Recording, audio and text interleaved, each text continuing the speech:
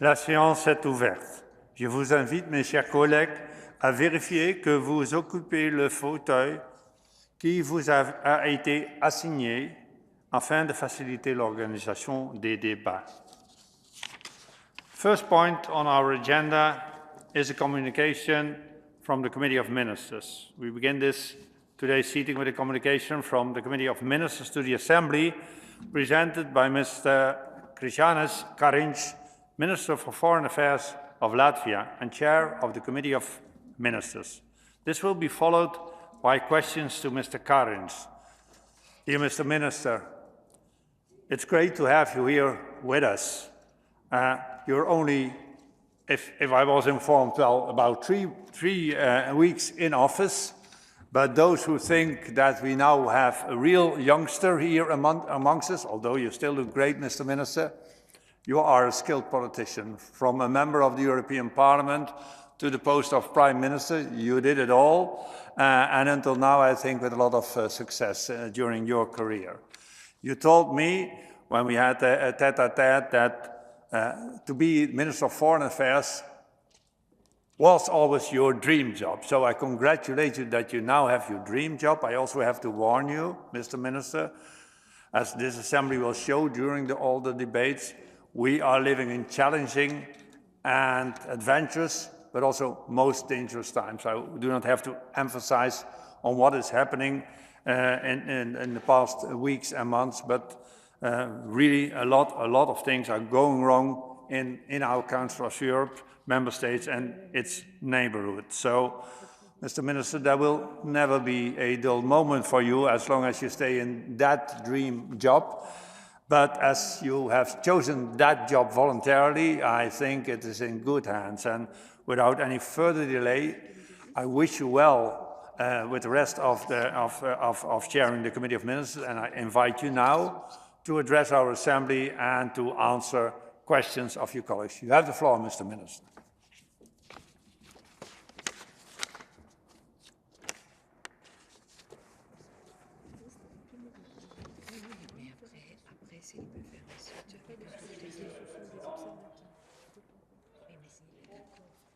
It has to function.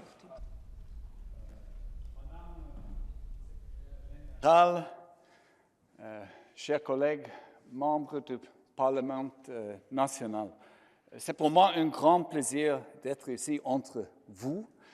Pour moi, spécialement parce que pendant 10 ans, j'ai travaillé en 7 bâtiments comme une députée du Parlement européen.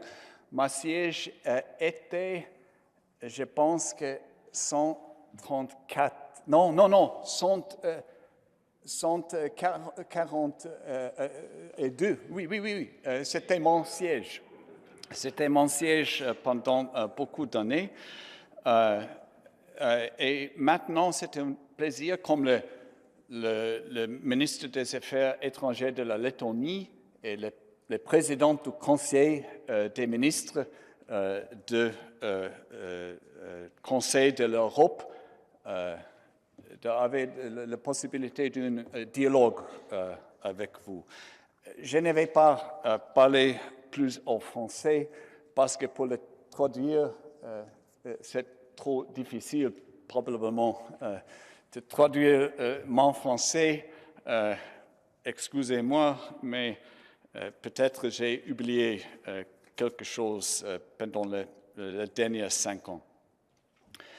I'm going to structure my speech comments in 2 parts. One, some general comments about the Council of Europe, and 2, specifically on the Latvian presidency over the past, I guess it's 5 months now, coming into the last one.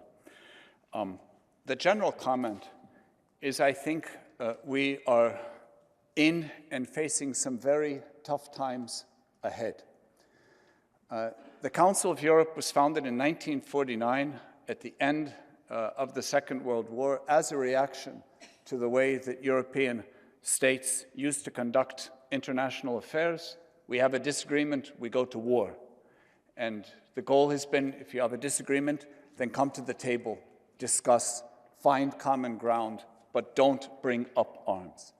And over the course of those years, democracy has grown and had grown for many, many years, especially after 1990, the fall of the Berlin Wall and the fall of the Iron Curtain, when my country and many others regained our independence and rejoined the community of democratic nations. It seemed that democracy is on the rise and becoming ever more powerful, that discussion and compromise has won over aggression and war. And unfortunately, in the past few years, we're seeing the opposite happen. Of course, the war, Russia's war in Ukraine and the price that they paid of having to leave the Council of Europe, but we're seeing conflicts which have been long-standing in many parts of the world coming up into very active and brutal stages of war, shooting, deaths, etc. And that means that we as Democrats have an even greater responsibility than our predecessors to not only stand a vigil guard over democracy, but to really learn to open up our minds and our ears to what the other is saying, even if we disagree with them, even if we have a strongly different point of view. Because there is an alternative to dialogue and compromise, and that alternative is war, and war means deaths.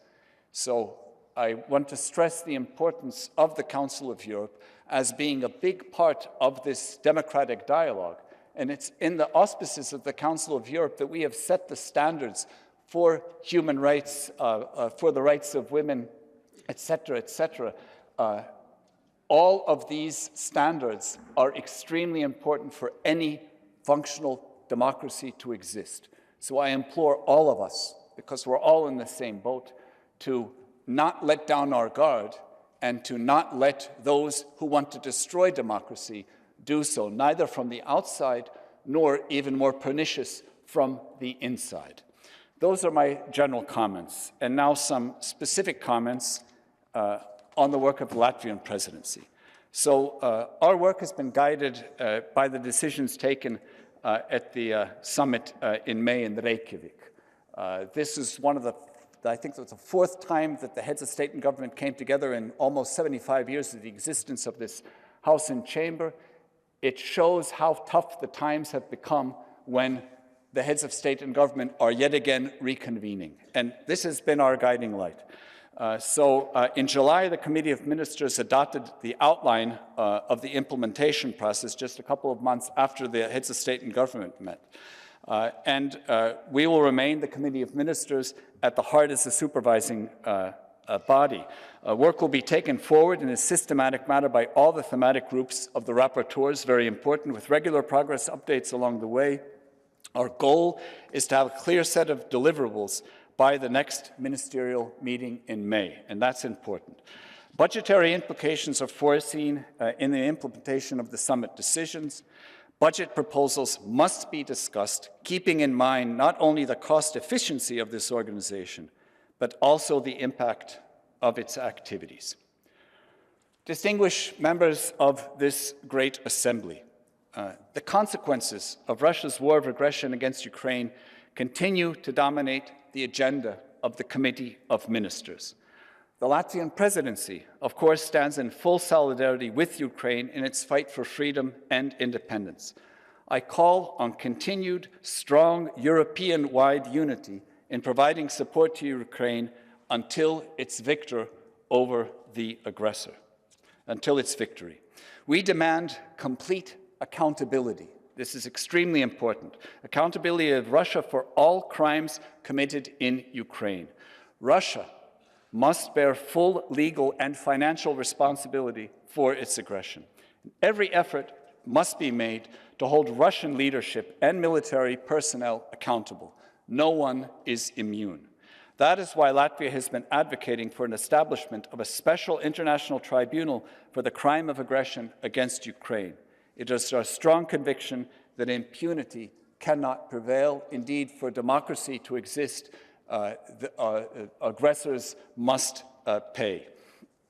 During our presidency, the register of damage caused by the aggression of the Russian Federation against Ukraine has been launched. And if you were to ask me what is maybe the one single biggest thing of the previous 5 months, it is the launching of this register. As a step towards a future international compensation mechanism, this register must receive all necessary support in order to become fully operational. Currently, more than 44 states in the European Union have already joined this register, and I applaud all of them. I welcome all those states which have indicated their intention or interest to join. I invite those who have not yet made this decision to take this decision. As one of the founding members of the Register of Damage, we're committed to continue our outreach in order to make sure that this important initiative gets all the support it needs. Exactly 1 month ago, the Informal Council of the European Justice Ministers Conference in Riga focused on how to increase support to Ukraine and its justice system. I welcome the final decision of the conference that also includes the Riga principles. They provide political guidance on what is required for an efficient functioning of the Register of Damage to Ukraine. And this includes a victim-centered approach, a firm legal basis, authority and legitimacy, support to Ukrainian national authorities, civil society engagement, coherence, complementarity, and interoperability, as well as work towards an effective reparation. We invite member states to contribute to the Council of Europe Action Plan on Resilience, Recovery, and Rebuilding of Ukraine. In a follow-up to the Reykjavik summit, the justice ministers also addressed the steps necessary for reuniting Ukrainian children with their families, one of the great tragedies of this war of aggression. The forcible transfer and unlawful adoptions of Ukrainian children to Russia or to temporarily occupied areas, as well as to Belarus, are war crimes. Nothing more, nothing less. They are war crimes.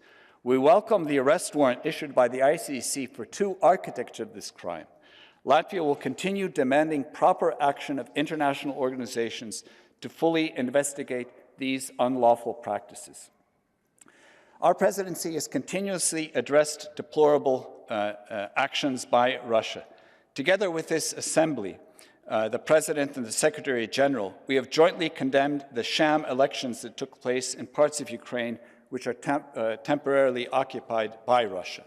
The Committee of Ministers condemns the worsening human rights situation in illegally annexed Crimea. It has decided to enlarge the scope of its monitoring to all temporarily occupied Ukrainian territories.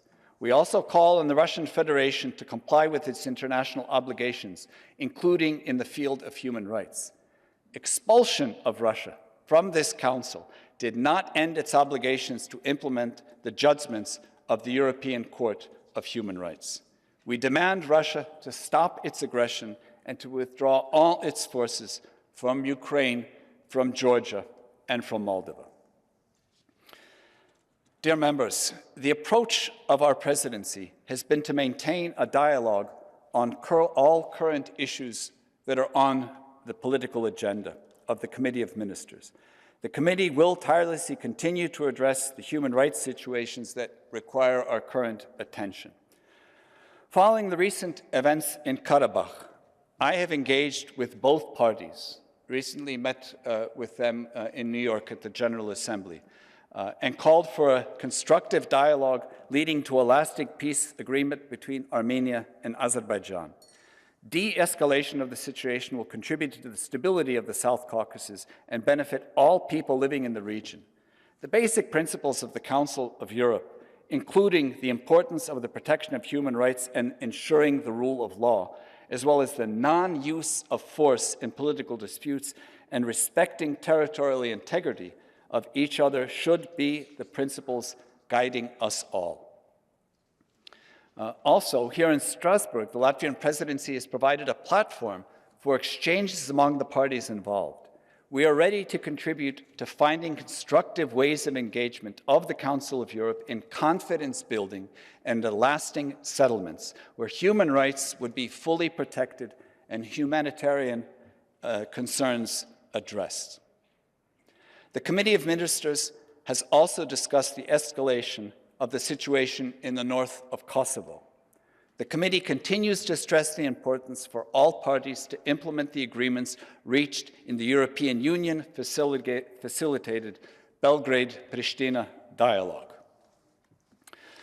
The promotion of the execution of European Court of Human Rights judgments is a very central and important part of our presidency's priorities. Member states of this organization have all agreed to abide by the final judgment of the court. And indeed, the Court of Human Rights is one of the sharpest edges that the Council of Europe possesses in its setting of the standards of human rights. It has therefore been our intention to follow the line of the previous presidency in promoting the implementation of the Strasbourg Court judgments in all cases. In this light, and responding to expectations of the Committee of Ministers for the presidency to continue the high-level political dialogue on the judgment concerning Osman Kavala in Turkey, my predecessor and I have engaged in a dialogue with our Turkish counterpart. In my conversation with the Minister of Foreign Affairs of Turkey during the General Assembly in New York a few weeks ago, I stressed the necessity to fully respect and implement the judgments of the European Court of Human Rights. Friends and colleagues, there can be no exceptions. We created the court. We're subject to the court's final decision. The court makes a final decision. We have to abide by that. If we don't abide by the court's decisions, the entire fabric of our peaceful and democratic coexistence starts to unwind. Friends, we must prioritize the promotion of freedom of expression, safety of journalists, and the digital agenda.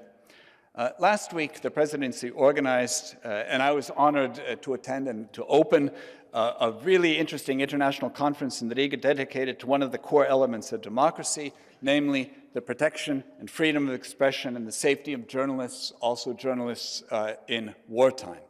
Latvia is proud to have hosted the launch of the new Council of Europe's campaign for the safety of journalists.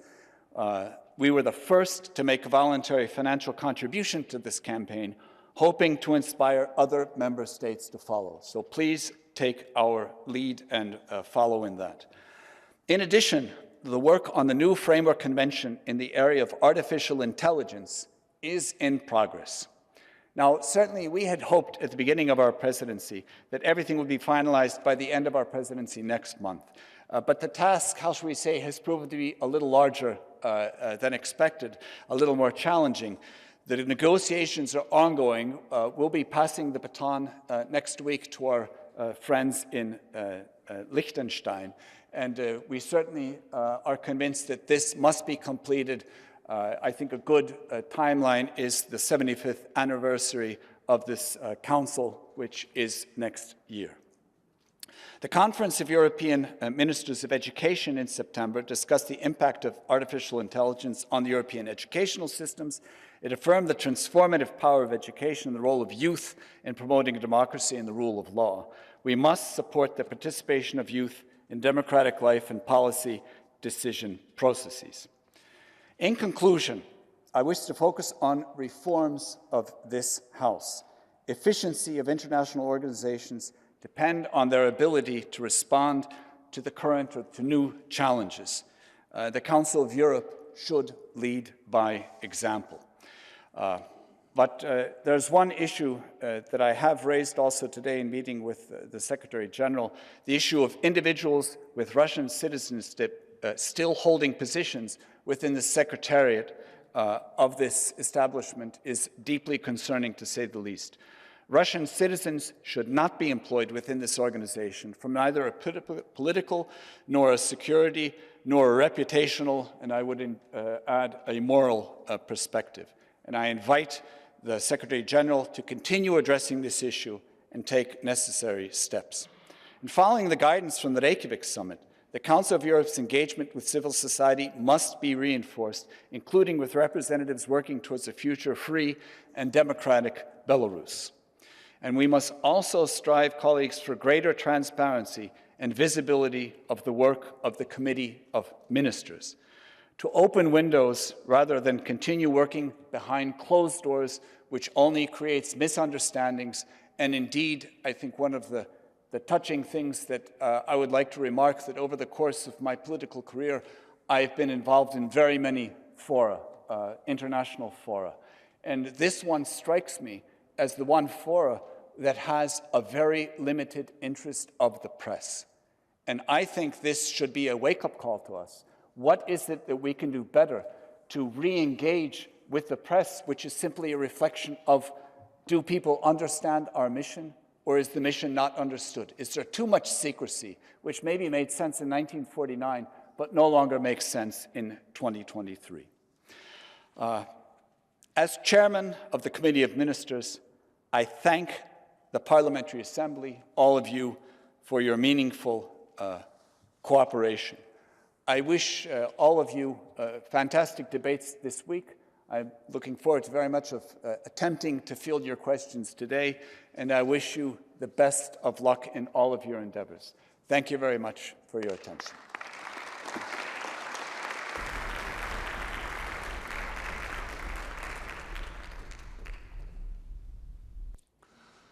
Thank you very much, Mr. Minister.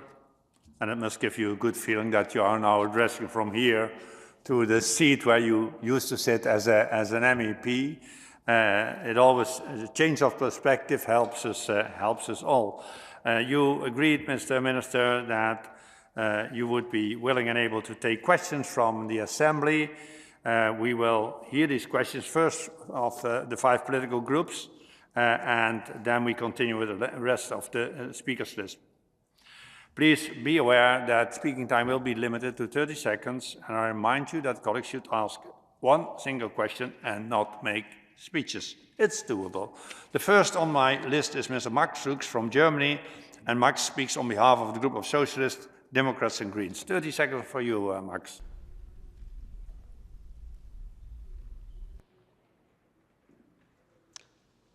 Dankeschön, Herr Außenminister, für Ihre Rede und auch dafür, dass Sie Worte zu Bergkarabach gefunden haben. Unser Mitgliedsland Aserbaidschan hat sich entschieden, 100.000 Armenier mit Hilfe militärischer Gewalt zu vertreiben. Das ist ein Bruch mit allem, wofür dieses Haus und die Europäische Menschenrechtskonvention stehen.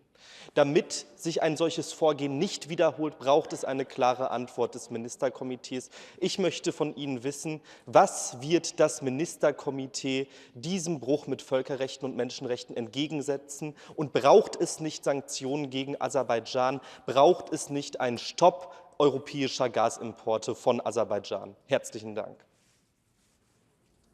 Danke sehr, lieber Max. Mr. Minister. Dankeschön für die Frage, but I understand our languages are English and French. So I'll try to respond in English. The Council of Europe was set up as a space for political dialogue so that countries, when they have disputes, would not resort to violence. Well, this is a situation which has gone for various reasons, and I think we all rather well know the history, not quite the way that this institution would need, that is dialogue. Right now what we have the Commissioner for Human Rights has confirmed that she'll be traveling to Karabakh, and we have the special envoy of the Secretary General. I was just speaking with her an hour ago, that also that special envoy will be traveling to Armenia to look at the plight of these migrants, these 120,000 people who have left Karabakh en masse to go to Armenia. The only long-term workable solution is through dialogue. And in the Council, in the Ministers' Council, decisions are taken by consensus, by unanimity. And it's very difficult when there are 2 members who have, shall we say, conflicting views, for both of them to come, because they're still in conflict, to have, go one way or go another way. So it's the continued dialogue. I personally have been involved speaking with the ministers. We have the 2 people who have the responsibility to get, which say, fact-finding for us, but we need to continue to work, because resorting to arms is what happens when there is no dialogue. And even if arms have been resorted to, it's never too late to emphasize that dialogue. And our presidency has been doing and will continue to do everything until the Liechtenstein, and even afterwards, as foreign minister, I'll continue. We have to bring the two sides to the table, and there is a possibility to come to a common conclusion, but we're certainly not there yet, unfortunately. Thank you, Mr. Minister. Next question comes from Mr. Vladimir Vardanyan from Armenia. Vladimir speaks on behalf of the European People's Party. 30 seconds for you, Vladimir.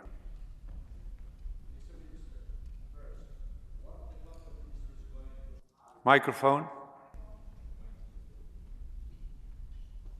But now? Yes, now it's better.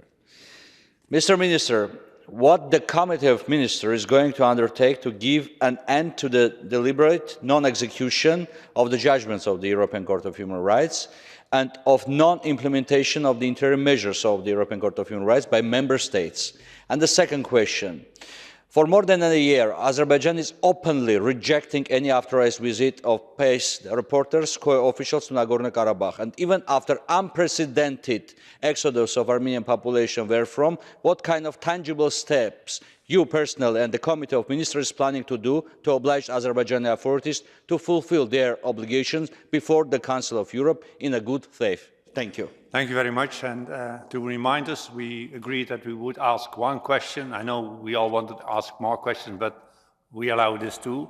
The floor is yours, Mr. Minister. Thank you very much. I actually think both questions are very much in order. And it is a profound question that you're asking.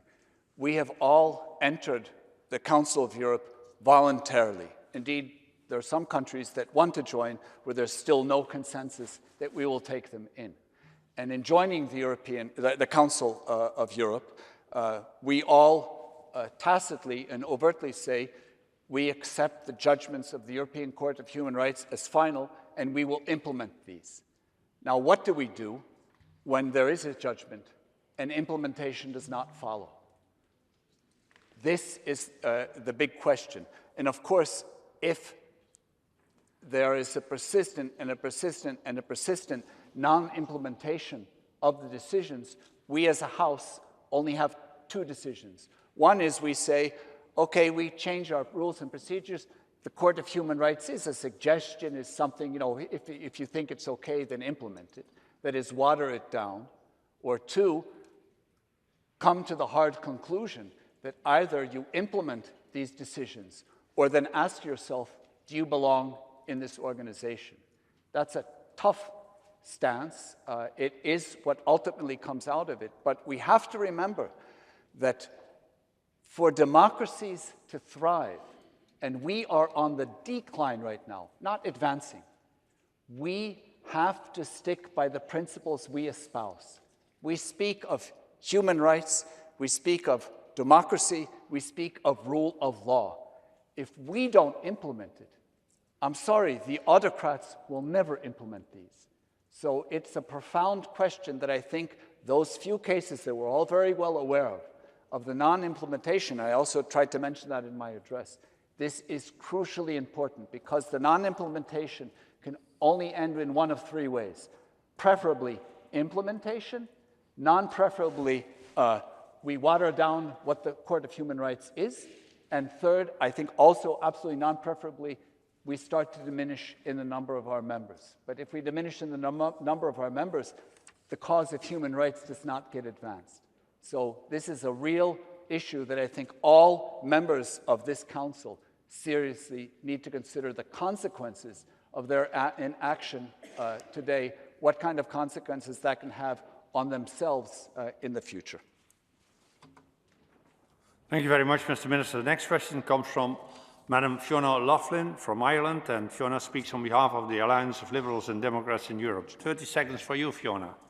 Thank you, President. Minister, the Standing Committee had a very fruitful and pleasant visit to Riga at the start of your presidency when your predecessor, now President, committed to a ratification of the Istanbul Convention. We would appreciate an update in relation to that, and also if you could advise us of the plan in the Presiding Minister in ensuring that all of the competencies and the organs of the Council of Europe will be employed in the Nagorno-Karabakh region, and what would be the consequences if not? Thank you. Mr. Minister. Thank you very much for your questions, plural. Regarding the Istanbul Convention and its ratification process in Latvia, I headed the last two governments in Latvia. And one of the reasons I disbanded the previous government was that we could not come to a political consensus on implementing the ratification through the parliament. This was not the sole reason, but this was one of. In informing the new government, my successor, the Prime Minister Evika Siliņa, put as one of the bases of forming the government that we would agree, among other policy issues, to finish this ratification process. We now have that political agreement, and it is now in the works in Parliament. I am quite convinced that this will be completed. But what we have to remember, my country is one of many countries that borders on Russia. And Russia has had a narrative feeding into our society and other societies for many, many years, which is based on lies of what this convention is. The lies are basically turned that I have heard and read that people say, but if we ratify the convention, that means we are against families. And something more absurd, those of us who have actually read the convention cannot imagine.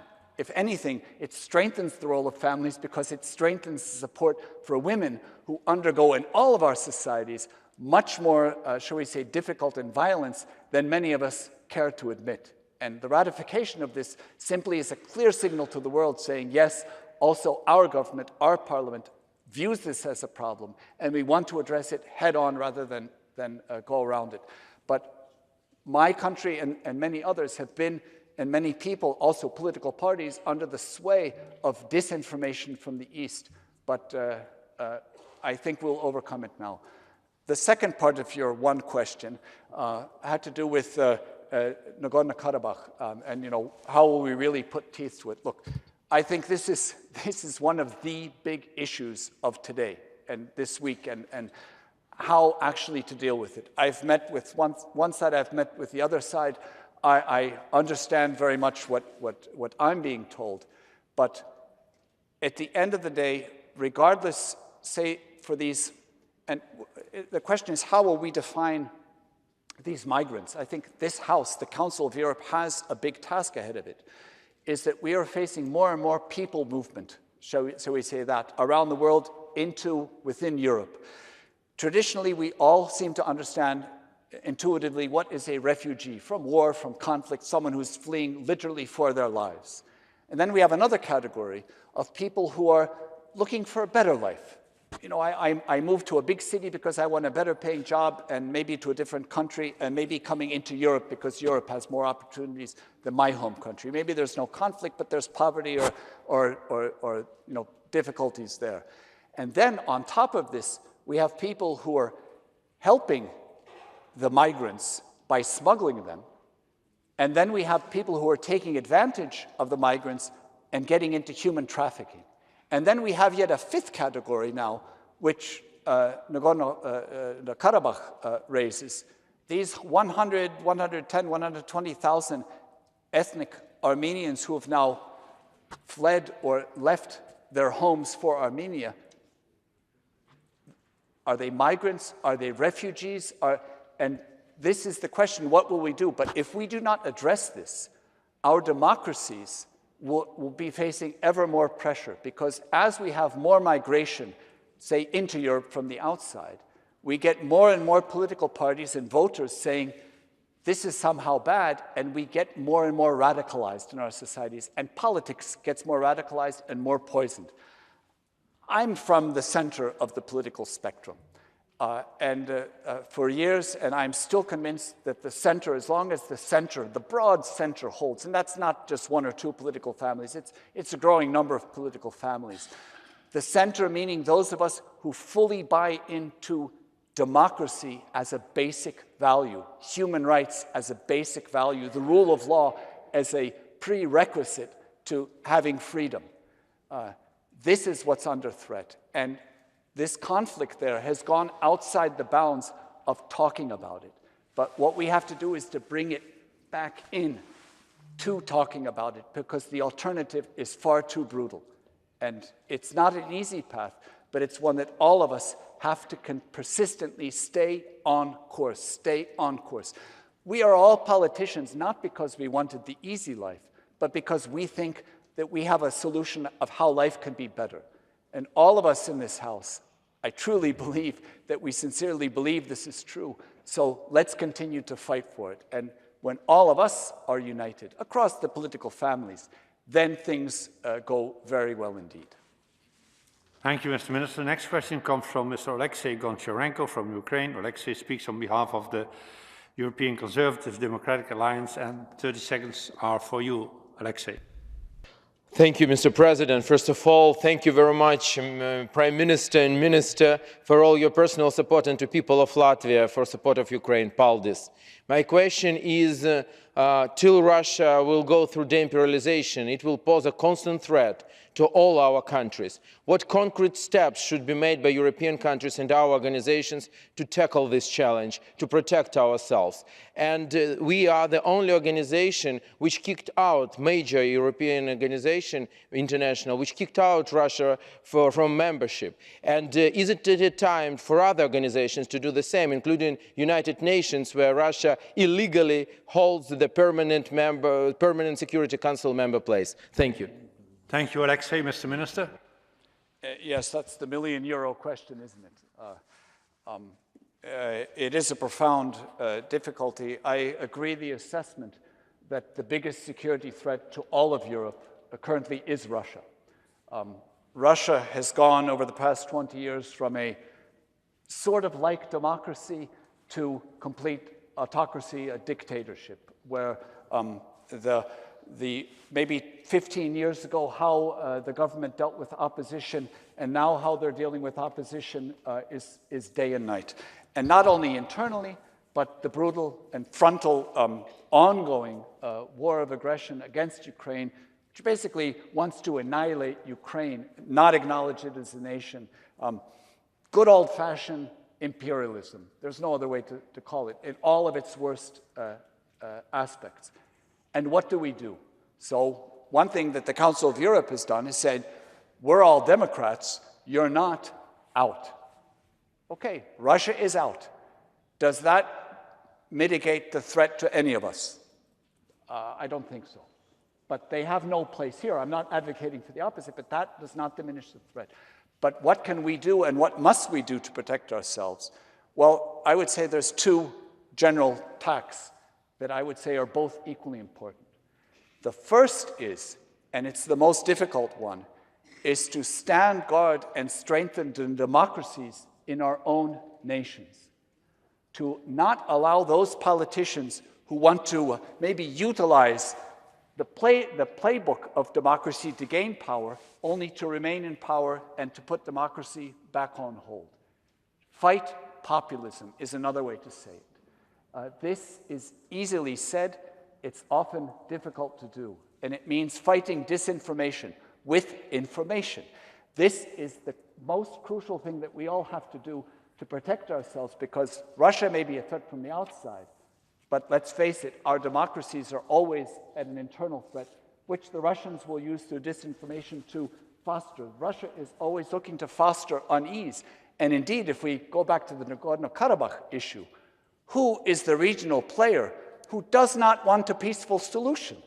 It's Russia. It's Russia not letting the peace. I mean, I think time will show what exactly triggered the exodus of people, but I would be rather surprised if there was not some involvement from the outside in that as well. That's one aspect. That's the tough aspect. The easy aspect in terms of idea is to strengthen ourselves militarily. The world, unfortunately, democracy needs an edge. Our soft arguments are extremely important, but we have to make sure that our soft arguments are backed up by real military strength. Why? The case of Ukraine. We cannot take for granted that a country such as Russia would not decide, pick another neighbor and attack. But the chances of reducing that is, one, we are strong, two, we are united. So, actually it's three things, isn't it? I'm sorry, false advertising. Strengthen our democracies, strengthen ourselves militarily, strengthen our multilateral ties. Three things. Thank you, Mr. Minister. Last question on behalf of the political groups comes from Madam Laura Castel from Spain, and Laura speaks on behalf of the Unified European Left. Laura, 30 seconds for you. Thank you, Chair. Referring to the press freedom, Julian Assange is facing 175 years in US prison for revealing war crimes. Does the Committee of Ministers plan to protect Julian Assange's human rights and, more important, request United Kingdom to follow the human rights approach and the CPT recommendations in the judicial proceedings? Thank you, Chair. Thank you, Laura. Mr. Minister. Thank you. You were right, Mr. President. A very interesting question. I think it's irrelevant what any of us think about Julian Assange. Did he commit a crime? Is he a hero? Did he do something good? Did he do something bad? The important point is that he has a right to a fair trial, period. As much as that may pain some who think he's done an egregious bad thing, we have to understand that a fair trial is one of the fundamental human rights that we have, that is not a given. It's something that has been fought for shall we say, as a result of the ravages of the Second World War, where it seems to be quite taken for granted in large parts of Europe today. But here I think that's the key. Assange is now in Great Britain. I personally have a great faith in the British judicial system. I think we have to let judicial systems work. But a right to a fair trial stands above anyone's opinion or assessment of what he has done or not done. Thank you, Mr. Minister. If you allow me, we now will take to make it as possible to have as many people as possible involved. I take 4 questions, and I ask you then to answer these 4 ones. First, we go to Mr. Armen Gavornian from Armenia. Armen, 30 seconds. Mr. Minister, in June, your predecessor avoided direct answer to my question about accountability of Azerbaijan for the blockade of Nagorno-Karabakh, thereby awarding Azerbaijan the impunity for continuous violence against Armenians in the region. Now, I want to ask you whether you feel any responsibility on behalf of this organization for ethnic cleansings of Armenians from Nagorno-Karabakh by Azerbaijan in September, since it happened during your chairmanship of the Committee of Ministers and after Reykjavik summit. Thank you. Thank you. Next question comes from Mr. John Howell from the United Kingdom. 30 seconds for you, John. In view of there being so many crises in and near Europe, what will the Committee of Ministers do to help reinforce the work and values of the Council of Europe in member countries? Thank you, dear John. And then we go to Madam Sivin Fatilieva from Azerbaijan. 30 seconds for you, Sivin. Mr. Minister, a few days ago, the President of Azerbaijan, during his visit to neighboring Georgia, stated that now we must work hard on the peace treaty to be signed between Armenia and Azerbaijan. If we succeed in that, then a completely new political situation will emerge in the South Caucasus. South Caucasus countries can start cooperating in a trilateral format. Mr. Minister, how, in your opinion, the Council of Europe can contribute to building a regional trilateral cooperation in South Caucasus in the name of ensuring peace, stability and security? Thank you. Thank you. And the last from the first round will be from Mr. Peter Frick from Liechtenstein, and he speaks from Liechtenstein. Peter. 30 seconds. Thank you, dear Chairman, dear colleagues. On behalf of the Liechtenstein delegation, I would like to thank you, esteemed Foreign Minister KARINŠ, for your remarks. The priority of the Latvian presidency also include increasing the transparency of the work of the Committee of Ministers. Could you explain in more detail what measures you have planned and already implemented in this context? Finally, I would like to wish you much success for your further term of office. Thank you. Thank you, Mr. Minister. We will want to take also a second round, so you know how many time you have to answer these 4 questions, but you are a professional. No, I'm, you know, it's like skating on the ice when it's getting too thin. But again, excellent questions.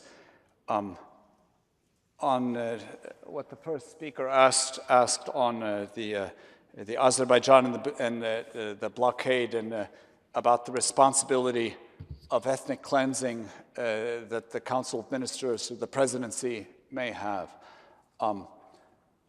The question is, of course, with an opinion. And I'm going to be, it's frustrating, I know, but I don't want, not only as the foreign minister with responsibility of the presidency, but also as a Latvian foreign minister, it's not, I think, the case only that one is right and the other is wrong. There are many layered, especially over time, grievances that all come to a head. And it will now be, we'll have our 2 representatives going to the area. The truth has a wonderful tendency, and that is eventually it comes out and it shines. So we will see what the actual situation was. Is it what the question had implied? Is the situation maybe a little bit different? But the answer is not to do or to do everything that things turn in a different path. That is from action, from military action, from movement of people and troops to movement of politicians and diplomats, to get our jaws moving. And this is where I think the Council of Europe and the Council of Ministers, the Presidency, has a role. And also after my role will end next week and we pass the baton to Liechtenstein, I am still planning on being the Foreign Minister of Latvia, and I am very interested as a citizen of Europe to, if I can in any way play a part in this, of course, to put in my 2 cents as well. But the difficulty is if we go black or white, and the problem is, of course, from each side's point of view, it is a black or white issue. But if it's black or white or black and white, there's never any clear way to resolve it. So it's tough to fathom, but it's the best solution we have, but it's actually a good solution, is to talk, listen, talk, listen, talk, listen. Eventually, it will work. It will, a solution can be found. I'm absolutely convinced that a solution also here can be found. It's not obvious. It's certainly not easy. But the alternative is military. So that's not the way to go. I'm sorry, that was a long time for the one, because that's one I remembered. The second was on the British colleague asked on making sure our values are working in member states and how to do that. My goodness. You know, not only, I mean, we have our values, we have our human rights court decisions that need implementation. What all of us has to do is lead by example.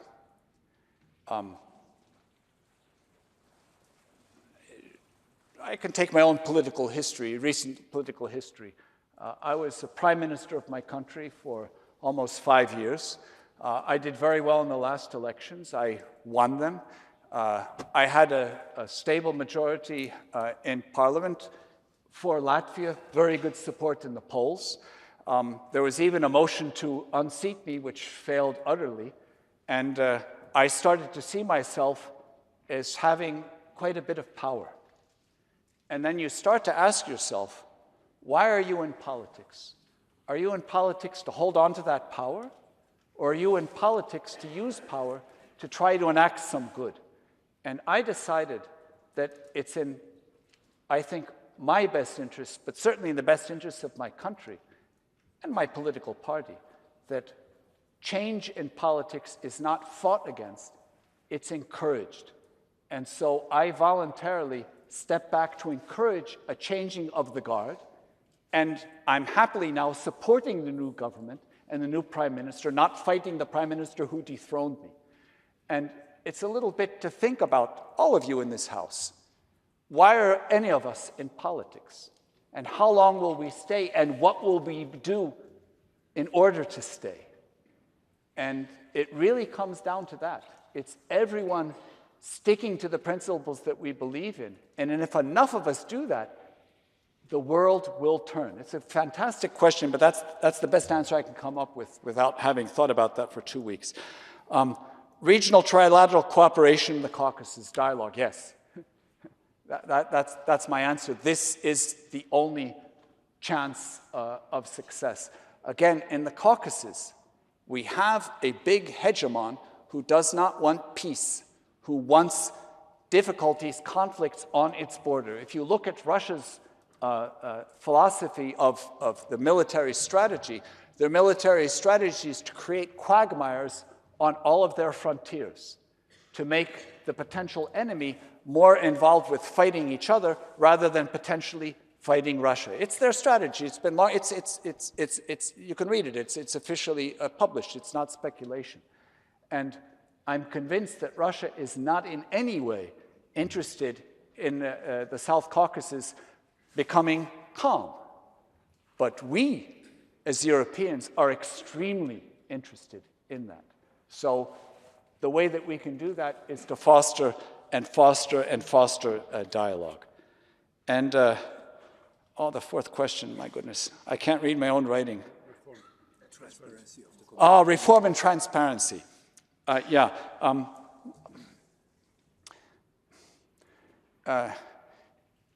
I've worked in the NATO forum, in the European Council, the Council of the European Council. That I don't confuse the organizations. I sometimes say the words wrong, because in Latvian they translate yet again differently.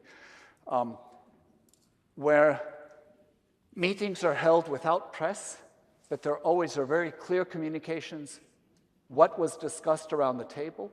There is very clear and open transparency, difference of views, because there's incredible press interest, and every member who attends, before going in, speaks to the press, usually tweets from their seat, and coming out speaks to the press, and we have a communication. In this institution, what's interesting is in the Council of Europe in 1949, it was decided that it should be closed door. And there are many reasons for closed-door discussions. When the door is closed and the press is not there, people are maybe more open. And if there are conflicts, maybe it's better than to have grandstanding to actually talk and find a solution. So I'm not saying that it's a wrong strategy, but I think it needs to be rethought. And how can we cleverly bring in more transparency to get the interest of the press, to give the opportunity for ministers to state their case to the press, to bring awareness in society of what this institution is doing. Because my feeling is that the Council of Europe's, the awareness of the importance of the Council of Europe is declining, not increasing. But I think that's a tragedy, because I, as a politician, think that this Council's work is extremely important.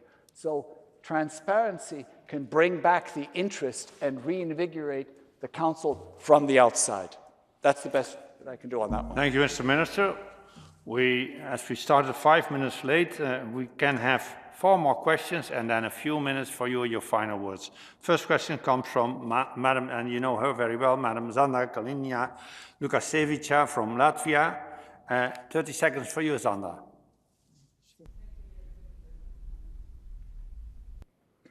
Thank you, dear President, and thank you, Minister, for your valuable remarks. And I would like to use also this occasion to thank all my dear colleagues here in the Assembly for cooperation that we had throughout the Latvian presidency. Without the support of all the delegations, it would be impossible to move ahead with the necessary decisions and actions.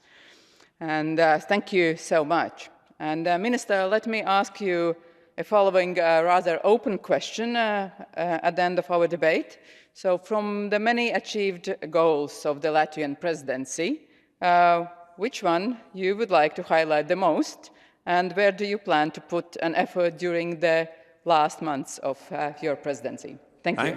Thank you, Zander. Next question comes from Madam Lisa Yasko from Ukraine. 30 seconds for you, Lisa. Dear Minister, this organization has pledged already a number of times on the creation of the special tribunal of the Russian aggression against Ukraine and the register of the frozen assets that will be transferred to Ukraine. Today, Belgium made historical statement that they are ready to transfer. Can we wait for some timelines of this organization also to make new steps on creation of all of that we pledged? Thank you. Thank you. Again, excellent. 30 seconds. 30 seconds also go now to Mr. Pieter Omtzigt from the Netherlands. Peter. Thank you, Mr. Chairman.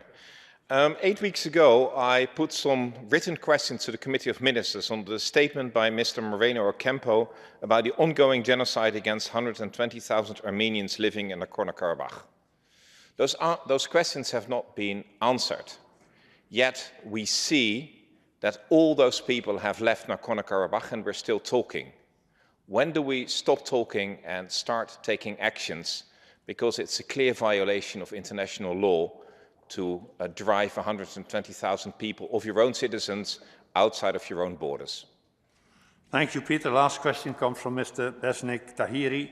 He represents the Assembly of Kosovo.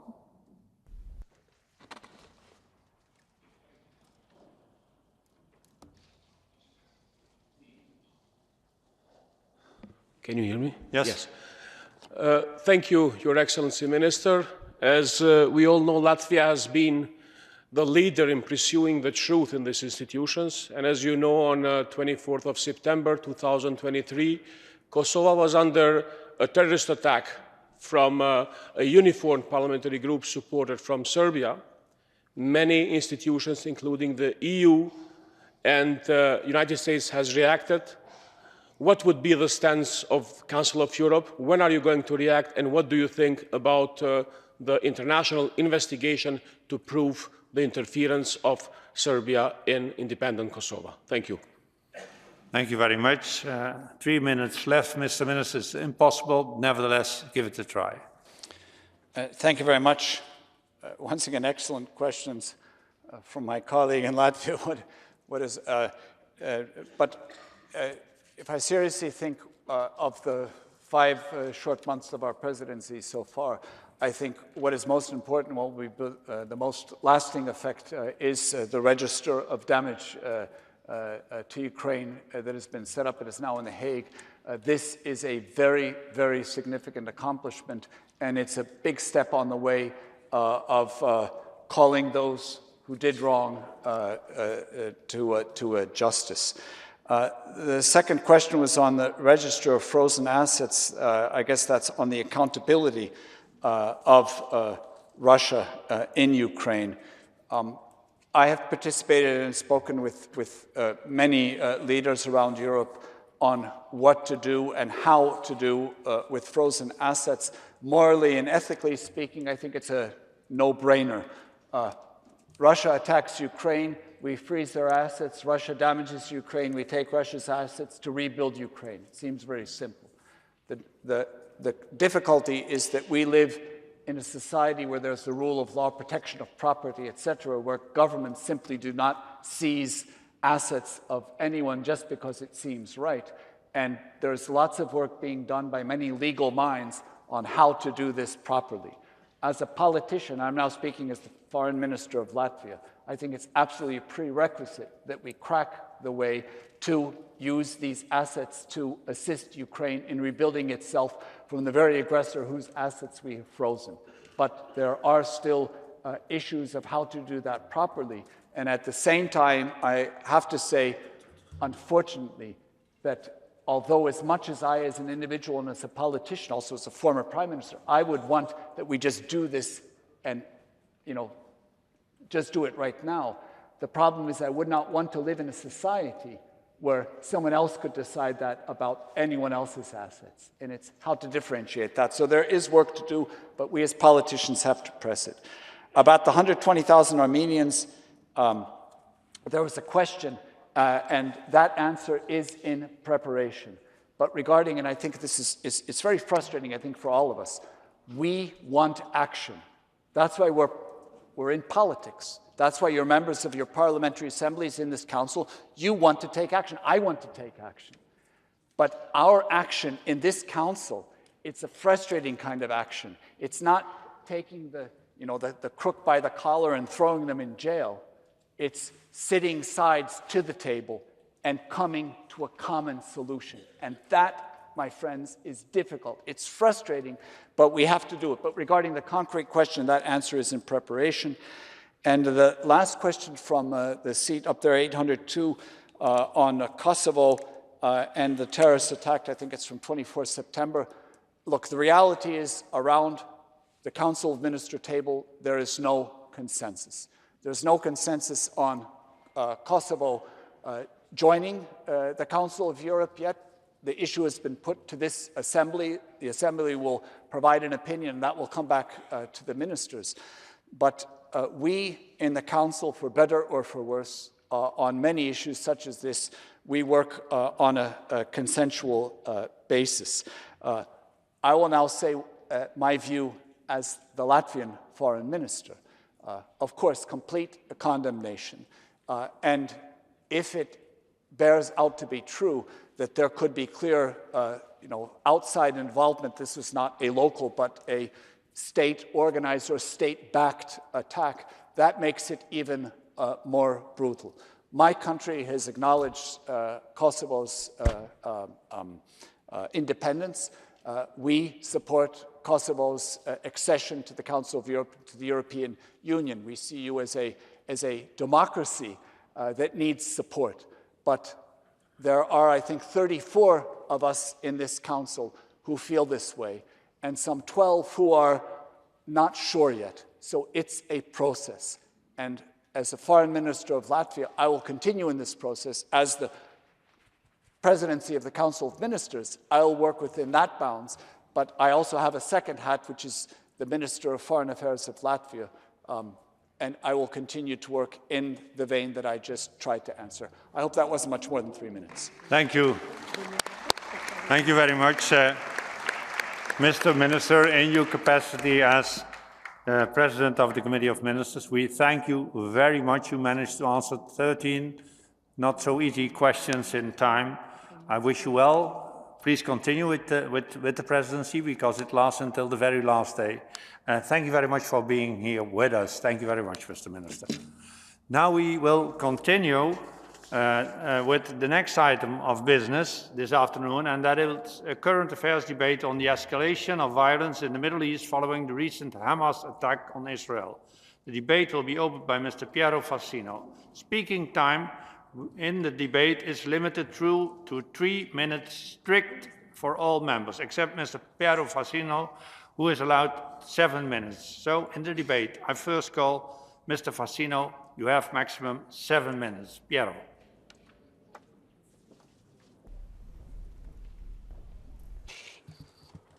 Il mondo intero è scosso dalle immagini agghiaccianti di questi giorni. Bambini uccisi nel sonno, case devastate da migliaia di missili su una popolazione inerme, centinaia di ragazzi massacrati mentre partecipano pacificamente a un concerto, famiglie sterminate nelle loro case, cittadini sequestrati e deportati per farne ortaggio o addirittura scudi umani. Atti barbari e terroristi, che ci interrogano come esseri umani e per i quali non vi può essere alcuna giustificazione. Nulla davvero può giustificare le atrocità commesse da Hamas, che replicano le efferatezze dell'ISIS e di Al-Qaeda. Per questo la nostra condanna deve essere netta e totale e piena la nostra solidarietà a Israele e alle famiglie delle vittime. Quelle immagini ci hanno riportato alle violenze terribili vissute dagli ebrei nei pogrom che hanno subito nei secoli e all'immensa tragedia dell'Olocausto. L'obiettivo è terrorizzare, rendere impossibile la vita quotidiana agli ebrei, ripulire la Palestina dalla presenza ebraica, come recita lo Statuto di Hamas, e come da anni proclama il regime fanatico di Teheran, che è il principale fornitore di armi e finanziamenti ad Hamas e alla Jihad islamica. In queste ore alcuni invocano le ingiustizie subite in questi anni dai palestinesi, come la continua estensione di colonie in Cisgiordania o in soprusi delle autorità militari nei territori.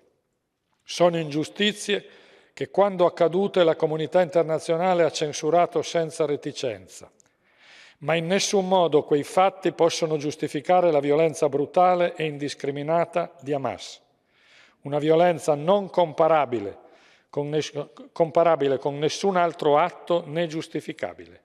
Su questo non ci può essere davvero alcuna ambiguità. Nelle prime ore, anche grazie a un'impensabile defiance dei servizi di sicurezza israeliani, Hamas ha cantato vittoria. Ma la realtà sta dimostrando il carattere suicida di questa guerra, da cui Hamas difficilmente conseguirà i suoi obiettivi. Se Hamas puntava a interrompere la normalizzazione delle relazioni tra Israele e Arabia Saudita, Riyadh ha già annunciato che intende proseguire quel cammino. Se Hamas puntava ad assumere la guida del mondo palestinese, le atroci violenze commesse impediranno qualsiasi riconoscimento internazionale di una leadership di Hamas. Se Hamas ha pensato di sfruttare le divisioni della società israeliana, dalle forze politiche israeliane è venuta una risposta di compatta unità, prospettando anche la formazione di un governo di unità nazionale. E infine, se l'obiettivo di Hamas è di impedire qualsiasi negoziato, l'esito sarà ancora più negativo, facendo pagare un alto costo al popolo palestinese che rischia di continuare a vivere ancora per anni senza una patria e senza un futuro. E forte è il rischio di una regionalizzazione del conflitto. A poche centinaia di chilometri da Gaza prosegue la guerra civile che da 14 anni sconvolge la Siria. E a nord, in Libano, agisce Hezbollah, anch'esso finanziato dall'Iran, che è il vero regista della strategia di aggressione a Israele. Sono trascorsi 30 anni da quel settembre 1993 in cui Yasser Arafat e Yitzhak Rabin sottoscrissero un accordo che avrebbe dovuto portare in 5 anni alla soluzione due popoli, due stati. Anno dopo anno quel progetto è venuto sfilacciandosi e molti oggi si chiedono se un accordo sia ancora possibile, dopo che in questi 30 anni molti errori sono stati compiuti sia da ciascuna delle parti sia dalla comunità internazionale, logorando e esaurendo quella fiducia reciproca, ancorché minima, senza la quale nessuna pace è possibile. Nonostante ciò, non possiamo rassegnarci. E dunque anche in queste ore tutto deve essere fatto per bloccare l'aggressione di Hamas e ottenere la liberazione degli ostaggi. E riconoscendo a Israele il diritto a difendersi, chiediamo alle autorità israeliane di non far pagare le colpe di Hamas al popolo palestinese, assicurandogli gli aiuti umanitari e i beni essenziali per la vita quotidiana, come sollecitato anche dal segretario generale dell'ONU, anche per non spingere la popolazione palestinese nelle braccia di Hamas. Contemporaneamente la comunità internazionale deve sentire la responsabilità di rimettere rapidamente in moto un'iniziativa politica e diplomatica che riapra la strada ad una soluzione negoziale, l'unica, per quanto difficile, con cui soddisfare entrambe le parti e garantire pace e sicurezza nella terra di Abramo. Valgono anche oggi le parole di Rabin: combattere il terrore come se la pace non esistesse, fare la pace come se non ci fosse il terrore. Siamo tutti consapevoli che la immane tragedia di questi giorni rende ancora più profondo il solco di incomunicabilità, di rancore, di odio tra le parti. E riannodare i fili per una soluzione non sarà semplice e richiederà straordinaria determinazione, abbandonando definitivamente qualsiasi attendismo. Proprio questa guerra dimostra che il decorso passivo del tempo non porta alla pace. Tutto deve essere fatto affinché le tragedie efferate di questi giorni non si ripetano mai più. Sì, mai più, come è scritto all'ingresso del campo di sterminio di Auschwitz. Thank you very much, Mr. Fassino. Now, first, on behalf of the political groups, I give the floor to Mr. George Vukaitis from Cyprus. He speaks on behalf of the Unified European Left. You have 3 minutes, George. Thank you, Mr. President. Dear colleagues, our Assembly today should send a clear message condemning the brutal terrorist attacks and atrocities committed by Hamas on innocent civilians, amongst them women and children. We also pay tribute to all innocent lives lost during the conflict, both Palestinians and Israelis. Hamas, in our opinion, an extreme right-wing Islamistic organization using terrorist methods, is damaging the just cause of the Palestinian people. Although nothing can justify in any way, as Mr. Fassino said, the crimes committed by Hamas, the tragic events that have unfolded cannot be seen without taking into account the wider picture. We must not forget the continuing occupation by Israeli forces of Palestinian territory, the longest in modern history, nor the system of discrimination and systematic violations of the human rights of the Palestinian people by the State of Israel and the apartheid system that they have imposed. These have been documented in our Assembly Resolution 2142, adopted in 2017, about the humanitarian situation in Gaza, that highlights the hardships and oppression endured by the Palestinian people in general and in particular due to the blockade of Gaza, in effect an open-air prison. Unfortunately, none of the recommendations contained in the report have materialized, nor has there been any progress for negotiated settlement for a two-state solution. In fact, since 2014, successive governments in Israel were unwilling to engage in negotiations with Palestinians. As tragic events continue to unfold, with the danger of spilling over to the wider region, we should focus today on actions that need to be taken by all sides, in line with international law, and that are in the best interests of both Israeli and Palestinian people.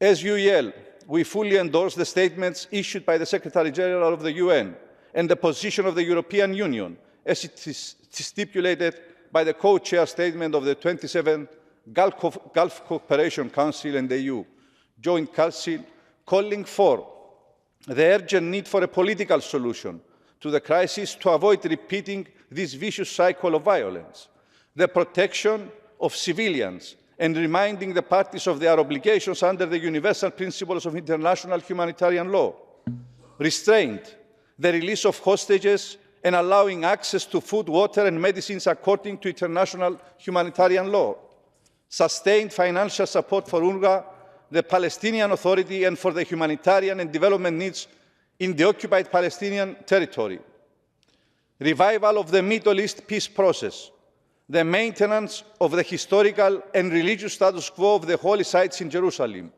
and a just and fair settlement for refugees. Dear colleagues, it's our strong belief that in order to promote conditions of peace, security, and stability for both Palestinian and Israeli people, the solution cannot be military, but a political one, in accordance with international law and relevant UN resolutions that provide for a two-state solution within the borders of 1967, with East Jerusalem as the capital of Palestine. Thank you very much, George. Next speaker is Mr. George Papandreou from Greece, speaking on behalf of the group of Socialists, Democrats and Greens. George.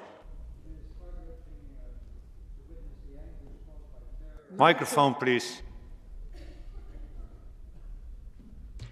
It's heart-wrenching to witness the anguish caused by terror, to feel the pain of families torn apart, and the agony of those whose children are held captive in Gaza. These horrors are beyond imagination, yet they are an ugly reality. These atrocities transcend the bounds of imagination, yet they are an inescapable reality. And in the strongest of terms, we must resolutely denounce the extremist Hamas for their unforgivably barbaric deeds. For many of us in this room, this horror and terror have been part of our life stories, whether it's the wars that follow the breakup of Yugoslavia, the ongoing aggression against Ukraine, recent events in Nagorno-Karabakh, or the conflicts in our wider region. We've seen suffering and the desperate search of refugees for safe havens. Each conflict has its own unique story, and the story of the Jewish people in Israel traces back to the darkest moments in European history, the Holocaust. From the harrowing experience of this war, organizations such as ours, the Council of Europe, emerged to safeguard human rights, the rule of law, and democracy as the bedrock of peace on our continent. And for this reason, these events touch us in a more horrific way. Yet in the days ahead, we will see more devastation, more suffering, more pain, and we will face difficult dilemmas. We need to stand by the right of Israel to defend itself, yet we know that Hamas is not the Palestinian people who are unwilling victims of this conflict. We must press for all hostages to be freed, among them children, women, and elderly people, yet we also must call for the protection of the innocent Palestinians, where cutting electricity and food supplies to Gaza only fuels extremists. We must stand against those powers that want to see this conflict escalate and pose a threat to wider peace, or become a pawn in global geopolitical power struggles, or those who want to drown out any voice of moderation so that extremists then become the main players in our societies. Developments that endanger a democratic future for both Israel and Palestine, where authoritarianism is their prospect. I also share with many in this room a sense of frustration. Many of us have worked tirelessly, have visited Jerusalem and Ramallah, often for a peace agreement that secures Israel and paves the way for a viable Palestinian state. And we know that an enduring peace was so often within our reach. I firmly believe that our response can only be one. Here at the Council of Europe, as global citizens, we must keep the vision of peace in the Middle East alive. And now we understand that military might alone cannot guarantee security. We know that violence begets more violence, and as Piero Fassino has said, simply waiting for the passage of time cannot bring peace. We must collectively press the international community, US, the EU, the UN, to step up diplomatic efforts for ending the war, and work with democratic forces in Israel and Palestine who do believe that a possible shared future can be realized. One that will secure Israel, but also give Palestine the dream for a brighter future, sharing the rewards of peace, prosperity, democracy, and human rights. A peace founded on our collective international agreements that will guarantee this time that it will be an enduring peace for all.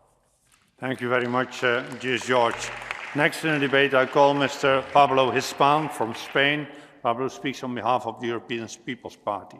Thank you, Mr. President. On last Saturday, October 7th, people of Israel, while celebrating their holiday, suffered the worst terrorist attack they have suffered in the last 50 years. Hundreds of children, women, families, and young people have been brutally murdered. This sort of massacres remind us of events like Srebrenica or Bucha. For this reason, my words, in the name of my group, the European People's Party, will be a firm, total and absolute condemnation of these crimes against humanity that had been committed by the terrorist group Hamas, a crime whose monstrosity is increased with the dozen of kidnappings they have carried out. And I refer to crime against humanity, not only because of the brutality of the actions committed or because now, more than ever, we Democrats feel part of Israel, but because many citizens of our countries have been killed, kidnapped or disappeared, also from Spain. It has also been a crime against all of us. Hamas terrorist attacks go against the values represented by the Council of Europe, but also against a member who has been an observer of the Parliamentary Assembly since 1957. The same totalitarianism that threatens our societies is the one that wants to end the only democracy that exists in the Middle East, and our reaction must be with serenity and determination. For this reason, it is necessary to proclaim Israel's right to act in self-defense to guarantee the security of their citizens. There will be no possible peace in the Middle East unless Israel's right to exist and to have safe borders is acknowledged. At the same time, this Parliamentary Assembly must carefully observe all the public speeches from the extreme left that intend to justify, protect, or legitimize the terrorist acts of Hamas. Victims are doubly killed when in our democracies we have to listen to politicians who refuse to condemn those crimes. Those statements and attacks on Israel are a proof of the persistence of anti-Semitism in some extremes of our societies. Also, this Assembly must demand the immediate release of all kidnapped. Women and children cannot be exchanged as objects nor be used as human shields. On the other hand, it is necessary to end the culture of hate toward Israel with which Hamas subjects the Gaza Strip. In order to do so, the international community must review all the policies aiming for this terrorist group to have Gaza as their safe haven. Finally, I wish in the name of the European People's Party group to show our solidarity with the families of the victims of last October 7th. To them, all our love and solidarity. Their cause is our cause. Israel is at the root of European identity. For that reason, the pain of the people of Israel is also our pain. Have no doubt, no matter how much hate, no matter how much violence the terrorists Hamas, Hezbollah or Iran will try to attack Israel, Israel will prevail. We stand with Israel. Thank you so much. Muchas gracias, Pablo. Prochain orateur est M. Damien Cotier de la Suisse. Damien parle au nom du groupe des démocrates et libéraux en Europe. Merci, Monsieur le Président. L'humanité avait appris d'importantes leçons des terribles conflits de la fin du XIXe et du XXe siècle. Le Conseil de l'Europe en est un puissant témoin. Mais on a l'impression, en ce XXIe siècle, que ces leçons s'effacent des mémoires et des cœurs. En Ukraine, hélas. Au Nagorno-Karabakh, hélas. Au nord du Kosovo, hélas. 3 crises dont notre Assemblée débat aussi cette semaine. Et en Israël, hélas. Ce qui se passe là-bas bouleverse nos cœurs et nos esprits. Des attaques terroristes du Hamas visant délibérément les populations civiles et qui s'en prennent même aux plus fragiles, des jeunes gens, des enfants, des personnes âgées, des bébés, tués, mutilés, pris en otage, et l'assassinat de la population de villages entiers. Attaque ignoble, inexcusable, inhumaine. Il n'est d'adjectif assez fort qui rappellent les pires heures de l'humanité et font écho aux exactions de Daesh ou d'Al-Qaïda. Le groupe des libéraux et démocrates pour l'Europe condamne avec la plus grande fermeté ces actes odieux. Il appelle à leur cessation immédiate et à la libération des otages. Il exprime sa solidarité avec Israël. Il affirme que personne ne peut soutenir ou se réjouir de telles atrocités, quelle que soit sa position quant au conflit israélo-palestinien. Rien ne peut justifier de telles atrocités. Rien, nulle part, jamais. Nous appelons le Conseil de sécurité des Nations unies et les États membres du Conseil de l'Europe à définir le Hamas comme organisation terroriste interdite. Les États à s'assurer qu'aucun centime d'aide au développement ne puisse atterrir entre des mains terroristes, à la mise en place de sanctions contre le financement de ces activités terroristes, à ce que la lumière soit faite concernant les soutiens à la préparation des attaques et la provenance des armes et des explosifs, à ce que les canaux diplomatiques s'activent pour éviter une escalade ou une propagation du conflit et pour l'amener à une fin rapide. Les puissances régionales ont un rôle à jouer. Israël a le droit de se défendre. Nous l'appelons à le faire en respectant ses obligations internationales, en faisant preuve de proportionnalité, en protégeant autant qu'il le peut les populations civiles à Gaza, en particulier les plus fragiles et notamment les enfants. Ne confondons pas les terroristes du Hamas et la population palestinienne. Il faut un accès humanitaire, il ne faut pas affamer la population, il faut relâcher le blocus. Et la population palestinienne doit-elle s'engager pour se doter d'autres leaders que les terroristes du Hamas qui la mettent elle-même en danger et en souffrance. Monsieur le Président, cette situation atroce ne doit pas nous faire perdre de vue qu'un jour, il faudra une paix juste et durable. Les résolutions du Conseil de sécurité, la fin de l'occupation et la reconnaissance du droit à l'existence d'Israël devront faire partie de cette solution. Oui, la paix semble utopique, aujourd'hui aussi lointaine, mais nous sommes à Strasbourg. Rappelons-nous les drames qui ont convergé ici et les ennemis d'hier qui ont su devenir des amis. La paix est toujours possible, même si le chemin est difficile. Puisse l'esprit de Strasbourg, celui de la paix, souffler un jour sur le Proche-Orient, et puisse l'esprit de Genève, celui du droit humanitaire, souffler aujourd'hui sur le Proche-Orient. Merci. Merci, cher Damien. And the last speaker on behalf of the political groups, Mr. Zsolt Nemet from Hungary. And Zsolt speaks on behalf of the European Conservative Democratic Alliance. Zsolt. Mr. President, honourable members. On Saturday morning, we woke up to terrible news and horrible images of violence flaring up in the Middle East. Again, comparable to the acts of ISIS-Daesh. Hamas's war of terror has spared no one. Families, women and children were shot dead in the open street, in broad daylight, and almost 300 people were massacred at a youth party. Israel was attacked from the air and the sea, and on land as well. Hamas's terrorism has shown once again that it knows no borders and doesn't value human life and dignity. While we pray for the victims, we, the European Conservatives, make two things absolutely clear.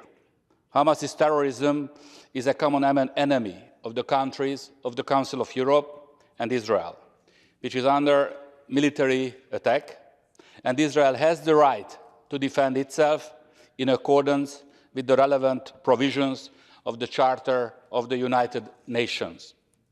While the images in the world press are extremely sad, they are also very worrying because the political process in the Middle East has been moving in the right direction in recent years. In this region of the world, which is heavily affected by historic conflicts, hopes of real reconciliation and peace between the Jewish state and many Arab countries began to emerge.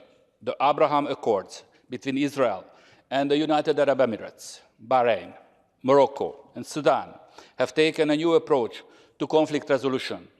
Reviving the best traditions of diplomacy, they have brought many benefits to the Jewish state and the states concerned.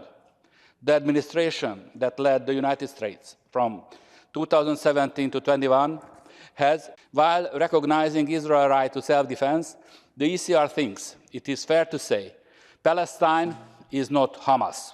Hope that the military chapter of the conflict will be brought to an end sooner and weapons will be replaced by negotiations and diplomacy.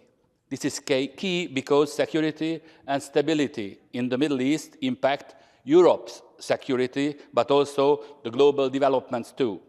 Diplomatic activity with regard to the Abraham Accords must also continue after Israel defeated Hamas, as they have produced tangible results in the region in recent years. But to achieve these goals, each and every actor in the region must act responsibly. Thank you very much for your attention. Thank you very much, dear Zsolt. This concludes the 5 speakers on behalf of the political groups. Now, first in the debate, I call Madam Merav Ben-Ari from Israel, our observer state, and due to tragic circumstances, I have allowed Madam Ben-Ari to address us online. The floor is yours, dear Merav. Thank you. Thanks a lot for your warm and really excited words. I'm sorry, I'm in the car in my way to a funeral, and that I already had 4 funerals. So you will have to excuse me about the condition of my speech.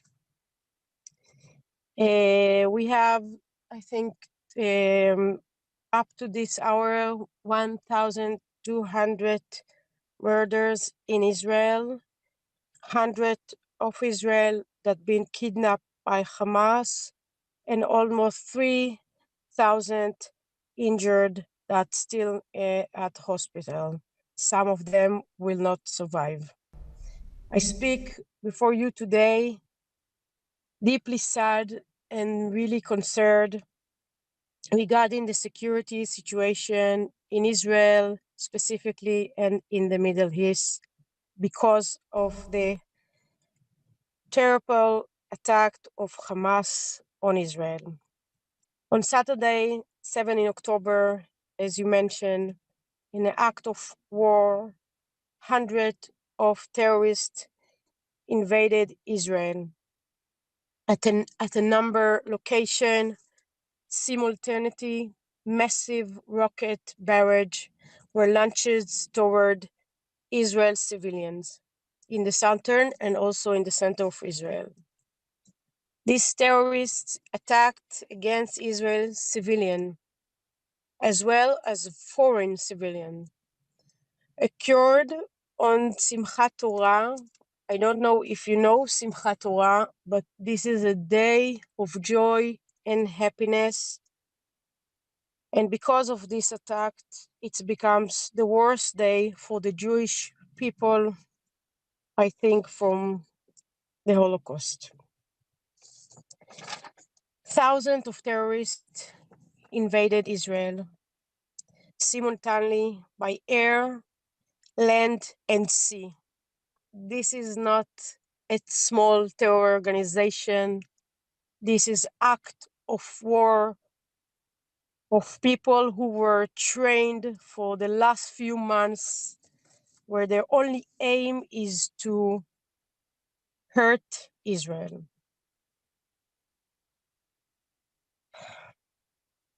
They proceed to murder and kidnap families, children, women, elderly, even a Holocaust survivor that she's in Gaza now. They went house to house and massacred hundreds of people. They even burned houses on the families.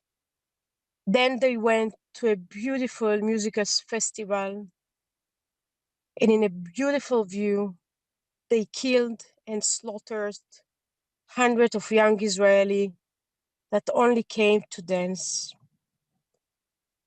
Kibbutz Be'eri, a kibbutz that near the border, kibbutz of 1,000 people, lost 100 people, children and women. What more is that those horrific acts were celebrated and broadcast live to you and all over the world. Kidnapped women were paraded through the street of Gaza. Women in the street of Gaza cheer for those women who were kidnapped. And now the cynical Hamas terrorists exploiting the hostage crisis and engaging in a psychological war. And I can tell you that it's hurt us, and it's hurt us as a nation. This disaster has shocked anybody with a consequence and have a basic sense of right and wrong. Hamas terrorists fueled by radical Islamic ideology, it founded by extreme actor displayed to the world, and the world see the true face of this radical Islamic.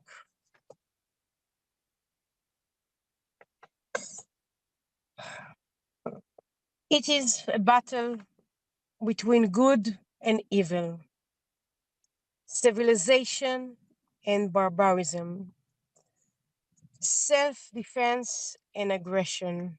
This is a battle that has also arrived on your doorstep.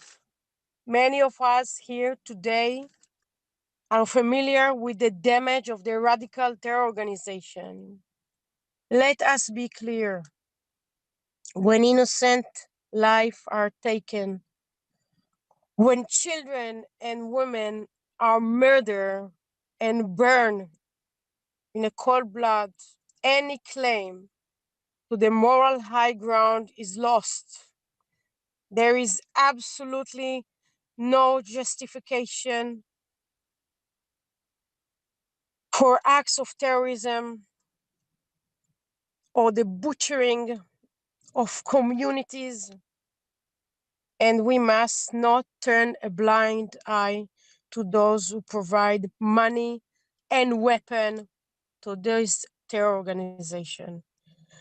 Hamas is not interested in the safety of its civilians in the Gaza Strip.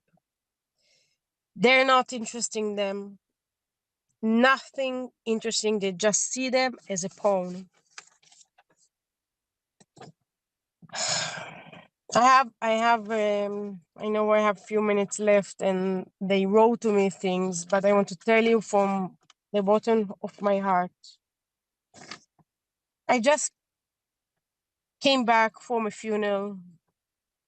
4 of my best friends, 4, buried their children that went to the party. You can't understand it. I can't understand it. People in Israel want to live in peace.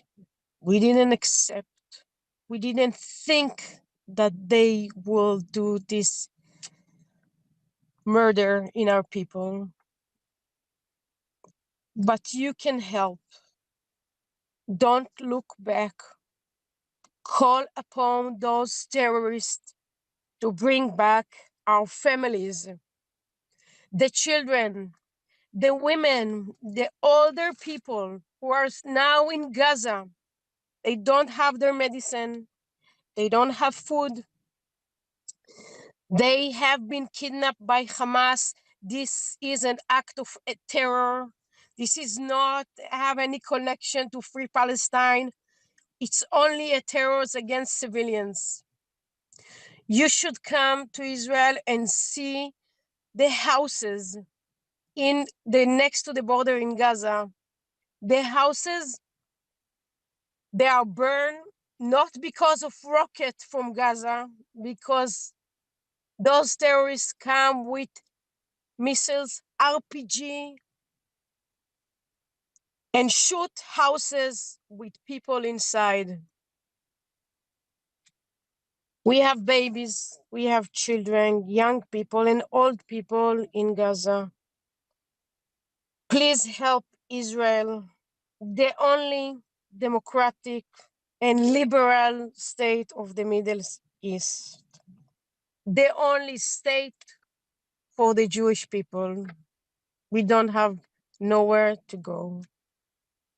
You will have to excuse me because I'm entering a funeral of a policeman and I have to be there for the families and for the police. So I will try to, when I finish, just try to be here again. But I can promise you that at my next visit in the city, in the Council of Europe, I will come and I will tell you all the stories that you should hear. Please don't look back. Please help Israel and please bring back our families. Thank you very much for the listening.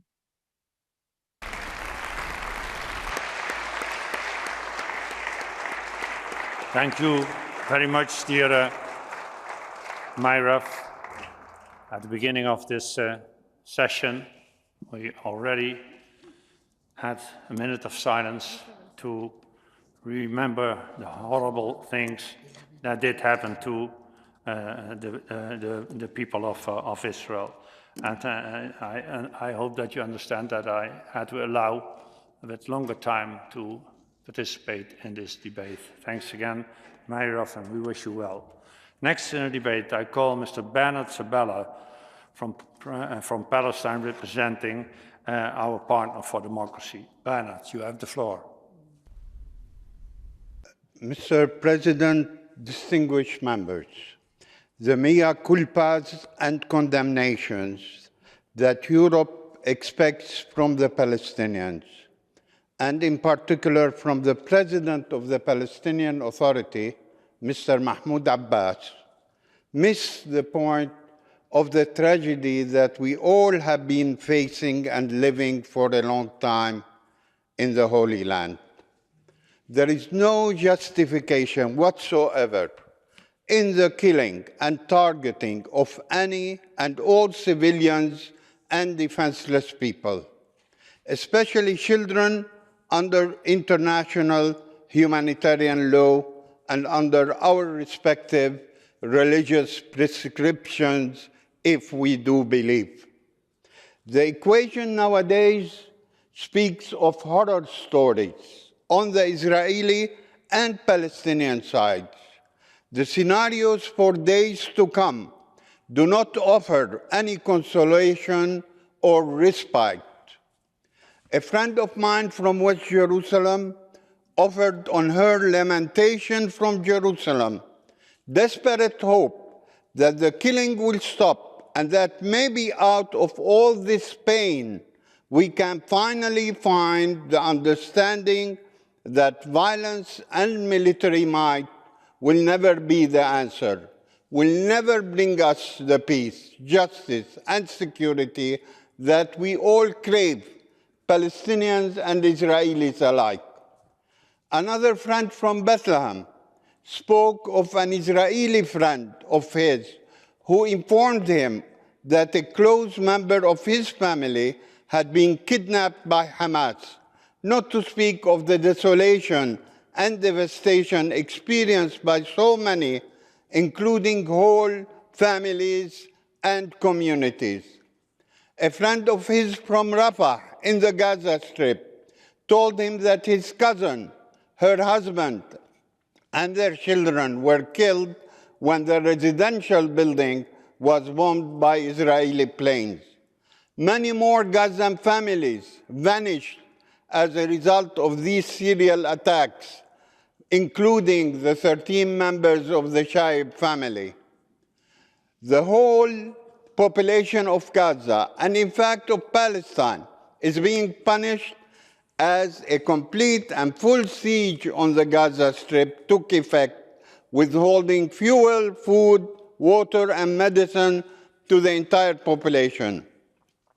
The UN chief has expressed distress on the imposition of a total siege, with his clear condemnation of the Hamas attack, reminding the world that this most recent violence does not come in a vacuum. The reality that it grows out of a long-standing conflict with 56-year-long occupation and no political end in sight. To date, over 250,000 Gazans have been displaced, and they are seeking shelter at schools, mosques, and churches. In addition, hospitals are really needing more medications because of the hundreds of injured and over 900 already killed, with over close to 3,000 injured. More and more people in the Gaza Strip are feeling the lack and scarcity of essential commodities such as flour and other needed daily commodities. Water and electricity are scarce or cut off. Some in Europe would like to punish all Palestinians by withholding financial humanitarian aid to the Palestinian Authority that essentially and only goes for building schools, water wells, solar panels, assistance to families in need, and easing the consequences of continued occupation, among many other projects, according to the EU website. Others may want to see all Palestinians punished without exception for the actions of Hamas. To these, I would say that inviting desolation and destitution on the Palestinians will serve no one. Instead, we should all put our minds on how to advance prospects for a peace that we all miss in the Holy Land. When some speak of the need to restore international order in light of the failure of the Oslo Accords and other accords, Palestinians and others wonder what kind of a new order is envisaged if it continues to turn a blind eye to the legitimate rights of Palestinian people to a state of their own that would end occupation. Where in this new international order would we place the international resolutions and conventions that speak of the need to end occupation and for Palestinians to exercise their legitimate rights for a free state living in peace with its neighbors? I end by emphasizing my admiration and commitment as a Palestinian to the values of the Council of Europe and its Parliamentary Assembly that stress on the upholding of human rights, rule of law, and democracy. These values cannot be accomplished in the Palestinian case without an end to Israeli occupation through a negotiated peace process that currently appears untenable. Piero Fassino, rapporteur for the Middle East in the Parliamentary Assembly, in his statement on the current war, concluded, among other things, that stability and security in the Middle East cannot be achieved through arms. At this moment, everything must be done to halt the conflict and reopen the path to negotiated solution that can ensure the security of Israel and the creation of a Palestinian state. May all heed his call and the call and action of all wise persons at this time of great sadness and desolation for all of us in the Holy Land. Thank you very much. Thank you very much, dear Bernard. And I allowed you also a bit more speaking time because of your special relation to what the tragedy that's unfolding. The rest of the speakers, I call for your solidarity to all stick to 3 minutes. Next in the debate is Mr. Lukas Savikas from Lithuania. You have the floor, Lukas. Thank you. Dear President, dear colleagues, it is my first time as an MP here in a parliamentary assembly in the Council of Europe. This is my first cadency here, and I must say it is a very hard one. It is a cadency filled with horrors of war. War in Europe, now war in the Middle East. Hamas, as an internationally recognized terrorist organization, launched a massive attack on the citizens of Israel by infiltrating terrorists into communities in the south, as well as by launching extensive and indiscriminate missile and rocket fire that targeted Israeli citizens from the south of the country to Tel Aviv and Jerusalem. The terrorists infiltrated southern communities and began a murder spree, killing families and individuals in their homes, in the street. In addition to kidnapping to Gaza Strip anyone, and in particular defenseless families, women, children who crossed their path. This is a deadly and barbaric attack initiated by terrorist organizations led by Hamas. One launched with no legitimate pretext or provocation, prior action on the part of Israel. If anyone still has doubts, this attack reveals once again the true face of terror organizations. We all have seen the disturbing images and also the videos. And Hamas would not have been able to carry this murderous attack without the financing, logistical support, and weapons. And those who contributed bear the direct responsibility for Hamas capabilities, and therefore bears responsibility also for the use Hamas made of those capabilities. We, as Parliamentary Assembly of the Council of Europe, must condemn the terrorist attack on Israeli citizens and express clear support of Israel's complete right to defend itself. Israel has the right and duty to do what is necessary to protect the citizens. Moreover, we must call for the release of hostages, protection of civilians, and respect of international law. Because there can be no justification of what happened, and we must do what is necessary to make sure it never happens again. Thank you, Speaker. Thank you very much, dear Lucas. Next in the debate, I call Mr. Nicholas Samuel Guger from Switzerland. The floor is yours. Sehr geehrter Herr Vorsitzender, sehr geehrte Damen und Herren, Shalom. Ich spreche heute aus persönlicher Betroffenheit. Meine Cousins aus Israel sind nun eingezogen worden, um Israel zu verteidigen. Dies raubt mir den Schlaf. Da schon ein Cousin von mir vor 20 Jahren im Krieg im Libanon ums Leben kam. Mein volles Mitgefühl gilt allen Opfern, Geiseln und ihren Angehörigen. Dieser mit unbeschreiblicher Brutalität und Menschenverachtung gegen die Zivilbevölkerung ausgeführte Verstoß gegen das Völkerrecht ist ein reiner Terrorakt und durch nichts zu rechtfertigen. Ich rufe heute dazu auf, die Kriegshandlungen umgehend einzustellen, um weitere Gewalttaten und Leid zu verhindern. Die Verletzung des Völkerrechts sowie die unsäglichen Gräueltaten der Hamas an der israelischen Zivilbevölkerung sind von uns klar zu verurteilen und zu sanktionieren.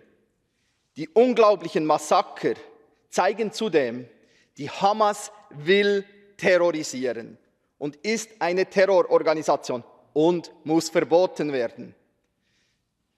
Als Mitglied dieses Rates ist mir klar, dass dieser Konflikt eine lange Geschichte hat, die auf viele politische, soziale und historische Fakten zurückgeht.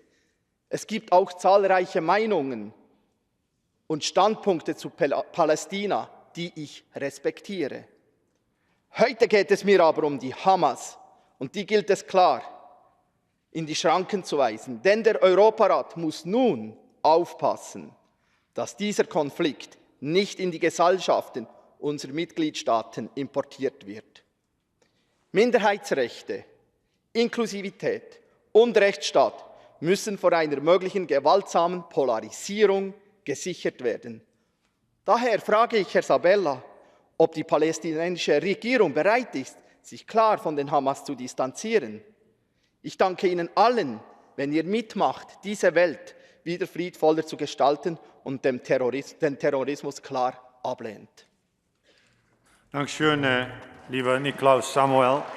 Le prochain orateur est M. Claude Kern de la France. Claude, la parole est à vous. Merci, Monsieur le Président, mes chers collègues. Je condamne fermement l'attaque terroriste menée par le Hamas sur le territoire d'Israël et je veux avant toute chose exprimer ma solidarité et mon soutien au peuple israélien. Les nouvelles qui nous parviennent font état d'exactions atroces, de crimes barbares qui nous révulsent tous. Comment ne pas condamner avec la plus grande force les meurtres à la chaîne de jeunes venus faire la fête dans une rave party? Comment ne pas condamner les massacres de familles entières, enfants et bébés compris, dans leur propre maison? Comment ne pas condamner les prises d'otages massives que la Hamas entend désormais exploiter? J'appelle évidemment à la libération immédiate de ces otages. Quoi qu'on pense de la politique menée par le gouvernement Netanyahou, qui peut évidemment être critiquée, rien ne justifie, rien ne saurait excuser les actions menées par cette organisation terroriste qu'est le Hamas. Cette violence aveugle et barbare ne sert pas les intérêts des Palestiniens qui ont des aspirations légitimes. Au contraire, elle les trahit. Nous savons tous que la sécurité d'Israël est une condition non négociable de paix au Proche-Orient. Cette attaque terroriste n'a qu'un effet à court terme, éloigner encore un peu plus une perspective négociée, seule solution en vue d'une paix durable. La situation ne concerne pas que Gaza. Je m'inquiète également des tirs opérés depuis le sud du Liban et depuis la Syrie. La France, aux côtés de l'Allemagne, de l'Italie, du Royaume-Uni et des États-Unis, a solennellement rappelé son soutien à Israël dans ses efforts pour se défendre et défendre son peuple contre ces atrocités. Elle a aussi affirmé qu'aucun autre acteur hostile à Israël ne doit chercher à tirer avantage de ces attaques, sans quoi nous risquons une véritable déflagration régionale. La riposte israélienne s'organise. Le gouvernement israélien a promu une réponse forte à la hauteur du traumatisme subi en vue d'éradiquer le Hamas. Je comprends la détermination du gouvernement israélien, mais dans cette enceinte dévolue aux droits de l'homme, nous ne pouvons pas ignorer le respect du droit international ni de la dignité humaine. Un blocus total de Gaza apparaît à cet égard contraire au droit international humanitaire, comme l'ont souligné à la fois l'Organisation des Nations Unies et l'Union européenne. C'est la grandeur et l'honneur des démocraties de ne perdre leurs repères et leurs principes face à la barbarie.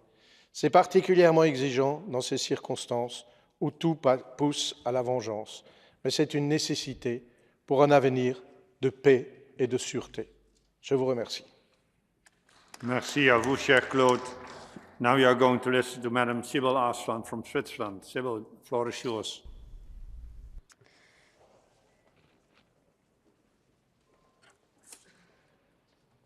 Vielen Dank, sehr geehrter Herr Präsident, geschätzte Kolleginnen und Kollegen. In den frühen Morgenstunden des 7. Oktobers verübten Milizen des islamischen Dschihad und der Hamas aus Gaza ein furchtbares Massaker. Es starben nicht nur zahlreiche Zivilisten, Frauen, Kinder und ältere Menschen, sondern es wurden auch, wir haben es auch vorher gehört, zahlreiche Zivilisten als Geiseln verschleppt. Wir haben schreckliche Bilder auch von jungen Frauen gesehen. Vertreter der Hamas räumten ein, dass der Angriff in enger Absprache mit der iranischen Führung und damit wohl auch mit der Hisbollah im Libanon vorbereitet worden ist. Wir verurteilen diesen Terror der Hamas gegen die israelische Zivilbevölkerung aufs Schärfste. Diese Taten machen uns fassungslos. Unser Mitgefühl gilt den Opfern dieser barbarischen Gewalt. Eines ist klar, diese Taten müssen Konsequenzen haben. In der Schweiz diskutieren wir deshalb, welche griffige Sanktionen gegen die Hamas zu ergreifen werden kann und welche Maßnahmen auch weiterhin aus dem Finanzsystem diskutiert werden kann. Das heißt, wir wollen wissen, wie es verhindert werden kann, dass das Schweizer Finanzsystem auch genutzt wird, damit Hamas nicht weiterhin von diesem System sich Nutzen ziehen kann. Und wir, die Grünen der Schweiz, setzen auch uns dafür ein, dass die Schweiz die Sanktionen der Europäischen Union gegenüber dem Iran übernimmt, welcher selbst massivste Menschenrechtsverletzungen begeht und die Hamas finanziell, logistisch und militärisch unterstützt. Wie immer in Kriegen und bewaffneten Konflikten, das ist ja das Perfide, ist die Zivilbevölkerung der eskalierenden Gewalt hilflos ausgeliefert. Es ist darum an der internationalen Gemeinschaft, an der humanitären Unterstützung im Gazastreifen festzuhalten und für einen umfassenden Schutz der Zivilbevölkerung sowie für die Einhaltung der Menschenrechte und des humanitären Völkerrechts zu sorgen. Wir dürfen den Frieden nicht aus den Augen lassen, denn Gewalt löst auch weiterhin Gewalt aus oder aus Gewalt geht Gewalt hervor. Ohne den Palästinenserinnen auch eine Zukunft in Richtung Souveränität und Selbstbestimmung aufzuzeigen, droht im Nahen Osten weiterhin schwierige Zeiten, sowohl für Israel als auch für Palästinenser und Palästinenserinnen. Ich möchte damit enden, was eine jüdische Freundin von mir in den Medien letztens in einem Interview gesagt hat. Diese Freundin sagt, ich zitiere, eine unglaubliche Zahl von Menschen in Israel wurden von der Terrororganisation Hamas grausam ermordet. Und ich will mir nicht vorstellen, wie es ist, eine Geisel der Hamas zu sein. Bei diesen Gedanken wird mir schlecht. Genauso wird es mir schlecht, wenn ich mir vorstelle, ich wäre eine Mutter mit kleinen Kindern, wäre in Gaza eingesperrt und würde jetzt von israelischer Seite bombardiert. Damit sich die Palästinenserinnen auch von diesen Terrorakten distanzieren können, braucht es neue politische Visionen für die palästinensische Gesellschaft. Nicht Kürzungsanträge, sondern es braucht ein Friedenskonzept. Merci, Herr Präsident. Thank you very much. In the indicator of solidarity, everybody has now to stick to 3 minutes, otherwise people do not get the floor. Next speaker on our list is Mr. Emanuel Singers from Lithuania. Emanuel, the floor is yours.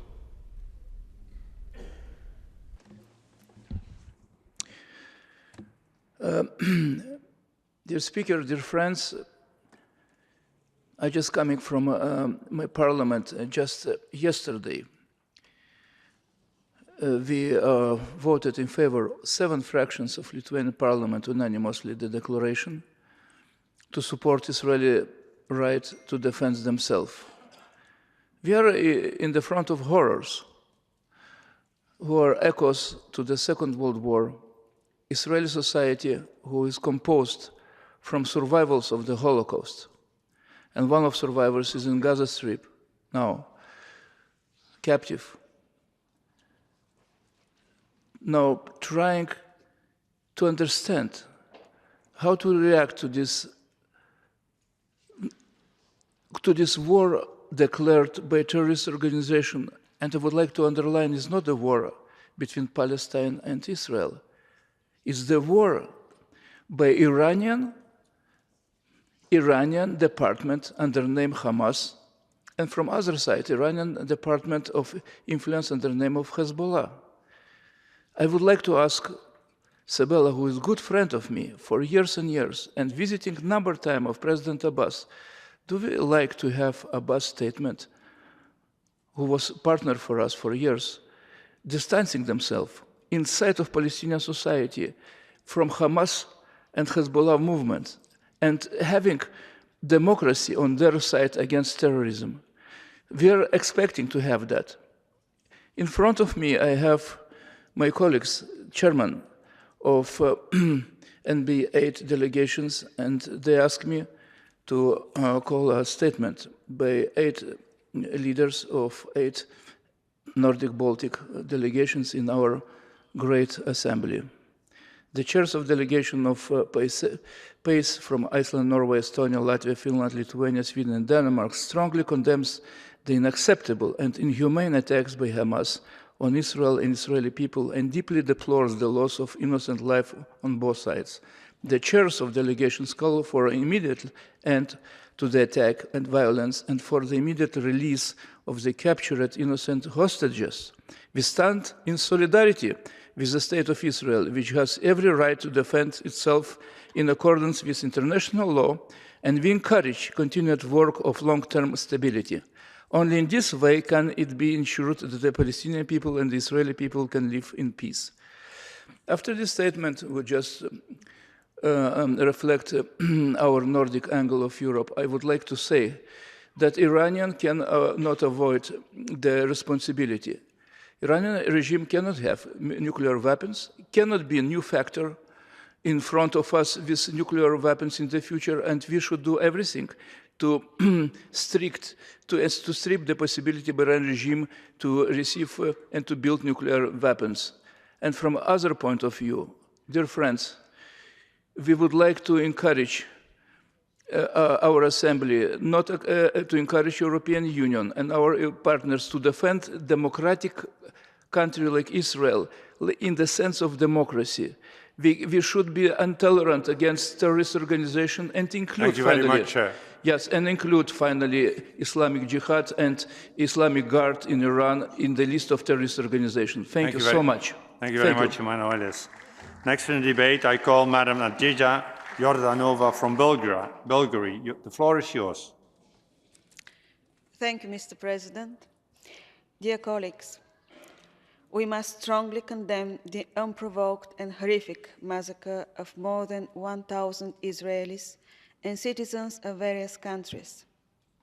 We support Israel's right to self-defense against the terrorist Hamas, with the hope that the conflict would not escalate into a full-scale regional war, causing further civilian suffering. We should also make possible all efforts to guarantee the immediate release of hundreds of children, women, and men held hostage by Hamas. We need to guarantee the evacuation of international citizens who are still stuck in the conflict areas as we speak. The Middle East has witnessed too many decades of bloodshed, violence, and terror, most often aimed at the civilian population that pays the dearest price.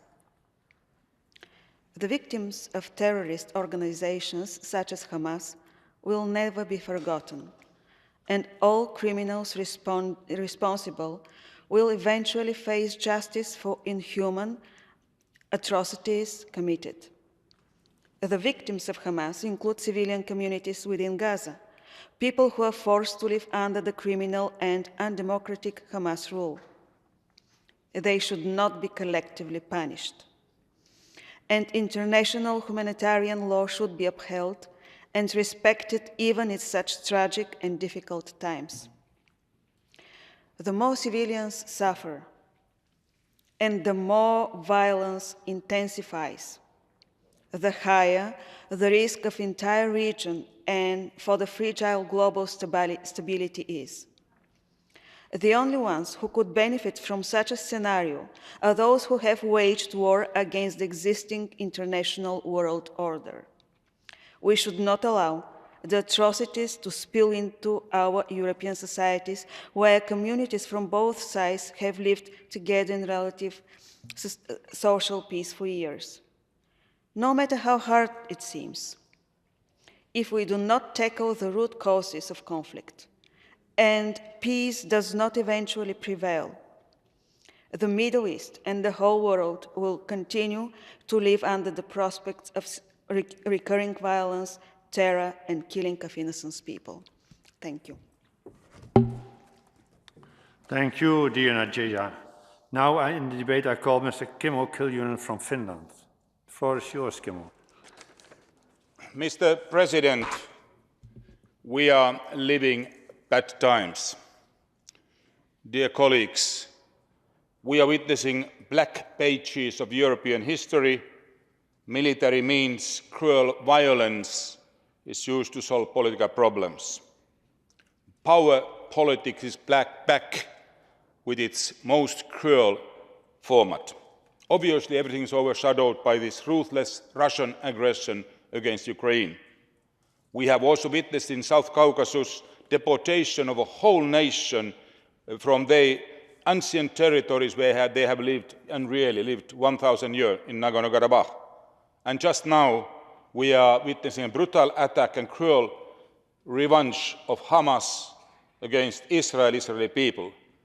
There's no question that Israel has right to self-defense. Mr. Zingeris just quoted us 8 leaders or chairmen of the base delegations here from Nordic countries and Baltic states. We strongly condemn the unacceptable and inhuman attacks by Hamas on Israel and the Israeli people, and deeply deploring the loss of innocent lives on both sides. We call for immediate end to the attacks and violence and for the immediate release of the captured innocent hostages. Mr. President, horrifying situation. Violence breeds violence. We are witnessing a vicious circle of violence and counter-violence, days, weeks, months, years, decades, even a century. Old saying should be remembered. Revenge, use revenge, dig 2 graves. This vicious circle should be stopped. That's the first step to start a new phase where both Palestinian people and the Israeli people can live in peace together. Thank you. Thank you, dear Kimmo. Now I call Madam Ingrid Skau from Norway. Ingrid, the floor is yours. The President and colleagues, as said in the statement by the Nordic-Baltic chairs of delegations, Hamas' horrendous attack on Israeli towns last Saturday must be condemned in the strongest terms. The images we have seen of the cruelty that took place on the Nova Music Festival and elsewhere during the attack is the worst in humanity. What happened in Israel was clearly a terrorist attack on innocent people. Taking civilians, young people dancing, small children, old women as hostages is intolerable and nothing but an act of terror, inhuman. President, Israel has an undisputed right to defend itself and its people. Yet, what is important now is that both sides show restraint and do their utmost to respect and protect civilians in accordance with international humanitarian law. In only a few days, the escalation of the conflict has resulted in thousands of people fleeing and seeking shelter from bombs and rockets on both sides. According to the UN Food Programme, there are already mounting challenges in accessing essential food supplies as production and distribution networks are destroyed by the hostilities. The need of humanitarian aid is great. It must be provided and it must be reached civilians. The conflict, Mr. President, between Israel and Palestine is long and complicated, and I'm sure that many of us here in this room today are on different sides. Some of us sympathize with Palestinians, others with Israel. Yet we should all agree that what we have seen these last days from the side of Hamas cannot be justified in any possible way. No higher goal, no matter where your sympathy lies, can justify actions like this. Inhuman. The chair of the Nordic-Baltic delegation has strongly condemned the unacceptable and inhuman attack by Hamas on Israel and the Israeli people and deeply deplore the loss of innocent lives on both sides. Thank you, Mr. President. Thank you, dear Ingrid. Now I call in the debate Mr. Petri Honkonen from Finland. Petri, you have the floor. Thank you, Mr. President. Dear colleagues, it is extremely shocking, the news what we have heard and see from Israel. Hamas's brutal attack has led the whole Israeli territory under fear and cruelty. The attack is totally against international law and human rights agreements. It is almost impossible to describe the cruelties that we have seen and what is happening in the area. Families and children are killed into their homes. We strongly support Israel in their fight against Hamas terrorist organization. These crimes have even more nature when they have this kind of anti-Semitic nature, which makes them even more reprehensible. We must insist immediate release of Israeli hostages. I call also international investigations of the attack. And therefore I ask, what is the role of Iran? What is the role of Russia in this conflict? I see obvious danger of escalation in the Middle East, so the international community must not just follow the crisis. We need concrete actions that we can employ together, such as sanctioning of Hamas, and all the funds which may go to Hamas must be blocked immediately on international level. Civilians are always in conflicts first to suffer, so I hope the fast ending of the conflict and that civilians are soon to be evacuated and safe. We will see a large humanitarian crisis in the area, and other countries must help these people to prevent humanitarian catastrophe. Having said this, the attack of Hamas is to be condemned in the strongest possible terms. We stand with Israel.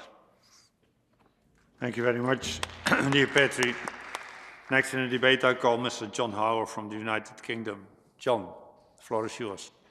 Thank you, Mr. President. We are all, I cannot imagine otherwise, engulfed in sadness and horror today. just as our first speaker, Mairav Ben-Ari, was. To summarize, 1,200 people are dead, almost 3,000 injured. There are reports of babies beheaded, and 17 people from my own country have also been killed. And still the terrorists come. Still they come across the sea onto the Ziki beach where they are killed. The town of Sderot is being evacuated.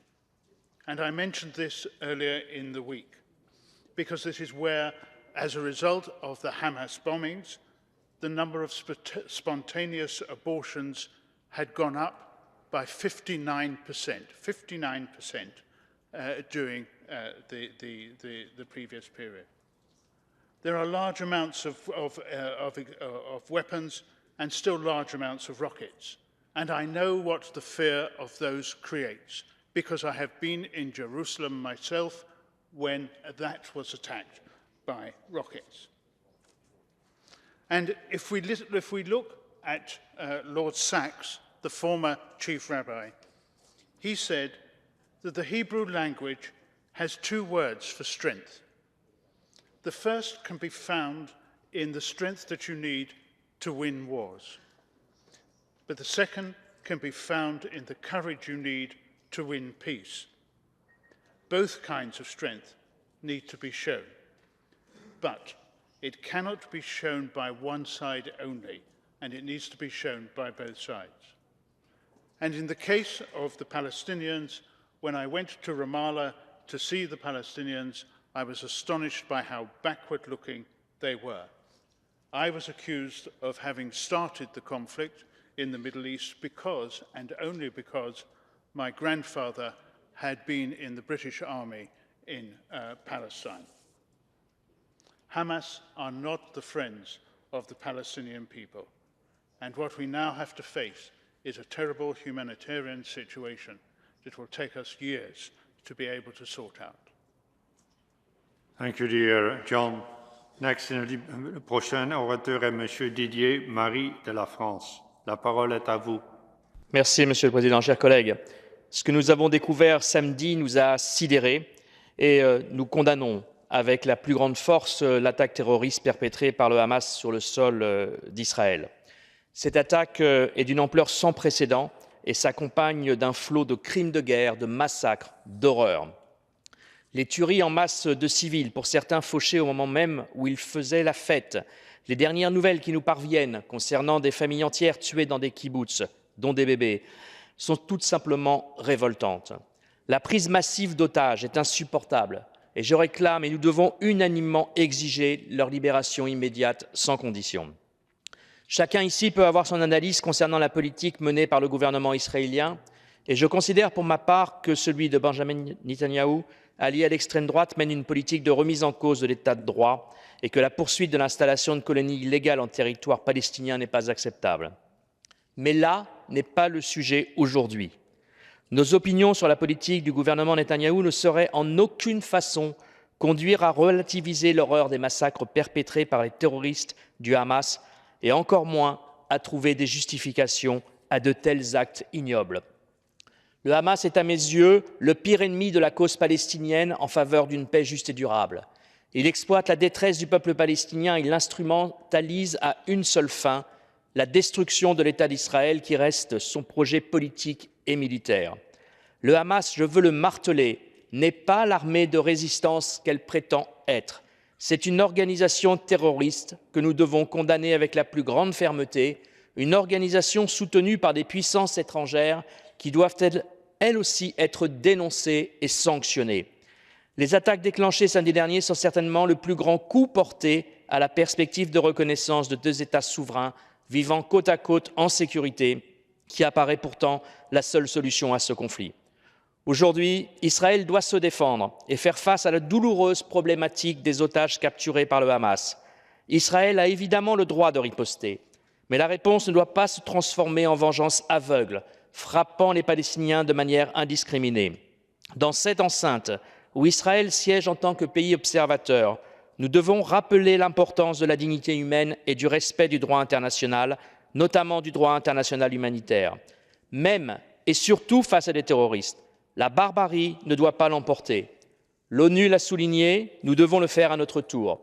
Je m'inquiète enfin des risques de contagion régionale. J'appelle nos États, qui peuvent pour plusieurs d'entre eux exercer une influence significative dans cette région, à tout mettre en œuvre pour limiter ce risque. Je forme également le vœu que l'Union européenne, en tant qu'acteur et de bailleur de fonds, adopte une stratégie claire, les premières réactions ne l'ayant pas été. Chers collègues, il y a toujours un chemin pour la paix, même s'il peut être long. À nous de l'emprunter pour aboutir à la seule solution possible, 2 États souverains, la sécurité pour Israël et l'espoir pour la Palestine. Je vous remercie.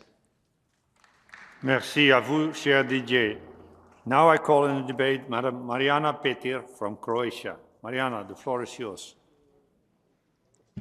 Thank you, President. I unequivocally condemn any acts that target civilians, regardless of their nationality, ethnicity, or faith. Such actions go against the fundamental principles of humanity. The terrorist attack by Hamas on innocent civilians in Israel, which claimed nearly 1,200 lives and left 3,000 injured and 150 kidnapped, horrified the world. It is the attack that killed the most people in the 75 years since the establishment of the State of Israel. Hamas members tied up, set fire to and executed 40 children. ISIS operated in the same way in Syria and Iraq. It is an act of vandalism against the civilian population that can be considered terrorism. Israel has the right to defend itself. Its legitimate defense and military response must be directed towards Hamas and Islamic Jihad. Maximum efforts should be made in order to preserve the lives of civilians who themselves are condemned to difficult living conditions in the Gaza Strip due to the very bad policies of Hamas. Europe must clearly condemn Hamas and Islamic Jihad, terrorist organizations dedicated to destruction of Israel and murdering Israeli civilians while using their own population as human shields. According to media reports, there are also reasons to believe that this attack was coordinated and supported by Iran. Beyond condemnation, Europe has an influence and a role to play. This is not the first time that terrorist activities are associated with financing by Iran, and thus Iran, in addition to being a synonym for human rights violation in its own country, threatens the respect of human rights in the world. Europe cannot continue its economic relations with countries that support and finance terrorists. By supplying armed drones to Russia, Iran has once again demonstrated its role in destabilizing the international order. In light of these revelations and Iran's possible connection to terrorism in Israel, the international community's sanctions policy must be clear and effective. The Council of Europe, as an organization that cares about the protecting of human rights, cannot silently observe the killing of innocent civilians and must call on all its members to add Hamas and Islamic Jihad on the list of terrorist organizations. Thank you. Thank you, dear Mariana. The last speaker will be, due to time restraints, Mr. Max Fuchs from Germany. Max, the floor is yours. Dankeschön, Herr Präsident, meine Damen und Herren. Bitte vergessen wir nicht eine halbe Woche, nachdem die antisemitische und islamistische Hamas Terror über Israel gebracht hat, wer Aggressor ist und wer Opfer ist. Am jüdischen Feiertag Simchat Torah wurden Menschen mit Schüssen und Raketenbeschuss geweckt. Der einzig sichere Schutzraum für Juden und Jüdinnen auf der Welt wird seitdem angegriffen. Am vergangenen Samstag sind so viele Jüdinnen und Juden ermordet worden, wie seit dem Ende der Shoah nicht mehr, wie seit 1945 nicht mehr. Der einzig sichere Schutzraum für Jüdinnen und Juden auf der Welt wird angegriffen und einige hier scheinen vergessen zu haben, wer Aggressor ist und wer Opfer ist. Beenden wir unsere Naivität gegenüber der Hamas. Die Hamas ist keine Interessensvertretung der Palästinenser. Die Hamas nimmt die eigene Zivilbevölkerung als Geisel. Sie versteckt Terroristen in Kindergärten. Sie greift Israel an, weil es ein jüdischer, ein demokratischer Staat ist. Sie mordet, sie massakriert, sie entführt. Und Israel hat sehr wohl das Recht, sich dagegen zu verteidigen. Dieses Haus muss allen Kräften entgegenstehen, die das Existenzrecht Israels sowohl mit Worten als auch mit Taten in Frage stellen. Israels Existenz ist nicht verhandelbar, darf niemals verhandelbar sein und steht niemals dem Recht des Stärkeren unter.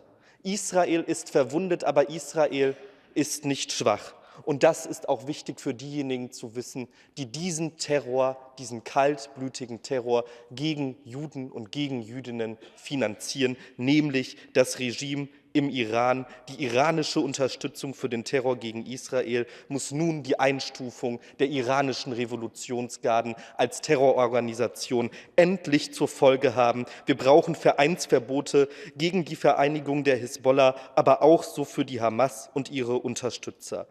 Liebe Kolleginnen und Kollegen, dieser feige terroristische Krieg der Hamas gegen Israel berührt mich sehr, denn ich bekomme mit, wie viele Freundinnen und Freunde in Israel jeden Tag sich fragen, ob die Situation dort noch sicher ist. Diese Situation muss uns zu denken geben in unserer Politik gegenüber dem Nahen Osten, in unserer Innenpolitik, wenn wir der Hamas nahestehende Vereine in Europa erleben und in unserer menschenrechtlichen Verantwortung. Denn jüdisches Leben weltweit zu schützen, ist unsere menschenrechtliche Pflicht. Herzlichen Dank. Danke sehr, lieber Max. As I told you, I now have to interrupt the list of speakers. We agreed on the allotted time earlier this week. I underline that the speeches of members on the speakers list who have been present, and many of you were during the debate, but did not have the chance to speak, may be given to the table office for publication in the official report.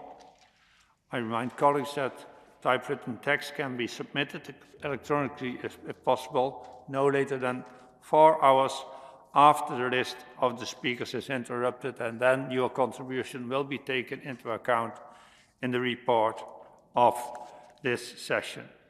I remind you that at the end of a current affairs debate, the Assembly is not asked to decide upon a text, but the matter may be referred by the Bureau to the responsible committee for report. I thank Piero Fassino for his first remarks. I thank you all for participating in a very emotional and dignified debate, and I wish strength to all those who have become victims of this enormous tragedy.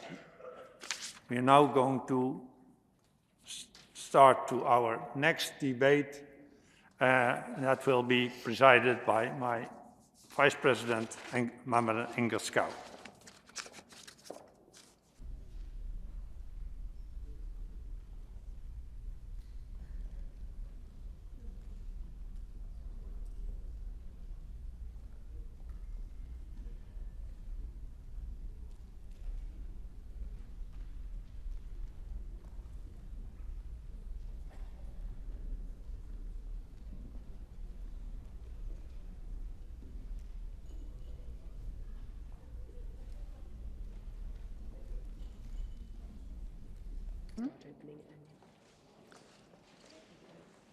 I think I start so we can hurry up. Thank you. The next item on the agenda is the debate on the report titled Pegasus and Similar Spyware and Secret State Surveillance. It's document 15825. presented by Mr. Peter Omtzigt on behalf of the Committee on Legal Affairs and Human Rights, in order to finish by 6:40 p.m. I will interrupt the list of speakers about 6:15 p.m. to allow time for the reply and votes. I call Mr. Omtzigt, the rapporteur. You have... Mrs. Jasko? Yes, thank you very much. Well, just before we start this point in the agenda, I want to make that yesterday my card didn't work out on the voting on the French report, where I was a rapporteur, and I will ask the technicians and the secretariat to take care of it, and please count my vote on that voting, because definitely as a rapporteur, I support my report, and I want my voice also to be counted there. Thank you. Thank you, Mrs. Miasko. It's noted, so we take care of it. And then we continue. You have 7 minutes now, and Mr. Omtzigt, you have 7 minutes now and 3 minutes at the end to reply to the debate. The floor is yours, Mr. Omtzigt. Thank you. Thank you. Thank you. Yeah, thank you, Chairman. Imagine you have your mobile phone, and imagine someone takes it over without you noticing it. So there is no link you have to click on. And your mobile phone turns into a spyware of your own government or another government, can actually listen into what you do, can use your camera and knows what you're doing. It can search all your messages and all your emails. It can look at all your pictures. And if you use a little bit of AI, you can actually figure that spy can actually figure out that you're in love with someone you don't know yourself yet. And it can also see what kind of political contacts you have, and they may be really important. I'm just looking at you by accident, nothing particular, Mr. Chairman.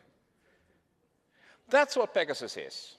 It is more than we see in 1984, where in the novel of Orwell, you have to go to the screen, click on the screen, and start talking. At that point, you know you're talking to your government. You know you're being watched. With this kind of device, you do not know you're being watched, and the other person knows more about you than you ever knew. And that's frightening. And that's what we're looking at today. There's mounting evidence that such spyware as Pegasus was sold to at least 14 EU member states. And it has been used by several Council of Europe member states, including Poland, Hungary, Greece, Spain, and Azerbaijan, against journalists, against political opponents, against human rights defenders, against lawyers. Council of Europe and other international legal standards have clearly been breached. Think of Article 8 of the European Convention on Human Rights, which guarantees the right to private life. But also think of Article 18. And please note it has an incredibly chilling effect if you know that your government is using it. Because you know that you can't communicate freely. And in fact, the fairness of the electoral process in countries such as Poland, where it was used against political opponents during the 2019 political campaign, means that that election was not fair. In the resolution, we make a series of specific recommendations to states. So we call on the main countries concerned, Poland, Hungary, Greece, Spain and Azerbaijan, to conduct effective and independent investigation in all cases of abuse and provide redress to victims of unlawful surveillance.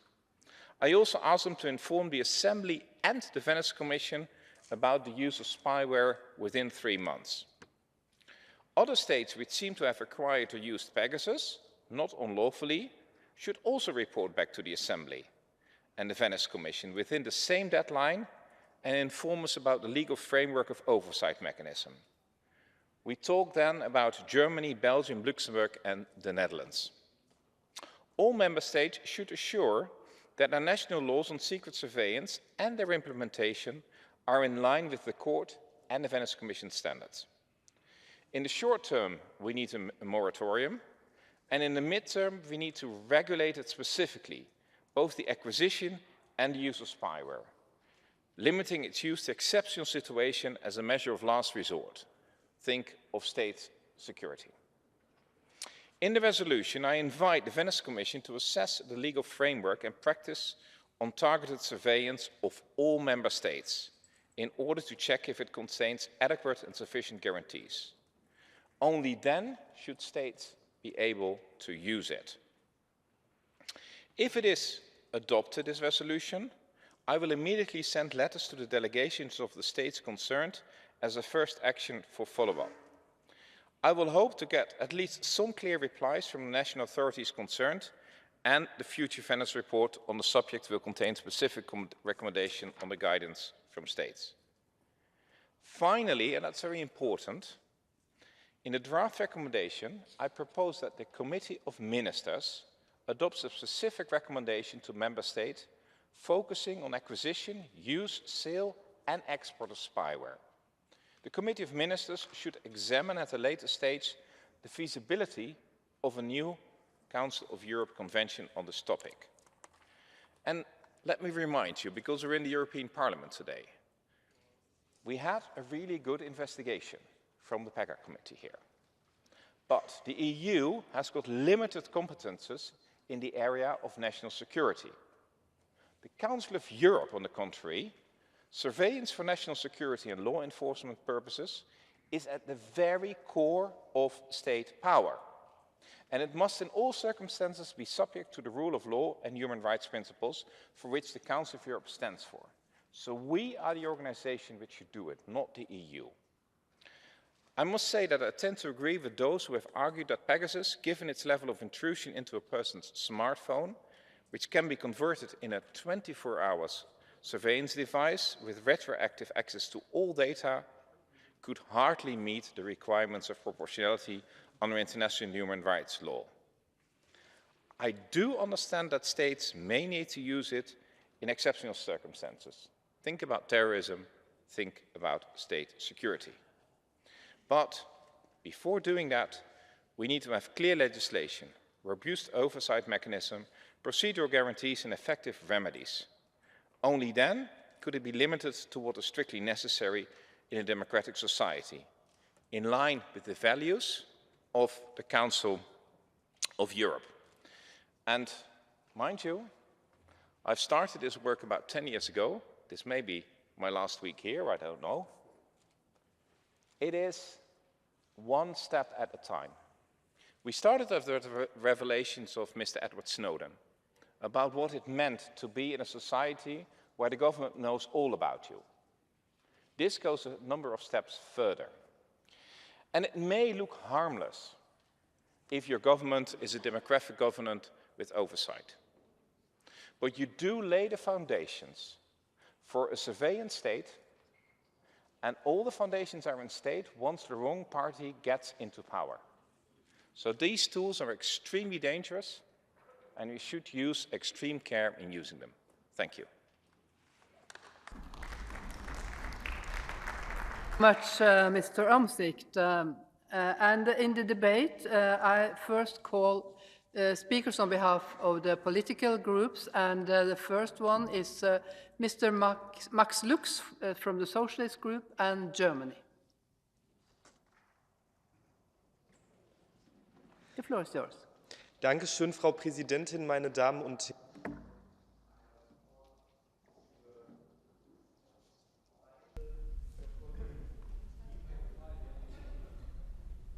Already put it on, but now it works. Yeah, very good. Thank you, Madam Chair. Liebe Kolleginnen und Kollegen, stellen Sie sich einmal vor, Ihre größten Feinde verfolgen jeden Ihrer Schritte, hören jedes Ihrer Wörter, lesen Ihre intimsten Nachrichten und sehen Ihre Fotos. Bei Verfolgung von Menschenrechtsverteidigern denken wir zu Recht zuallererst an politische Gefangene wie Osman Kavala. Doch es gibt auch eine Verfolgung von Menschenrechtsverteidigern, die zwar unsichtbar, aber dennoch geradezu brutal ist. Dass Staaten ihre Bürger illegal mithilfe von Spionagesoftware überwachen, ist eine ernste Gefahr für Demokratie und Menschenrechte weltweit. Und deshalb müssen wir sprechen. Wir müssen sprechen über das Unrecht, das die russische Exiljournalistin Galina Timotschenko erfahren hat, die in meinem Land in Deutschland vom Kreml überwacht wurde. Über die unfairen Parlamentswahlen in Polen 2019, wo Journalisten, Politiker, Staatsanwälte systematisch illegal zu politischen Zwecken überwacht wurden. Über den ehemaligen griechischen Europaabgeordneten Nikos Androulakis, der ausspioniert wurde. Sprechen wir über die 12 Personen in Armenien, Journalisten, Aktivisten und ein Regierungsvertreter, die im Zuge des Konfliktes von Aserbaidschan ausspioniert wurden. Sie alle sind Opfer von nett klingenden Softwares geworden, von Pegasus, einer Spionagesoftware der NSO Group oder Intellexa. Das perfide ist, diese Unternehmen besitzen auch noch die Dreistigkeit, allen Ernstes zu behaupten, ihre Softwares würden Sicherheit dienen. Das Gegenteil ist der Fall. Diese Softwares dienen in keiner Weise Sicherheit. Diese Softwares führen dazu, dass die Grundfesten an Demokratie gelegt werden. Und deshalb ist es so wichtig, dass wir endlich ein Moratorium für Entwicklung, Verkauf, Erwerb, Wartung und Verwendung von Spionagesoftware auf den Weg bringen. Aber das reicht nicht. Besonders die übergriffige Spionagesoftware Pegasus muss endlich verboten werden, weil damit IT-Geräte von Zivilpersonen für die Fälschung von Daten und Nachrichten manipuliert werden können. Die Forderungen des PEGA-Ausschusses des Europäischen Parlaments müssen endlich umgesetzt werden und sie müssen auch anderen Staaten ein Beispiel sein. Firmen, die an Menschenrechtsverletzungen durch Digitalüberwachung verdienen, gehören geblacklistet wie in den Vereinigten Staaten. Ich wünsche mir, dass wir als Europarat die Bereitschaft haben, eine Vorreiterrolle in der Bekämpfung von Spionagesoftware anzunehmen. Und dazu schlage ich vor, dass hier eine Plattform eingerichtet wird im Europarat, die den Einsatz von Spionagesoftware ein für alle Mal dokumentiert, damit dieses Unrecht endlich gesehen wird. Herzlichen Dank. Vielen Dank, Mr. Lux. And then we continue with Vladimir Valdayan from EPP Group and Armenia. The floor is yours. Thank you, Madam Chair. I would like, first of all, to congratulate Peter Omczyk for this brilliant report, very timely report and very topical one. You know, nobody knows whether I have a Pegasus here or not, and nobody of you can be sure that somebody is following you, surveilling you. And I remember when we discussed this issue with the legal committee, Mr. Omczyk said that somehow Big Brother is following us, and our colleague, Mr. Galchenko, said, no, it's not correct anymore because Big Brother is living with us. And this is the reality. We are now facing a lot of different kinds of technologies which may be used, which may have a dual use. They may be used for the good purposes as well as for the purposes of illegal nature. We cannot for sure walk against the technological development. Technology will develop despite the fact that we want it or we do not want it, because it is the life. And unfortunately, law developed less quicker than technologies. But do we have an answer? Yes, we have an answer, and this answer is in the report. Despite the level of technology, what kind of technology you use, please follow the standards of this respective organization, of European Convention on Human Rights, of Venice Commission and other institutions specialized in this matter. Because when we are speaking about different technologies, we should take into account the very important fact that these technologies should be used in accordance with the international standards we have. I would like to emphasize a very important thing mentioned in the report. Yes, we should criminalize all the cases that such kind of spy were occurred in the non-state actors' hands, because it would be very complicated furthermore to follow the usage of this kind of spyware. The resolution contains a lot of recommendations to several countries. The situation is not the same in all the countries. Some are in a worse situation, some in a better, but I would like to recommend all of them to start and continue to implement the recommendations mentioned in the report and in the resolution. And finishing my speech, I would like to say the following. In any case, such kind of spywares should be a measures for preventing international wrongful acts. But in no case they should be an instrument for perpetrating international wrongful acts. And if this is the reality, we should take very, very rapid and very thought measures to combat such a usage of this kind of applications. Once again, Mr. Romsik, thank you for the brilliant report.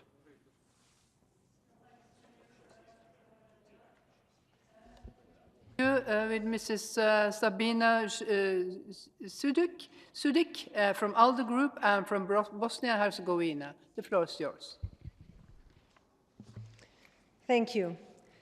Leading up to the ambitious Reykjavik summit, we were wondering whether a certain identity crisis that the Council of Europe may or may not be suffering from will be addressed successfully and whether it will be solved. And it is actually on these kinds of issues that the strength of this institution and the strength of this institution's capacity to address two key questions in its jurisdiction. Number one, human rights protection and addressing human rights violations. And number two, democratic standards can truly be addressed by the Council of Europe, and can we make consequential decisions for the citizens of our member states. And when we take into consideration that 14 countries, members of the EU, bought the Israeli company's software, whose sole purpose, essential purpose, is to target the opposition, the human rights activists, to use it politically motivated to target those that we perceive as our enemies, then the question is, can we truly tackle this issue when the target is actually ourselves, and when we need to look at ourselves in the mirror, critically assess whether we can solve these problems. In this regard, we salute this report. We salute the effort to seriously point out, in measured and responsible way, point out the vulnerabilities of our system. And if these allegations weren't serious enough in terms of already targeting our own, within our own countries, and targeting members of the opposition and human rights activists, we thought that why not export it to countries even more dangerous towards their citizens, exporting this software by the EU member states to countries with terrible human rights records that we know can be used to endanger lives, let alone their human rights. So in that regard, we fully recommend adoption of this report. We support the conclusions, both by the EU Parliament that this report builds upon, and by this report, and we invite the member states to come fully clean towards the Venice Commission, report their use of this software, and make sure it finds itself in the confines of European Charter or European Convention on Human Rights, and also for ourselves to ask ourselves the question that the experts on this issue have already posed: can softwares like these at all be used within the confines of the European Convention of Human Rights, and whether governments can be trusted at all to decide whether somebody is worth listening to, or at worst, their life made miserable. Thank you. Thank you, Mrs. Sudik. And then we continue to Ukraine, to the European Conservatives, and Mr. Alexei Koncharenko. The floor is yours. Thank you very much. First of all, I would like to thank the rapporteur for an excellent job, and not only for this report, for years in this Assembly. But I need to start with something else, because in previous topic, unfortunately, no one Ukrainian MP received a possibility to speak accidentally. So many people wanted to speak.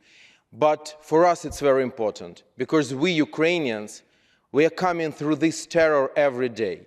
And when we saw these horrors from Israel, it is so striking for us. When we saw cars shot down on the road, when we saw with the people inside, when we saw children and women killed in cold blood, that is something we are coming through every day in our country.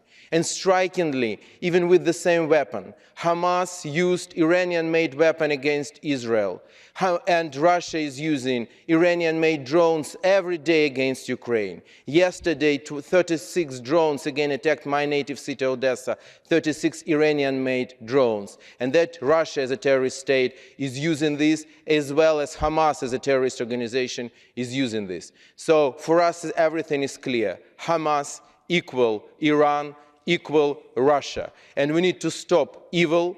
And to stop evil, first, we need to name it as evil. So I address all of us to name in our national parliaments Hamas, recognize it as a terrorist organization. I sponsored such bill in Ukrainian parliament, and let us do it together. Speaking about this report, extremely important, because this is about our modern life. Because these modern technologies, which make our life so easy, so wonderful, the same time, always, everything has a flip side. And our aim and our task as members of the parliaments, as politicians, is to do everything we can to give our citizens possibility to use the best from these technologies, but to protect them from the worst things from these technologies, to protect their private life, to protect democracy, because democracy can be attacked by this too. From one side, social media today equals democracy. From another side, these modern technologies can be used to attack political activists or lawyers or those who are fighting for human rights or for those who are fighting corruption. So that is so important for us to defend our people from such events. So this report is extremely in time. And you know that when it's famous, this word in Big Brother watches you, we need to do everything we can in our capacity as parliamentarians that not Big Brother should watch us, but we should watch Big Brother. Thank you very much, and thanks again for a brilliant report. Thank you so much, Mr. Goncharenko. Then we continue to the United European Left, and Mr. Alexis Tsipras from Greece. The floor is yours. Ευχαριστώ πολύ, κυρία Πρόεδρε. Η χρήση παράνομων λογισμικών από κυβερνήσεις για την παρακολούθηση κατά το δοκούν πολιτικών αντιπάλων, κρατικών λειτουργών και κρατικών λειτουργών πιστεύω ότι ακυρώνει και προσβάλλει τον πυρήνα του Ευρωπαϊκού Κράτους Δικαίου καθώς και της Ευρωπαϊκής Σύμβασης Δικαιωμάτων του Ανθρώπου. Δεν μπορούμε να μιλάμε για ανοιχτή κοινωνία, για φιλελεύθερη δημοκρατία, όταν κράτος και παρακράτος γίνονται ένα. Όταν παραβιάζεται βάναυσα και παράνομα η ιδιωτικότητα.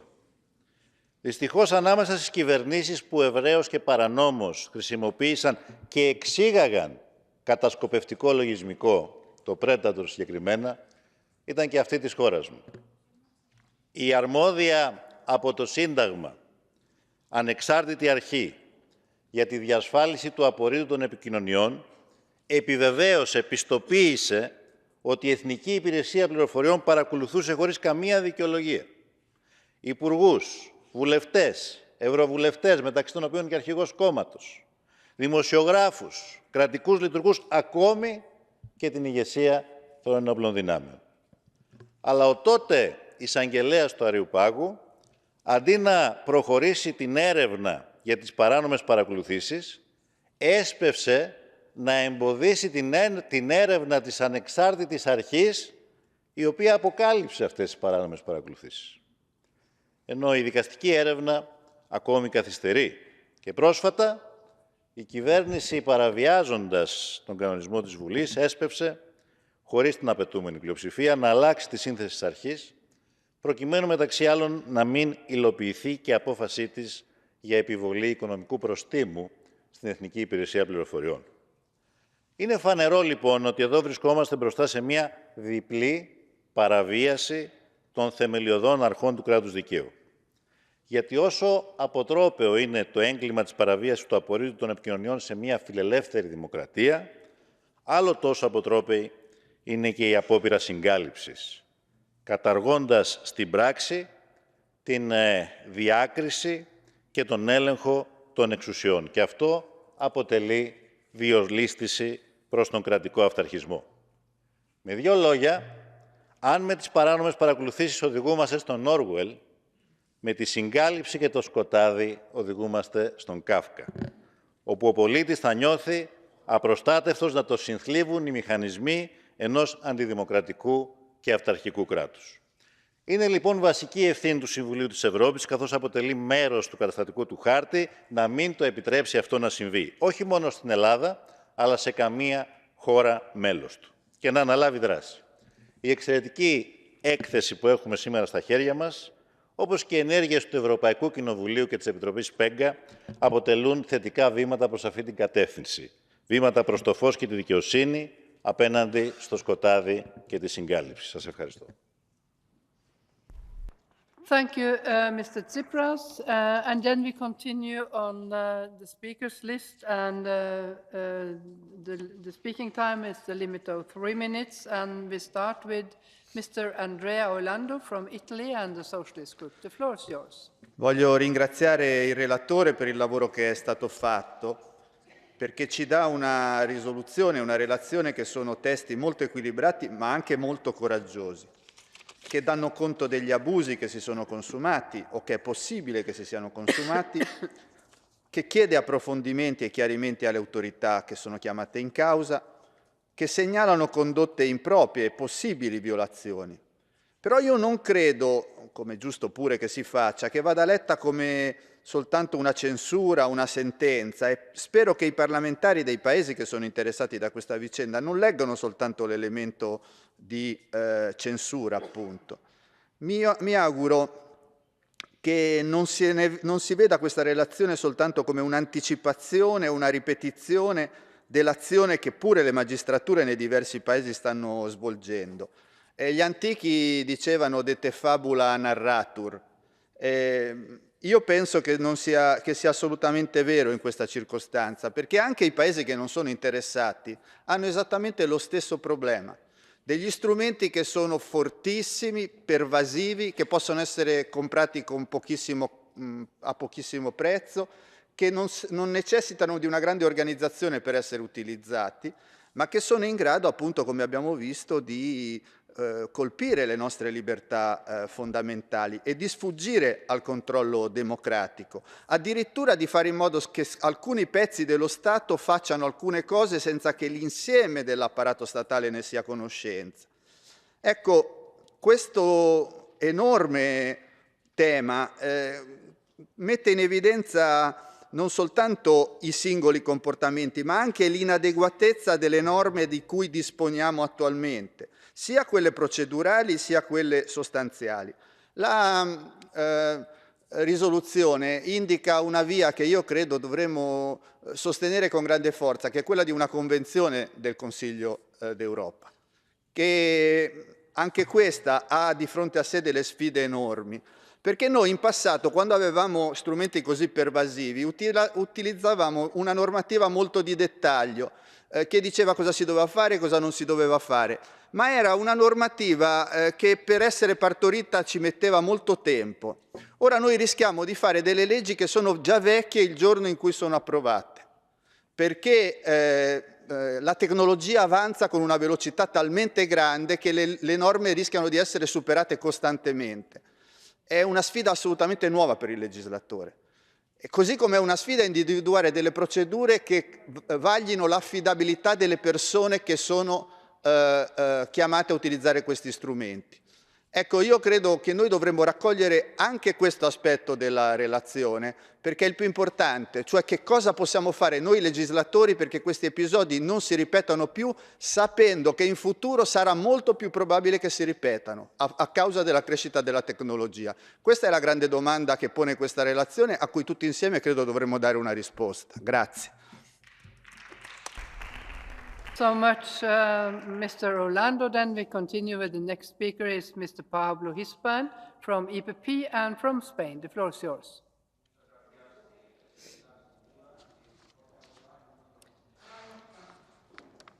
The microphone, yes, okay, yes. is functioning. Muchas gracias, Presidenta. Sin duda, el informe aborda uno de los grandes temas de nuestro tiempo y de una gran importancia. Y por eso, cuando vi el informe, lo cogí con un enorme interés, porque al fin y al cabo, una de las cuestiones que aborda es la tensión que hay entre seguridad nacional y derechos individuales. Y, por supuesto, que hay que defender, proteger y amparar todos los derechos individuales. El problema es que, junto a esta reflexión, que podía haber sido pues, un ejercicio de derecho comparado sobre cómo está regulado esta cuestión de la protección de los derechos individuales y el uso de las tecnologías intrusivas, pues se convierte el autor en un informe en la que él se comporta como juez, fiscal y verdugo. Él dicta quién es culpable. Pero al contrario de lo que pasa en cualquier Estado de Derecho, y aquí somos Estados de Derecho, él ni siquiera pregunta a los acusados.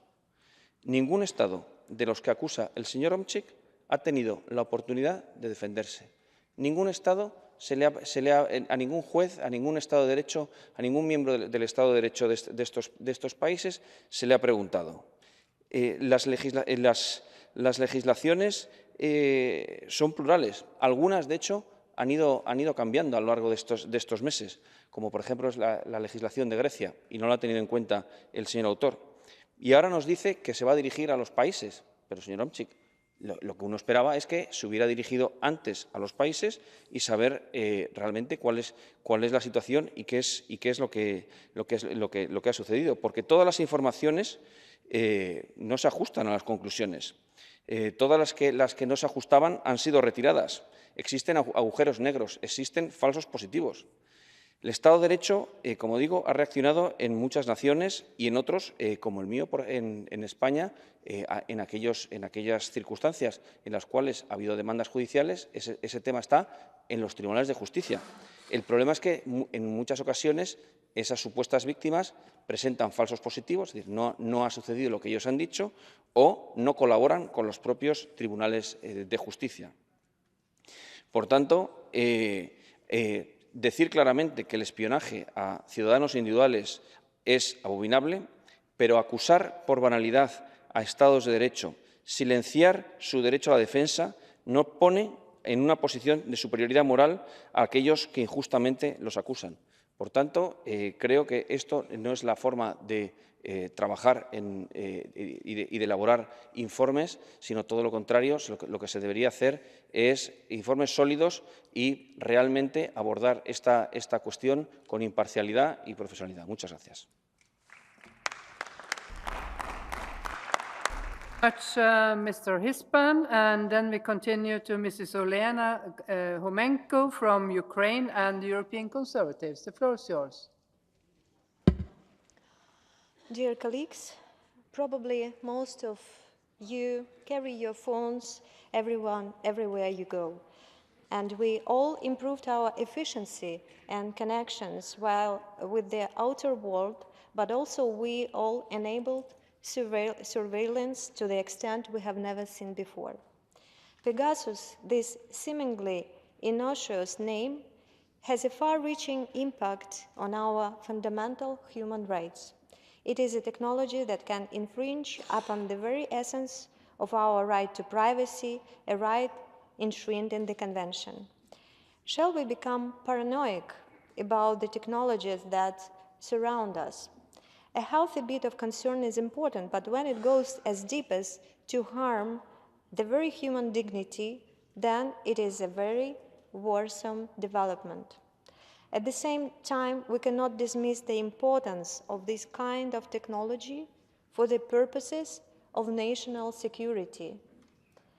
Why should we place ourselves in a losing position against criminals and terrorists wishing to harm our democracy and our way of life? In democratic societies, our elected representatives must play a pivotal role in overseeing the use of such powerful technologies. Parliamentary committees and oversight bodies should strengthen democratic civilian control over the security sector bodies to ensure they align with the law and respect human rights. Proper judicial authorization of surveillance operations is crucial. Recommendation on behalf of the Committee of Ministers would be also helpful. It may include the experience of the Venice Commission on elaborating the powers of police and security agencies to strike the right balance between different values. In conclusion, the Pegasus spyware forces us to confront a complex dilemma. We must protect our human rights, especially the right to privacy, while also acknowledging the genuine concerns surrounding national security. The key lies in comprehensive regulations, proper authorization, and robust control mechanisms, including parliamentary oversight. In this digital age, international cooperation and dialogue are essential to finding solutions that safeguard our rights and our security. Thank you, dear colleagues. Thank you so much, Mrs. Homenko. And then we continue to Mrs. Thorhildur Sunna Eversdottir from Iceland and the Socialist Group. But she is not in the place 91. Nowhere else. No. Then we continue to Mr.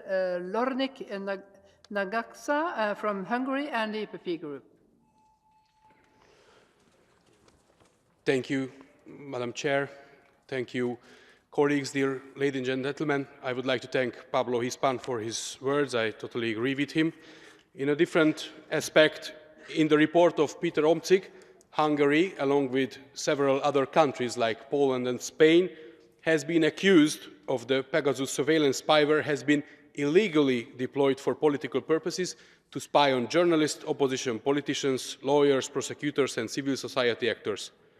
The report states that there is mounting evidence, but cannot mention any allegation, accusation, but at the same time, it's also the verdict.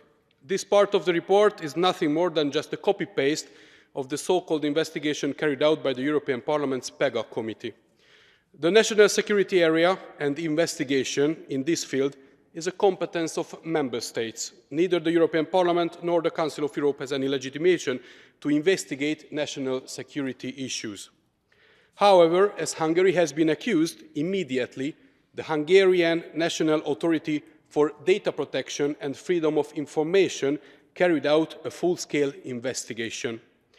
The investigation concluded that the Hungarian National Security Service did not use any illegal surveillance software.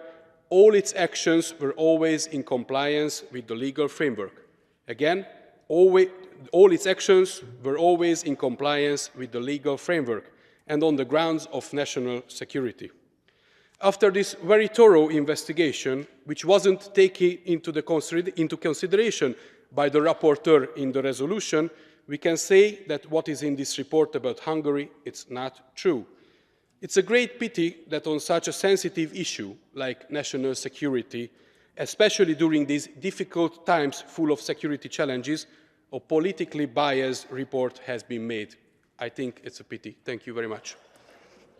Thank you so much, Mr. Nagatsa. And then we continue to Mrs. Zeynep Yildiz from Turkey. The floor is yours.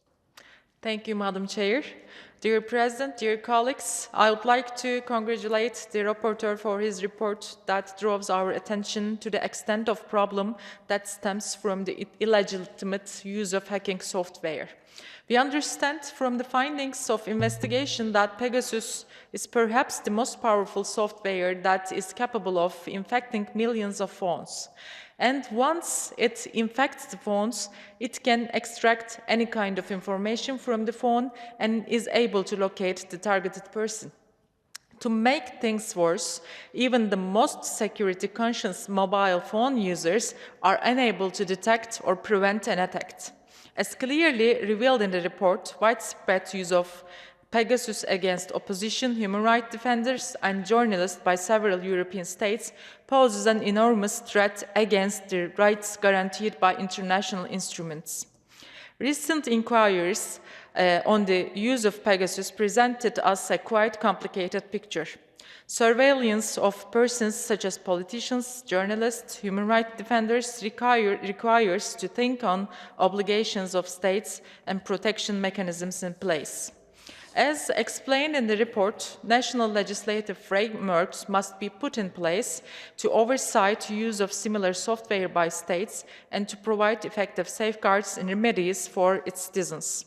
Considering the fact that Pegasus enables states to perpetrate transnational surveillance, we must also focus on a wider international framework that will guarantee the rights of all persons living in Europe. I hope that we could ensure the existing instruments that could help guarantee the necessary safeguards for protection of human rights, and this report will enable member states to look into their legislative framework with a view to protect their citizens from such attacks. Thank you. Thank you so much, Mrs. Yildiz. And then we continue with next speaker, Susana Zumelzo, from Spain and the Socialist Group. The floor.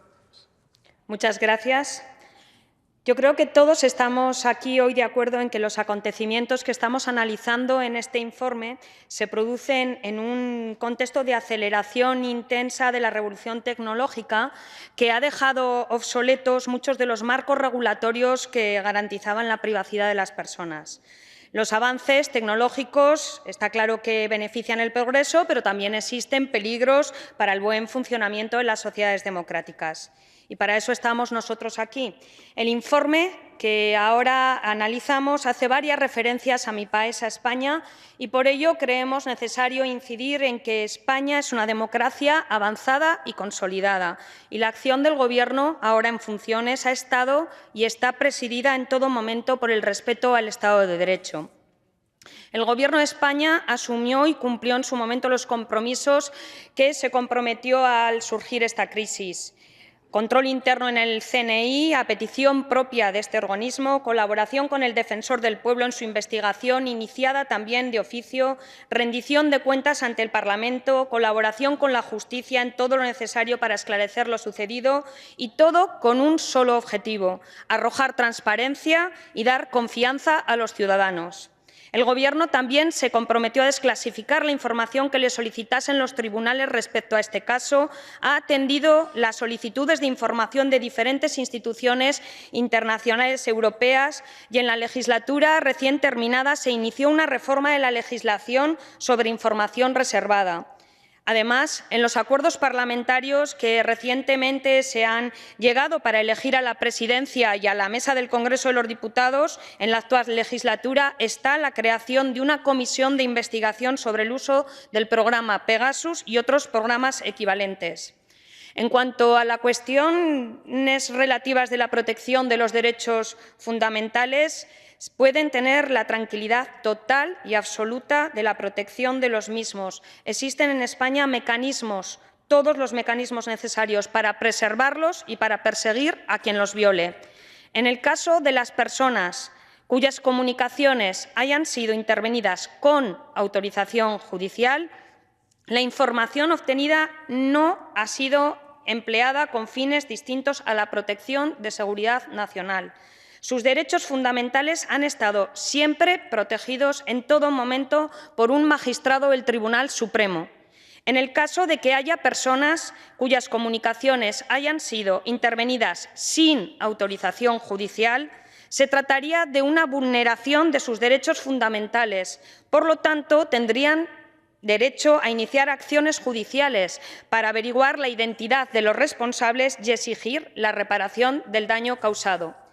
Concluyo y lo hago con unas palabras del presidente del Gobierno en su rendición de cuentas ante el Congreso de los Diputados el pasado 26 de mayo a este tema, reafirmando su compromiso político con la regeneración democrática de nuestro país y con el deseo de avanzar hacia una mejor y mayor democracia y, desde luego, reforzando los servicios de inteligencia y con una colaboración incondicional con la justicia y la transparencia para una mayor rendición de cuentas. Muchas gracias. Thank you so much, Mrs. Sumelso. And then the next speaker is Mrs. Catarina Rocha Ferreira from Portugal and representing the EPP group. The floor is yours. Thank you, Madam Chair. Dear colleagues, let me start underlining the importance of this report because it analyzes the use of Pegasus and similar spyware by several countries.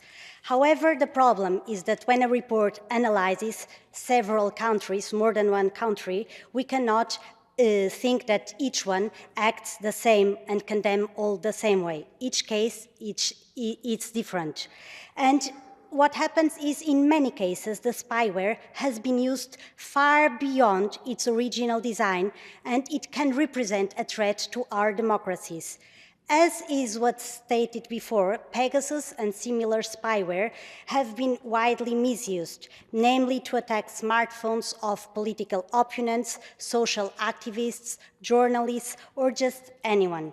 We are speaking about an untraceable spyware that mirrors everything a person does on their phone and that can access microphone and camera.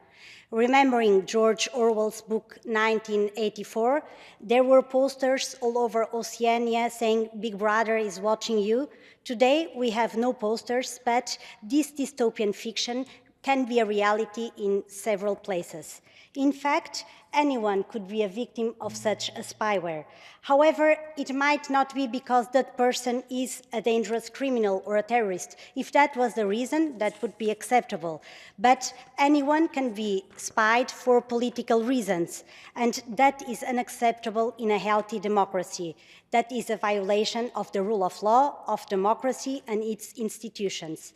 Article 8 of the European Convention on Human Rights states that everyone has the right to respect for his privacy and his family life, his home, and his correspondence. And as the report states, spywares must be limited to exceptional circumstances as a measure of last resort for genuine and serious threat to national security or specific and defined serious crimes. So it is important that democratic countries abstain from using this spyware until their legislative framework is fully in line with the standards of the European Court of Human Rights and the requirements of the Convention. I believe it is our duty to create measures that mitigate risks to democracy and to protect the fundamental rights of people. Thank you. Thank you so much, Mrs. Ferreira. And the next speaker is Mr. José María Sánchez García from Spain and from the European Conservatives. The floor is yours. Sí, gracias, señora Presidente. Verdaderamente, este informe se refiere a una cuestión importante y podría haber sido tratada esta de forma general, como es la cuestión de la ciberseguridad en relación con la tutela de los derechos fundamentales, pero desgraciadamente no es así. El informe es un informe que se basa en hechos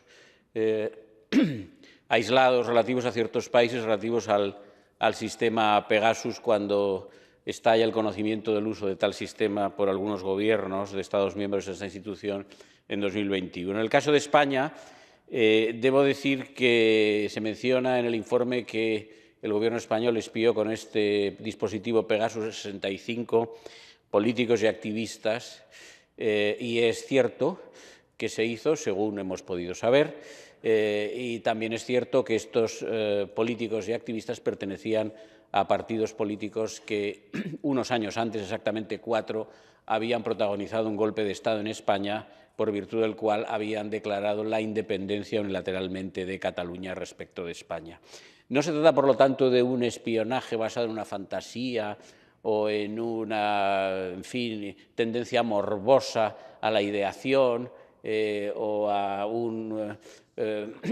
una inclinación paranoica, sino que se trata simplemente de una realidad constante todavía en 2021, porque todos esos políticos de esos partidos han seguido diciendo durante esos años que, si tenían ocasión, volverían a protagonizar un golpe de Estado. Cuando se habla de este golpe de Estado, ordinariamente ustedes, los diputados aquí presentes en muchos estados y en general la opinión pública europea es engañada porque se dice que lo único que se hizo fue votar y que el Gobierno español actuó mal porque impidió votar. Esto es mentira, falso completamente. Efectivamente, se convocó un referéndum ilegal, por las autoridades catalanas, pero además las autoridades catalanas desobedecieron resoluciones del Tribunal Constitucional Español y de los tribunales ordinarios españoles.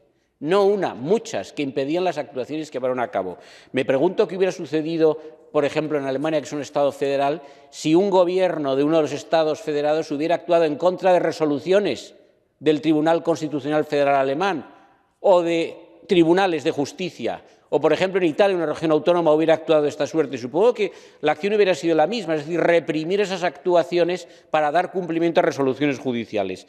Por eso, ese espionaje que se hizo en su momento de esos políticos, a nuestro juicio, estaba bien hecho y, además, como pudimos comprobar en el Congreso de los Diputados, del que soy miembro, en España, se había hecho con arreglo a la ley. Es decir, todas las actuaciones ordenadas por el Gobierno español para espiar a esos sujetos habían sido autorizadas debidamente por el magistrado del Tribunal Supremo a cargo de dichas autorizaciones. Por lo tanto, todo era conforme a la ley y, por lo tanto, muchas de las recomendaciones que se hacen en este informe, que a nuestro juicio carece de rigor, sobran.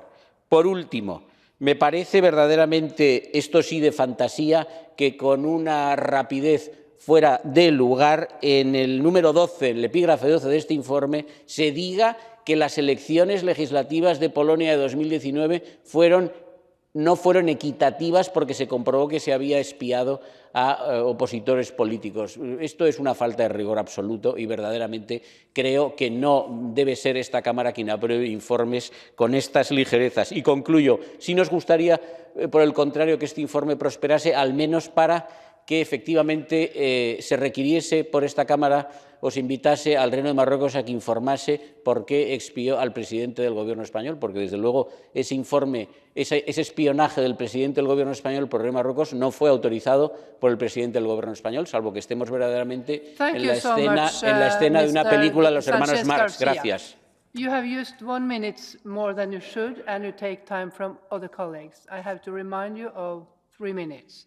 We continue with the next speaker. It's Mr. George Lukaidis from Cyprus and the United European Left. Thank you, Madam President. Allow me to thank our rapporteur, Mr. Omzit, for this excellent report that highlights the widespread use of spyware by the member states of this organization. Let me begin by extending my sincere gratitude to all those journalists, non-governmental organizations, and whistleblowers who, against all the odds, brought to light the use of spyware by states' authorities and how this use seriously undermines the rule of law and other fundamental rights guaranteed by the European Convention of Human Rights. Dear colleagues, regretfully, neither the European institutions nor any government around the world have shown any willingness to investigate spyware use and put an end to the rampant human rights abuses derived from the use of invasive spyware. Referring to my country, Cyprus, the findings of the European Parliament's Pegasus Committee have documented maladministration in the implementation of the EU dual-use regulation and also the institutional and political entanglement of the previous government. Because of its implication, the previous government did not undertake any substantial initiatives or corrective measures to this effect. Unfortunately, the new president, despite formally committing in front of the plenary of the European Parliament last June to implement the relevant recommendations of the Pegasus Committee and proceed with immediate corrective measures, has until this day not taken any measure to this effect. At the same time, we cannot turn a blind eye to the unwillingness of the European Council, the Commission and the European institutions in general to do their part. They must, without further delay, transpose all recommendations produced so far by all pertinent international actors mentioned in this report into concrete legislation, thereby providing a robust legal framework to better protect the rights of citizens against the illegal use of spyware. EU member states must be held accountable for any misuse of power, including for the use of spyware, and transparency should be upheld in all circumstances. The references in this report concerning systemic issues arising from the illegal use of spyware in many member states are particularly important. There is an urgent need for stricter EU-level scrutiny and stronger regulation to prevent abusive practices in conformity with relevant Council of Europe and international legal standards. Thank you. Thank you so much, Mr. Lucaídes. And then the next speaker is Mr. Nuno Carvalho from Portugal and the EPP Group. The floor is yours.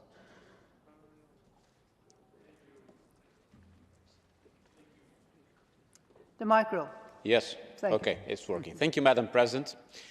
Well, first let me congratulate the rapporteur for this report, which is very important because we're talking about monitoring our own democracies. And of course, first of all, it recognizes the importance of this instrument in extreme situations regarding terrorism, crimes. And of course, this is an instrument that may become a very valuable weapon against this type of crimes and threats to our democracy.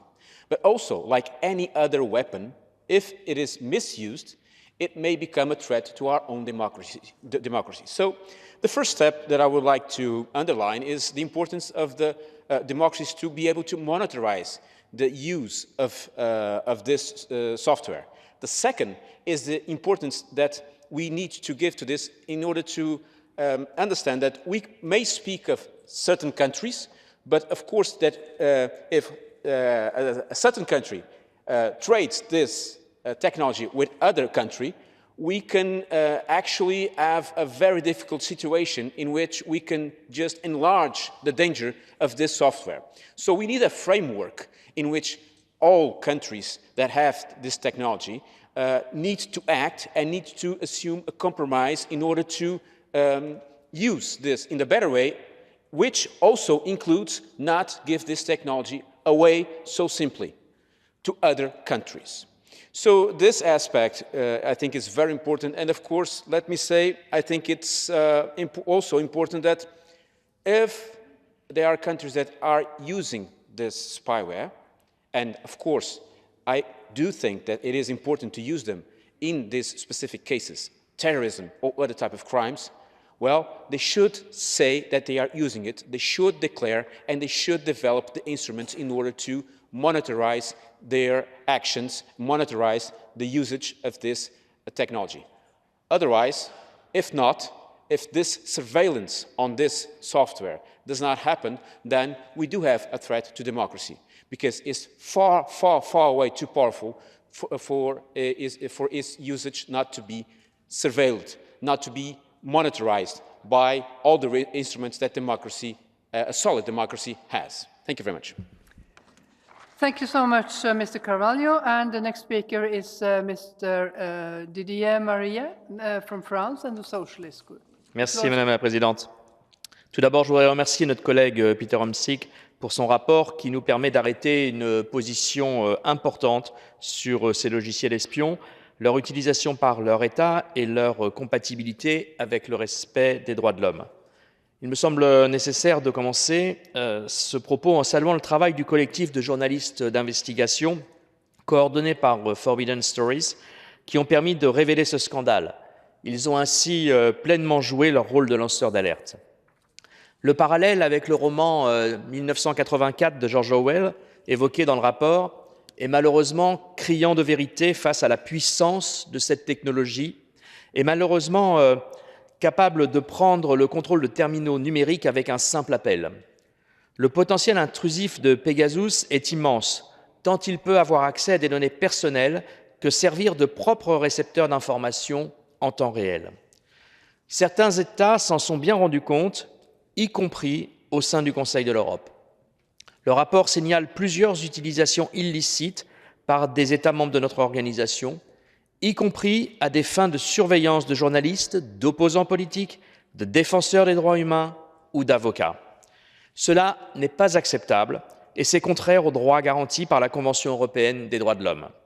Nous savons aussi que certains États ont utilisé ce logiciel espion à l'encontre des dirigeants de nos États. Emmanuel Macron, Charles Michel ou Pedro Sánchez ont ainsi été ciblés. Je n'ignore pas les réalités du monde du renseignement, mais je considère que nous devons être particulièrement fermes, la souveraineté et la sécurité même de nos États étant ici en jeu. Je souscris donc à l'approche du rapport visant à encadrer strictement le recours à ce type de logiciel espion.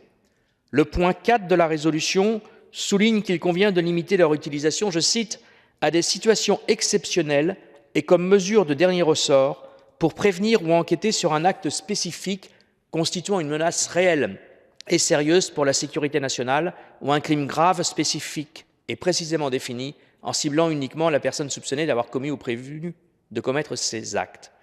Je crains toutefois que la notion de circonstances exceptionnelles ne soit utilisée de manière abusive par certains États.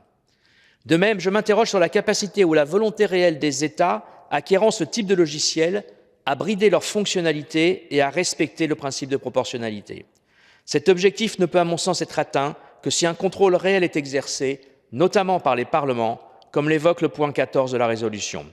Pour conclure, face à ces outils d'espionnage qui viennent s'ajouter aux autres menaces numériques comme les manipulations informationnelles, l'intelligence artificielle ou les deepfakes, nous devons adapter nos cadres législatifs pour les encadrer et les contrôler.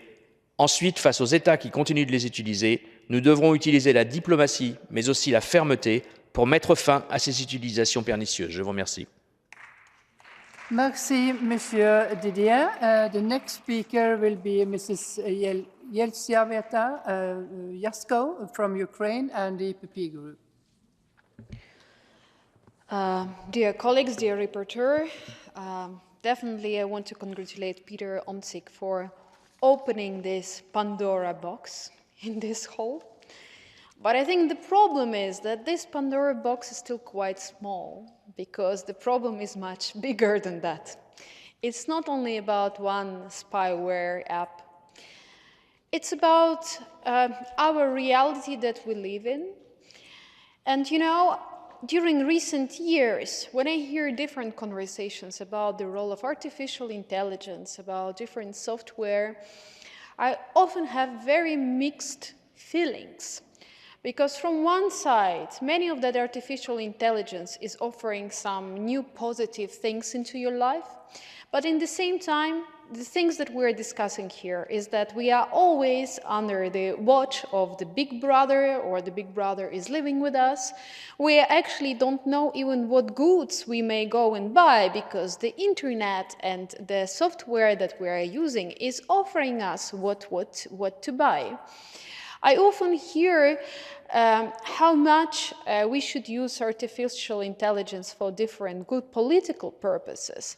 But in fact, if we look what happens not only in the intelligence that someone is watching us, but into our everyday lives and in our political societies, we will see that there is so much more polarizations in this society, there is so much more hatred, there is so much more violence, and in fact, the digital technologies are serving as the tools to promote that very often.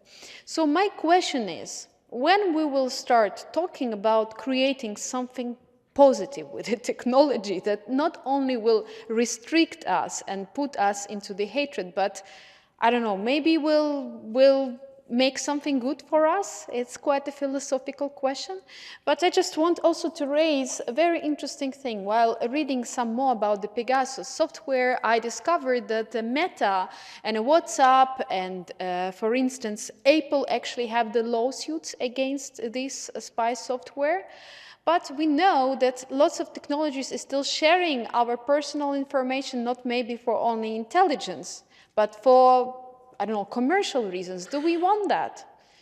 I'm sure that lots of policies are still in our hands, but we should not only just complain and say that the big brother is watching us, but actually we should be working to prevent these things to happen, not only for the intelligence and that software, but to create positive solutions for our policies in our countries and to solve the problems of polarization and hatred and the violence, because we have many problems, and it's only one of them that we just discussed now.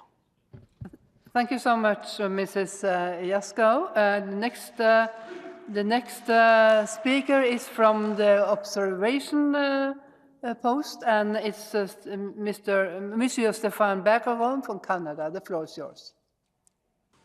Merci, Madame la Présidente. Chers collègues, dès 2019, le laboratoire interdisciplinaire Citizen Lab de l'Université de Toronto s'est penché sur des cas possibles d'infection d'appareils de communication par le logiciel espion Pegasus de fabrication israélienne.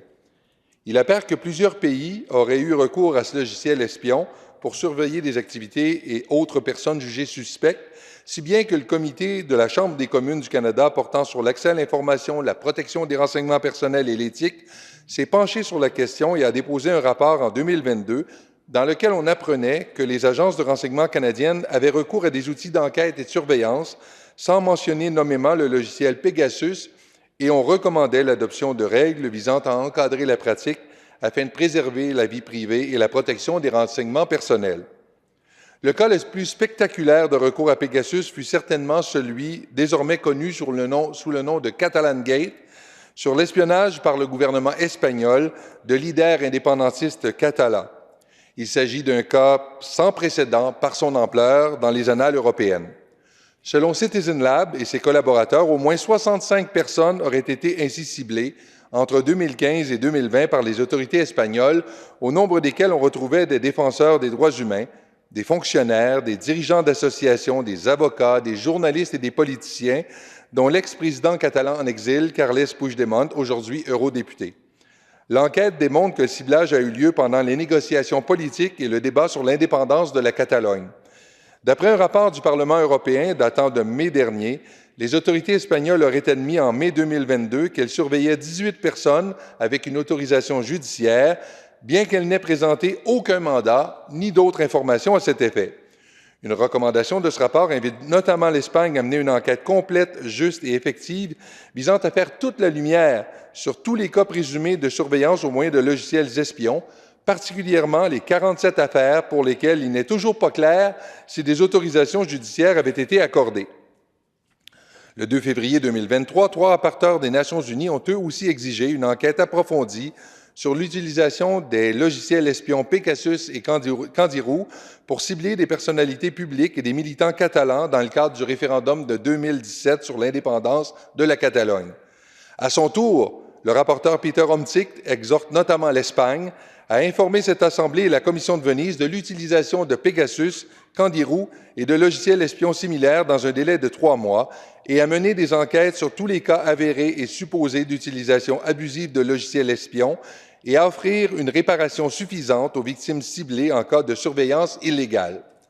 En tant qu'observateur assidu de la situation en Catalogne, j'ai hâte de voir si l'Espagne se conformera à ces différentes injonctions et, si tel devait être le cas, de connaître le résultat de ces enquêtes et la nature des réparations qui seraient offertes. Merci, Madame la Présidente.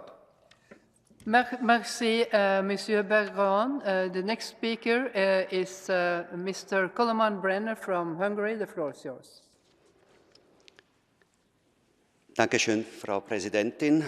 Sehr geehrte Kolleginnen und Kollegen, ich meine, die Diskussion bis jetzt zeigt uns allen, was für ein wichtiges Thema dieser Bericht, dieser exzellente Bericht behandelt. Einerseits möchte ich darauf hinweisen, dass ich aus einem Land komme, was einerseits betroffen ist von der Spyware Pegasus, und als konservativer Oppositionspolitiker beunruhigt mich die Tatsache sehr, dass laut Verdacht eben auch Journalisten oder aber auch wir, die Oppositionspolitiker, vielleicht durch diese Spyware dann überwacht worden sind. Wir glauben an einer bürgerlichen Demokratie. Dazu gehören die grundsätzlichen Freiheiten, die auch vom Europarat festgehalten worden sind. Dazu gehört auch, dass wir eine Privatsphäre haben dürfen in Europa. Dazu gehört auch, dass zu einer bürgerlichen Demokratie und zu fairen Wahlen gehört, dass nicht eine Partei zu Informationen kommt, was gewisse Vorteile mit sich bringt, und dass hier natürlich dann auch die Gewaltenteilung in Frage gestellt wird. Ich meine, dass natürlich die nationale Sicherheit manchmal in extremen Fällen, in meinen Augen, den Einsatz von dieser Software vielleicht ermöglicht. Aber ich betone, Das sind die extremsten Fälle. Und es kann nicht sein, dass in so großer Anzahl und ganz bedeutende, führende Politiker mit dieser Spyware in vielen Mitgliedstaaten der Europäischen Union überwacht worden sind. Schon diese Tatsache lässt bei mir die Alarmglocken schrillen, zumal ich aus einem Land komme und in einer kommunistischen Diktatur aufgewachsen bin, wo bis heute die Stasi-Akten nicht veröffentlicht wurden. Die Akten vom alten kommunistischen Sicherheitsdienst. Liebe Kolleginnen und Kollegen, ich habe hier den Film Das Leben der anderen anzuführen. Sehr häufig wurde von den geehrten Kolleginnen und Kollegen Orwell hier zitiert. Lassen Sie mich diesen herrlichen deutschen Film zitieren, Das Leben der anderen. Es ist wirklich eine große Gefahr, was hier auf uns zukommt. Und ja, ich bin auch mit den Vorrednerinnen und Vorrednern einverstanden, die meinen, dass natürlich die Globtech-Welt uns eingeholt hat, aber wir müssen diese Grundwerte achten und wir müssen das Monitoring-Verfahren fortsetzen. Ich bedanke mich für Ihre Aufmerksamkeit. Vielen Dank, Herr Brenner. The next and the last speaker is Mrs. Laura Castell from Spain and the United European Left. The floor is yours, Madam. Thank you, Chair. First, let me congratulate the Rapporteur and the Secretariat for this important and brave report. Last year, it was revealed that almost 70 Catalan citizens had been victims of permanent surveillance with Pegasus spyware for the last 5 years in an unprecedented attack on a democratic movement. The Spanish Secret Service acknowledged having spied 18 of them with judicial authorization, arguing that they wanted to investigate who was organizing demonstrations against the imprisonment of Catalan political prisoners. That was in 2019, but the first infection was detected 4 years before, and the government denied being aware to whom the secret services were spying on. So who gave the order? Many questions remain unresolved. Which are the legal provisions that allow the use of spyware on democratic forces? Why cannot the targeted victims have access to the data extracted from their personal devices? Why cannot the victims and lawyers have access to the judicial authorization of this surveillance?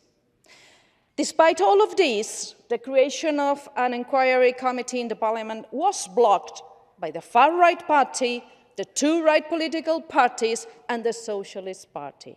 So no possibility to conduct parliamentary investigation on that. The German Constitutional Court recalled that a commission of inquiry performs a function of oversight, which, by its very nature, demands the disclosure of information even against the government's wishes, precisely for the detection of abuses, infringements of law, and clarify accountability. Moreover, the Official Secrets Committee of the Spanish Parliament is neither useful nor transparent, since its meetings are in camera and all its members are required to keep secrecy on the content. We should keep in mind that the Venice Commission has highlighted the need to monitor the security services to prevent them from developing a state-within-a-state mentality. Finally, the lack of judicial diligence towards the investigation of the Catalan case confirms that justice delayed is justice denied, as we have stuck this case in the courts with no investigation for half a year ago. To conclude, the Committee of Ministers stressed that where the cloak of secrecy is used to cover violations of human rights, not only have state authorities failed to live up to their duty to protect the rights of their citizens, but also democracy and rule of law are seriously in danger. So I encourage all of you to vote in favor of this important report and, of course, against the amendments. Thank you, colleagues, and thank you, the rapporteur. Thank you so much, Mrs. Castell. I will now interrupt the list of speakers. The speeches of members on the speakers list who have been presented during the debate but have not been able to speak may be given to the table office for publication in the official report. I remind colleagues that typewritten text must be submitted electronically no later than 4 hours after the list of speakers is interrupted. I call Mr. Omtzigt, rapporteur, to reply to the debate. You have 3 minutes, sir.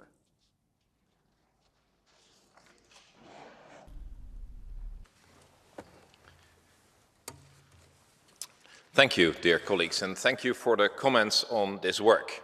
And also thank you for the cooperation. Let me start with Mr. Brenner, because that was the most interesting speech. Because he doesn't know whether he's been spied on.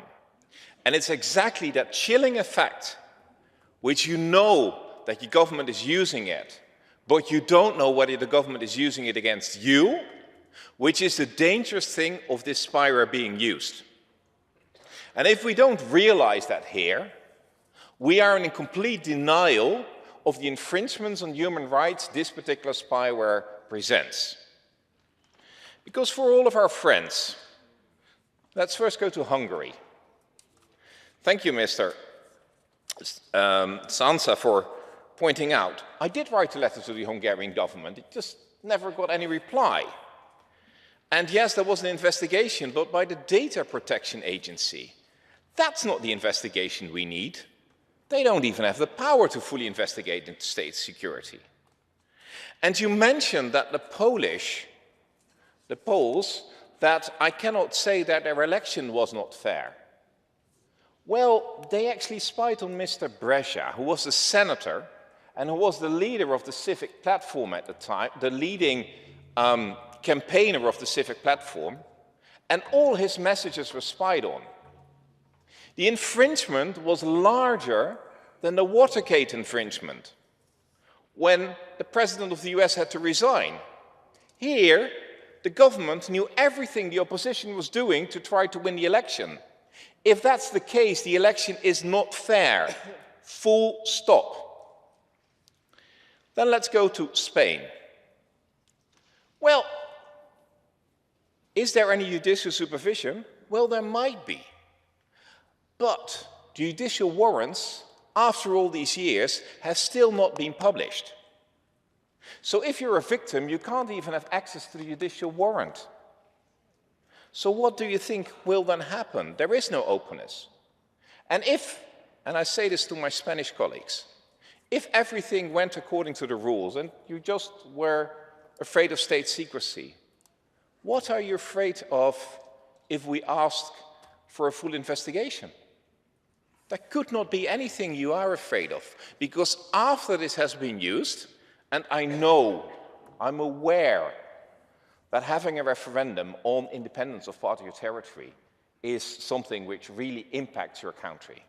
But after that has happened and after the episode has finished, you do a parliamentary inquiry to find out how people acted on both sides and how the state acts. And that's the last thing. For my Hungarian friend who said, the Council of Europe has nothing to do with it. The Council of Europe has everything to do with it. The Council of Europe has full competency on state security. And why does it have full competency? Because under the guise of state security, the most heinous ways of contraventions of the conventions have taken place. So that's why we need those investigations in those 5 countries. That's why we need this Venice Commission report. Thank you very much. Thank you so much, Mr. Omtzigt. Does the chair of the committee, Mr. Cottier, wish to speak? Yes, that's the case. Oui, Madame la Présidente, je vous remercie. Big Brother is maybe living with us, said someone of you, and actually this is scary. And that's what this report is all about. Nous sommes vraiment au cœur de l'activité de notre organisation, à savoir la défense des droits et des libertés fondamentales, et c'est le rôle essentiel du Conseil de l'Europe. Lors de la préparation de ce rapport, la Commission a tenu 2 auditions, l'une à Berne en 2022 avec un expert du Haut-Commissariat des Nations Unies aux droits de l'homme et un député européen, membre de la commission PEGA, et une autre audition à Paris en décembre de l'année dernière avec 3 victimes ciblées de logiciels Pegasus ou similaires, et notre rapporteur s'est par ailleurs entretenu avec d'autres victimes en dehors des auditions, et il a suivi de près le travail du Parlement européen à ce sujet. J'aimerais féliciter au nom de la Commission le rapporteur pour son excellent travail, qui est le résultat d'une activité, d'une analyse équilibrée et méticuleuse, dans un sujet qui, on l'a vu, n'est pas facile, qui demande, le mot a été dit par l'un d'entre vous, qui demande aussi du courage et de l'engagement. On a vu que c'était difficile dans ce débat, on l'a aussi vu en commission avec des discussions qui étaient parfois, disons, animées. Il y a un mois, la Commission a adopté le projet de résolution à une large majorité et le projet de recommandation à l'unanimité. Le travail ne se terminera pas ici, puisque cela a été dit, le rapporteur va ensuite s'adresser aux États pour leur demander de nous fournir des informations, les États membres, mais aussi des partenaires, le Maroc et Israël, et j'aimerais inviter les États à répondre à ces questions de manière à ce que nous puissions faire ce travail de suivi, notamment avec la Commission de Venise. Nous en appelons aussi au comité des ministres qui doit prendre ses responsabilités en la matière en préparant une recommandation spécifique sur le sujet, car la sécurité nationale et la surveillance secrète font partie des prérogatives souveraines de nos États, mais cela doit se faire dans tous les cas de manière qui est conforme aux principes, aux valeurs et aux conventions du Conseil de l'Europe, à commencer évidemment par la Convention européenne des droits de l'homme. Une dernière fois, merci au rapporteur pour ce travail qui a été qualifié par de nombreux d'entre vous d'excellent et d'équilibré, un travail qui est vraiment au cœur du travail de notre Assemblée et de notre institution, et merci une nouvelle fois au secrétariat pour son travail et son appui qui est toujours excellent pour les activités de la Commission. Je vous remercie. Merci, Monsieur Cottier. The debate is closed. The Committee on Legal Affairs and Human Rights has presented a draft resolution, its document 15825, to which 12 amendments have been tabled, and a draft recommendation, its document 15825, to which 2 amendments have been tabled.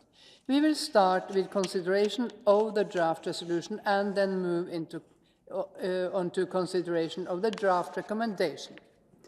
I understand that the chairpersons of the Committee on the Legal Affairs and Human Rights wishes to propose to the Assembly that Amendment 3 to the draft resolution, which was unanimously approved by the Committee, should be declared as agreed by the Assembly. Is it so, Monsieur Cottier?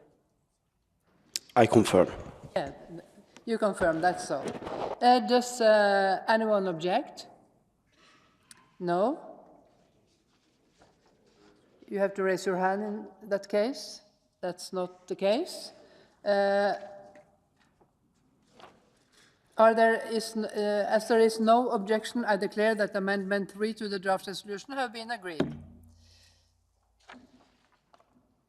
And there is an objection, so the amendment will be taken individually.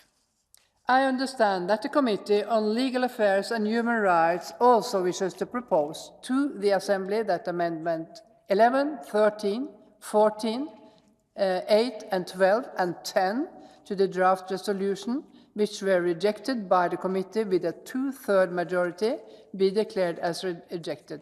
Is that so, Monsieur Cottier? Je peux confirmer, Madame la Présidente. Yeah, it is so. Is there any objections to this proposal? No, there is not. As nobody objects, Amendment 11, 13, 14, 8, 12, and 10 to the draft resolution are rejected. Please. No, I think we have gone through that. So. Page 14. Page 14.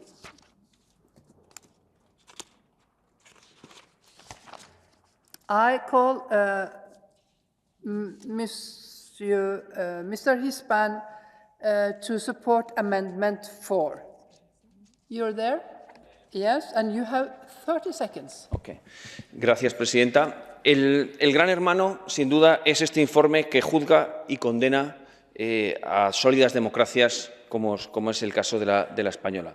En caso de la enmienda 4, lo que propongo es que son ellos, esas 65 personas que supuestamente acusan sin ningún tipo de pruebas que han sido espiados, los que dicen que han sido espiados. No hay ninguna resolución judicial, ni de los tribunales españoles, ni de la Corte Europea de Derechos Humanos. Muchas gracias. Thank you. Does anyone else? No. Does anyone else wish to support this amendment? It was obviously very clear, Mr. Hispan. Does anyone wish to speak? No. Against? Yeah. Speak against the amendment. The floor is yours, Mr. Omtzigt. Yes, well, this actually makes the problem clear. These people cannot get access to the documents from the courts, whether they have been spied on. So that's very, very problematic. And by the way, it was not just that they declared it themselves, it was also declared by a number of journalists and publications. Not all of them came forward. And this is exactly the same language in my report as which was used by the PEGA committee here in the European Parliament. So that's why I would recommend against this amendment. Thank you, Mr. Omtzigt. Was this the opinion of the committee? Mr. Cottier? Madame la Présidente, la Commission a soutenu cet amendement par une courte majorité. Small majority supported the amendment. I shall now put the amendment to the vote, and the vote is open.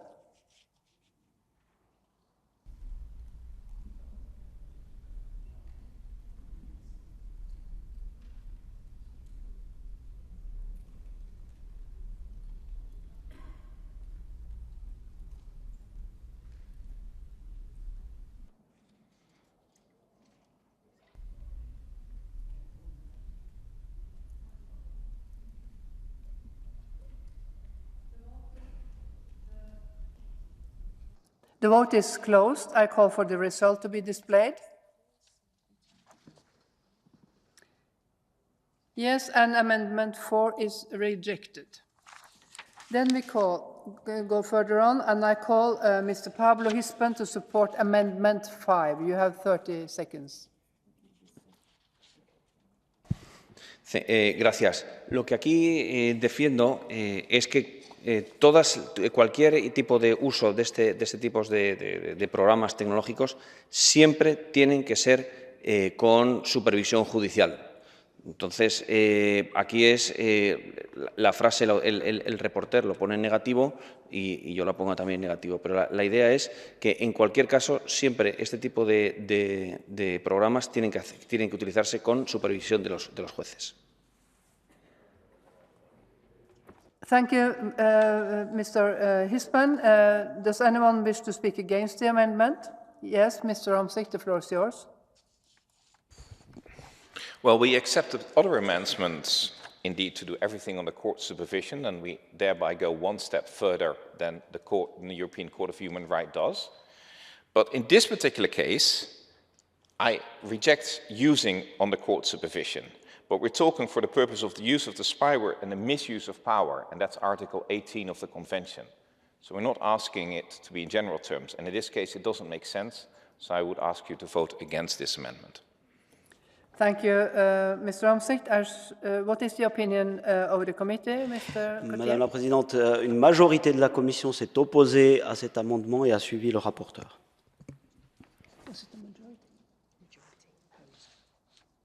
A majority supported, did I understand? No, against. A majority against. So I shall now put the amendment to the vote, and the vote is open.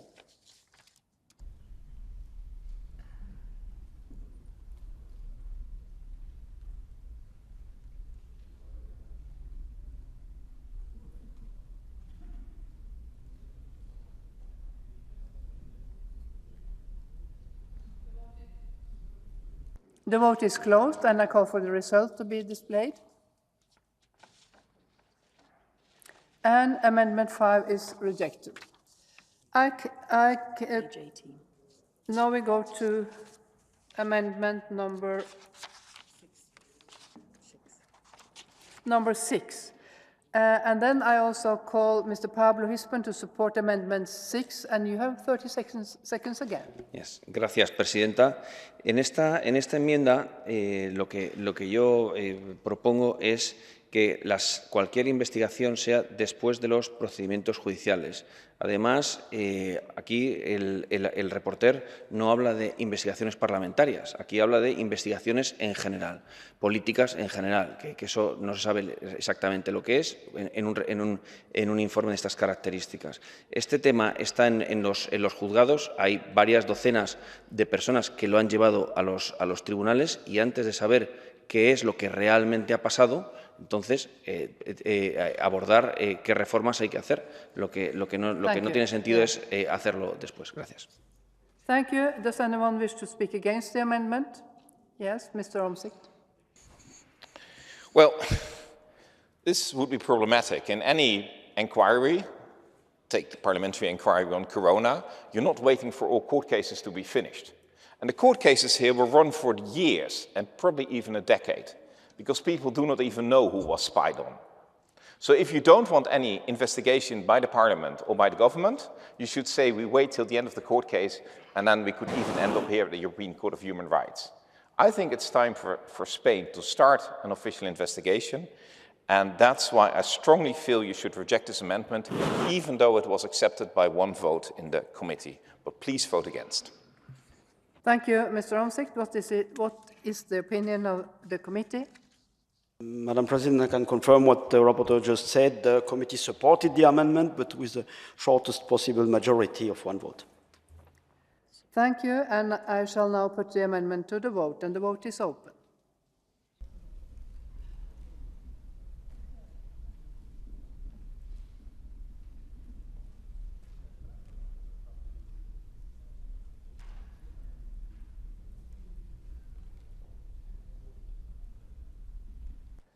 And the vote is closed. I call for the result to be displayed. And Amendment 6 is rejected. I call now again Mr. Pablo Hispan to support Amendment 7. Still 30 seconds. The floor is yours. En esta enmienda propongo eliminar el párrafo. España es un Estado de Derecho. España es firmante del convenio del Consejo de Europa. En España los tribunales funcionan y no hay agujeros negros, no hay vacíos. En España no hay lugares en los cuales un ciudadano individual no tenga derecho a ir a un tribunal y que ese tribunal responda y le acoja. Entonces, esa afirmación del ponente, pues propongo eliminarla. Thank you. Does anyone want to speak against the amendment? Yes, Mr. Omtzigt, the floor is yours. Well, it says that the people that should be targeted should have access to information. They do not have access to information in Spain. They don't even get the judicial warrant from which it was claimed that permission was given. So if you get that, if you don't get that, you don't get any information. So we ask this from all 5 governments which have been found, but we definitely ask it from Spain, so I definitely ask you to reject this amendment. Thank you, Mr. Omtzigt. The opinion of the committee? Madam President, a short majority of the committee was against this amendment. Thank you, and I shall now put the amendment to the vote, and the vote is open.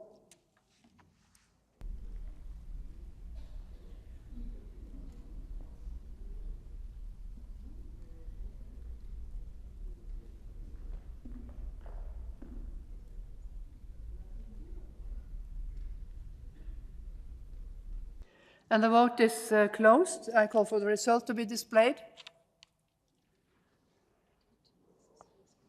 And the amendment is rejected. I once again call Mr. Pablo Hispan to support Amendment 9, and you have still 30 seconds. The floor is yours.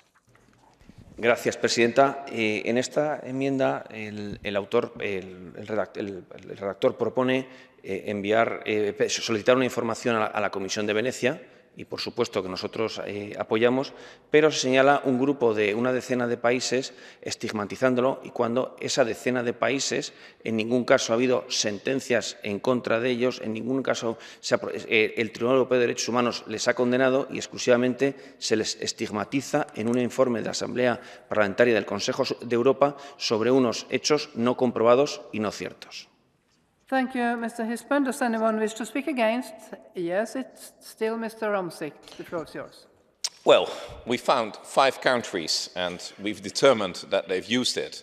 So when we ask the Venice Commission to write a report, we don't stigmatize any country. We just say, these are the 5 countries where we found Pegasus. Take them with priority. If you need any other ones, also do so. And for good measure, I've also added countries which are using Pegasus, but where we've not yet found any misuse. One of those countries is the Netherlands, it's my own country. And I'm not afraid of mentioning my own country to be taken a closer look at. So I'd really like you to reject this amendment. Thank you, Mr. Romsik. What is the opinion of the committee? Madam President, a clear majority of the committee was against this amendment. Clear majority against. The vote is open. I put the amendment to the vote, and the vote is open.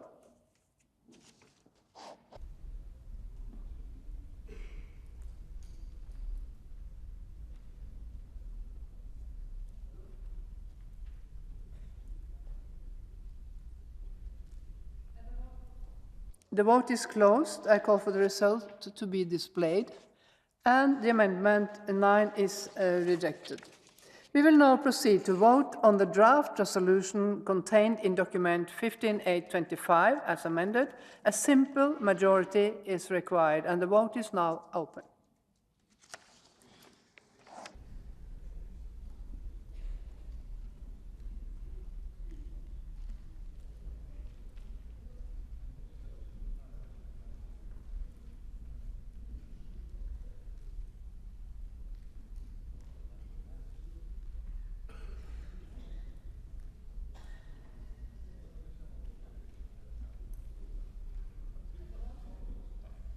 The vote is closed. I call for the result to be displayed. Yes, and the draft resolution in document 15825 is adopted. We will now consider the draft recommendation contained in document 15825, to which 2 amendments have been tabled. I understand that the chairperson of the Committee on Legal Affairs and Human Rights wishes to propose to the Assembly that Amendment 1 and 2 to the draft recommendation, which was unanimously approved by the committee, should be declared as agreed by the Assembly. Is that so, Mr. Courtier? It is so, Madam President. It is so. Thank you. Does anyone object? Then you have to raise your hand. I see no hand. As there is no objection, I declare that Amendment 1 and 2 to the draft recommendation have been agreed.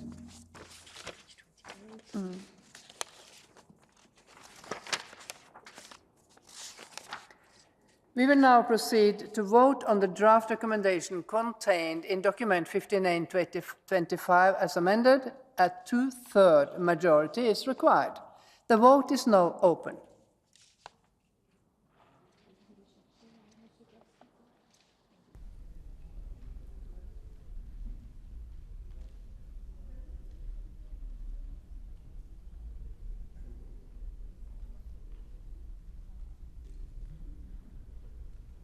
And the vote is closed. I call for the result to be displayed. And the draft recommendation in document 15825 as amended is adopted. Thank you.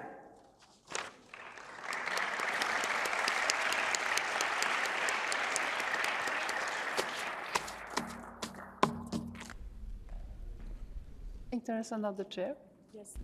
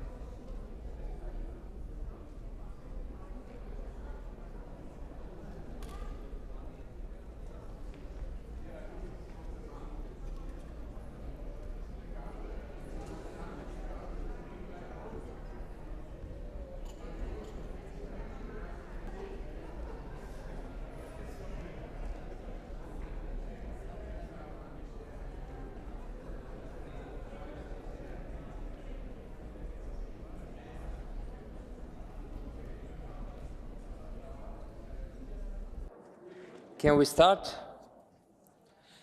The next item of the agenda is the debate on the report titled Preventing and Combating Violence Against Women with Disabilities, presented by Mrs. Beatriz Fresco-Rolfo on behalf of the Committee on Equality and Non-Discrimination.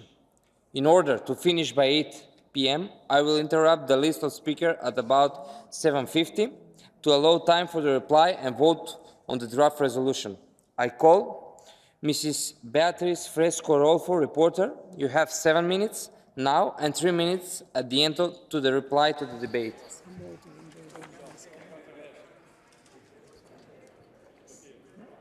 Please, wait 1 minute. Please sit on the chair.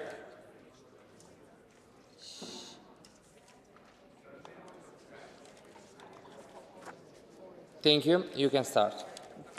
Merci, Monsieur le Président. Chers collègues, en liminaire, je souhaiterais vous indiquer que l'écriture de ce rapport fut avant toute chose de belles rencontres, puisque j'ai eu l'honneur de m'entretenir avec des femmes courageuses, déterminées et surtout inspirantes. J'ai aussi eu l'occasion d'échanger avec des porte-paroles d'associations, des travailleurs sociaux qui ont tous pu enrichir ce rapport par leurs témoignages, tous et toutes dévoués à une noble cause.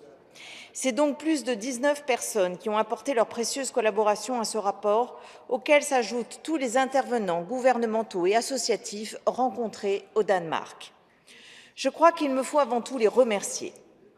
Les femmes en situation de handicap représentent une part non négligeable de la population, puisqu'une femme sur 5 est touchée par un handicap. Chers collègues, imaginez que votre fille ayant un handicap vive en institution et subisse des agressions sexuelles répétées sans pouvoir dénoncer les faits et de trouver de l'aide. Imaginez votre ami handicapé moteur qui subit la violence de son mari, ses paroles dénigrantes et se retrouve isolé, peu à peu, loin de sa famille et de ses proches. Je crois que nous ne pourrons jamais nous habituer à ce genre de situation. Ce rapport, c'est un peu la somme des difficultés de nos sociétés à se saisir de cette question. Il fut essentiellement entrepris et écrit pour rendre les femmes en situation de handicap visibles et reconnues comme des citoyennes à part entière, pouvant vivre leur vie et faire leurs choix en ayant les mêmes droits. Or, c'est souvent un monde de silence, avec des non-dits, les yeux se fermant pudiquement sur des situations inacceptables. Les violences contre ces femmes peuvent être physiques, psychologiques, sexuelles ou financières.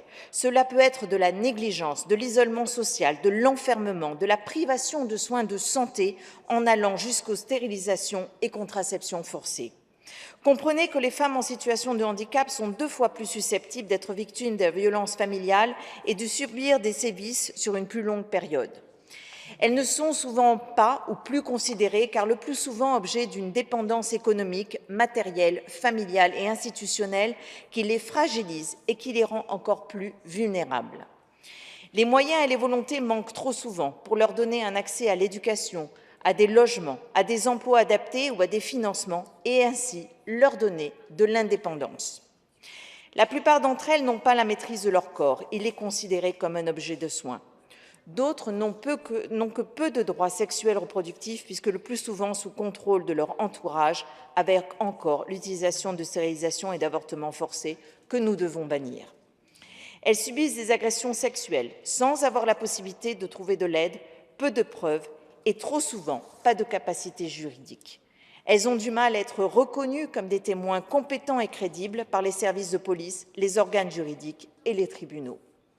À cela peut s'ajouter la peur pour les familles de perdre un soutien social ou encore une place dans une institution. Je ne passerai pas sous silence le fait que des femmes en situation de handicap soient aussi exploitées sexuellement et mariées sans leur consentement, et cela tout particulièrement en temps de conflit. Si aux critères handicap, vous rajoutiez un vieillissement, une origine sociale, ethnique, une langue, une religion, une orientation sexuelle, vous auriez le parfait cocktail explosif de l'intersectionnalité. Les violences et discriminations multiples ont des effets dévastateurs sur ces femmes. Il nous faut élaborer des programmes spécifiques et complets relatifs aux personnes en situation de handicap avec un focus sur les femmes qui ont à souffrir de cette intersectionnalité. La prévention et la lutte contre les violences faites aux femmes en situation de handicap doivent devenir une priorité politique. Soutenons ces femmes pour qu'elles puissent prendre leurs propres décisions. Nommons plus d'intervenants sociaux pour augmenter les visites de contrôle au sein des domiciles pour faire face à cette prévalence d'actes violents à la maison. Nommons des experts formés pour enquêter sur les violences sexuelles à leur encontre. Nommons des organismes chargés d'effectuer des contrôles dans les institutions quand la désinstitutionnalisation proposée par notre Assemblée lors d'une autre résolution n'a pu être possible. Formons nos polices au recueil de la parole et donnons-leur des moyens pour communiquer avec les victimes. Récoltons des données sur l'accessibilité des services administratifs. Veillons à ce que les services digitaux soient faciles d'utilisation pour toute personne ayant un handicap en mettant en place des formations spécifiques. Soutenons les aidants familiaux moralement et financièrement, surtout lorsque ceux-ci sont vieillissants. Enfin, donnons à ces femmes les moyens d'être indépendantes, premier pas vers leur sécurité. Je rajouterai à cela qu'aucun plan national, aucune politique publique ne devrait se faire sans la participation pleine et entière des représentants de personnes en situation de handicap et de leurs familles. Il doit faire partie non seulement des organes de consultation, mais aussi des organes de décision. Rien sur nous sans nous. Il faut que l'inclusion soit visible et concrète. Pour terminer, je souhaiterais citer Elisa Rojas, qui, lors de notre audition, s'est exprimée en disant « La société impose aux femmes en situation de handicap des conditions d'existence et des représentations qui les transforment en proies privilégiées et garantit l'impunité aux agresseurs. » Je vous remercie.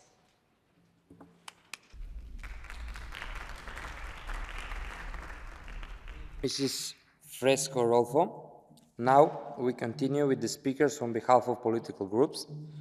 In the debate, I call first Mrs. Kovac Elvira from Serbia from EPP. You have 3 minutes. Thank you, distinguished chair, dear colleagues. First of all, I would like to congratulate Mrs. Rapporteur for this excellent report. She managed to emphasize the situation and formulated recommendations about what could be done. Unfortunately, there is a great deal of prejudice against people with disabilities in our societies. It is obvious that these people are among the most marginalized. They experience stigma, prejudice, and suffer many different forms of exclusion from society, unfortunately, violence as well. Therefore, it is obvious that all of the Council of Europe member states must work together to contribute to the change in the perception of persons with disabilities. But women with disabilities are not only largely absent from official statistics and surveys, they are even rarely disaggregated by gender, and data on gender rarely specifies disabilities. In that sense, are talking not just about the disability issue, but at the same time about gender equality. Like a gender, disability is socially constructed from biological reality. And from that point of view, for women with disabilities, an accessible society caused by physical, communicational, and attitudinal barriers creates exclusion and inequality. Similarly, for all women, social structures and power relations that frame not only laws and policies, but also the economy, social dynamics, family and community life create the same exclusion and inequality. In practice, unfortunately, access to rights for persons with disabilities is still inadequate. It is necessary to find practical solutions to their most serious and most common problems and to foster equality of opportunities.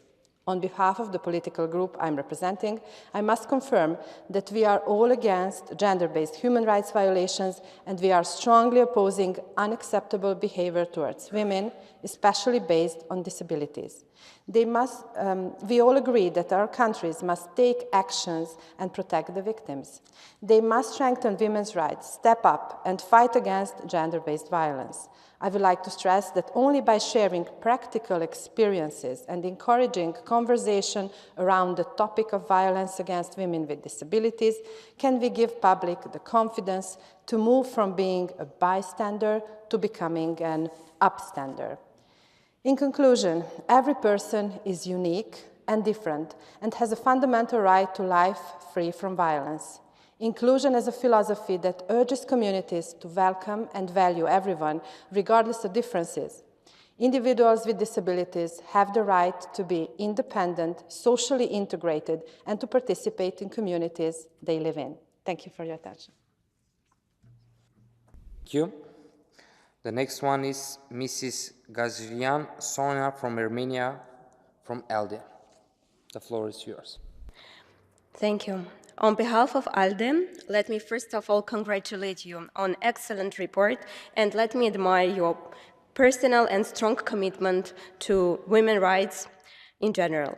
I would like to start on a positive note and state that with the ratification of United Nations Convention on Rights of Persons with Disability in many member states, we mark a really turning point in making inclusion and participation priorities.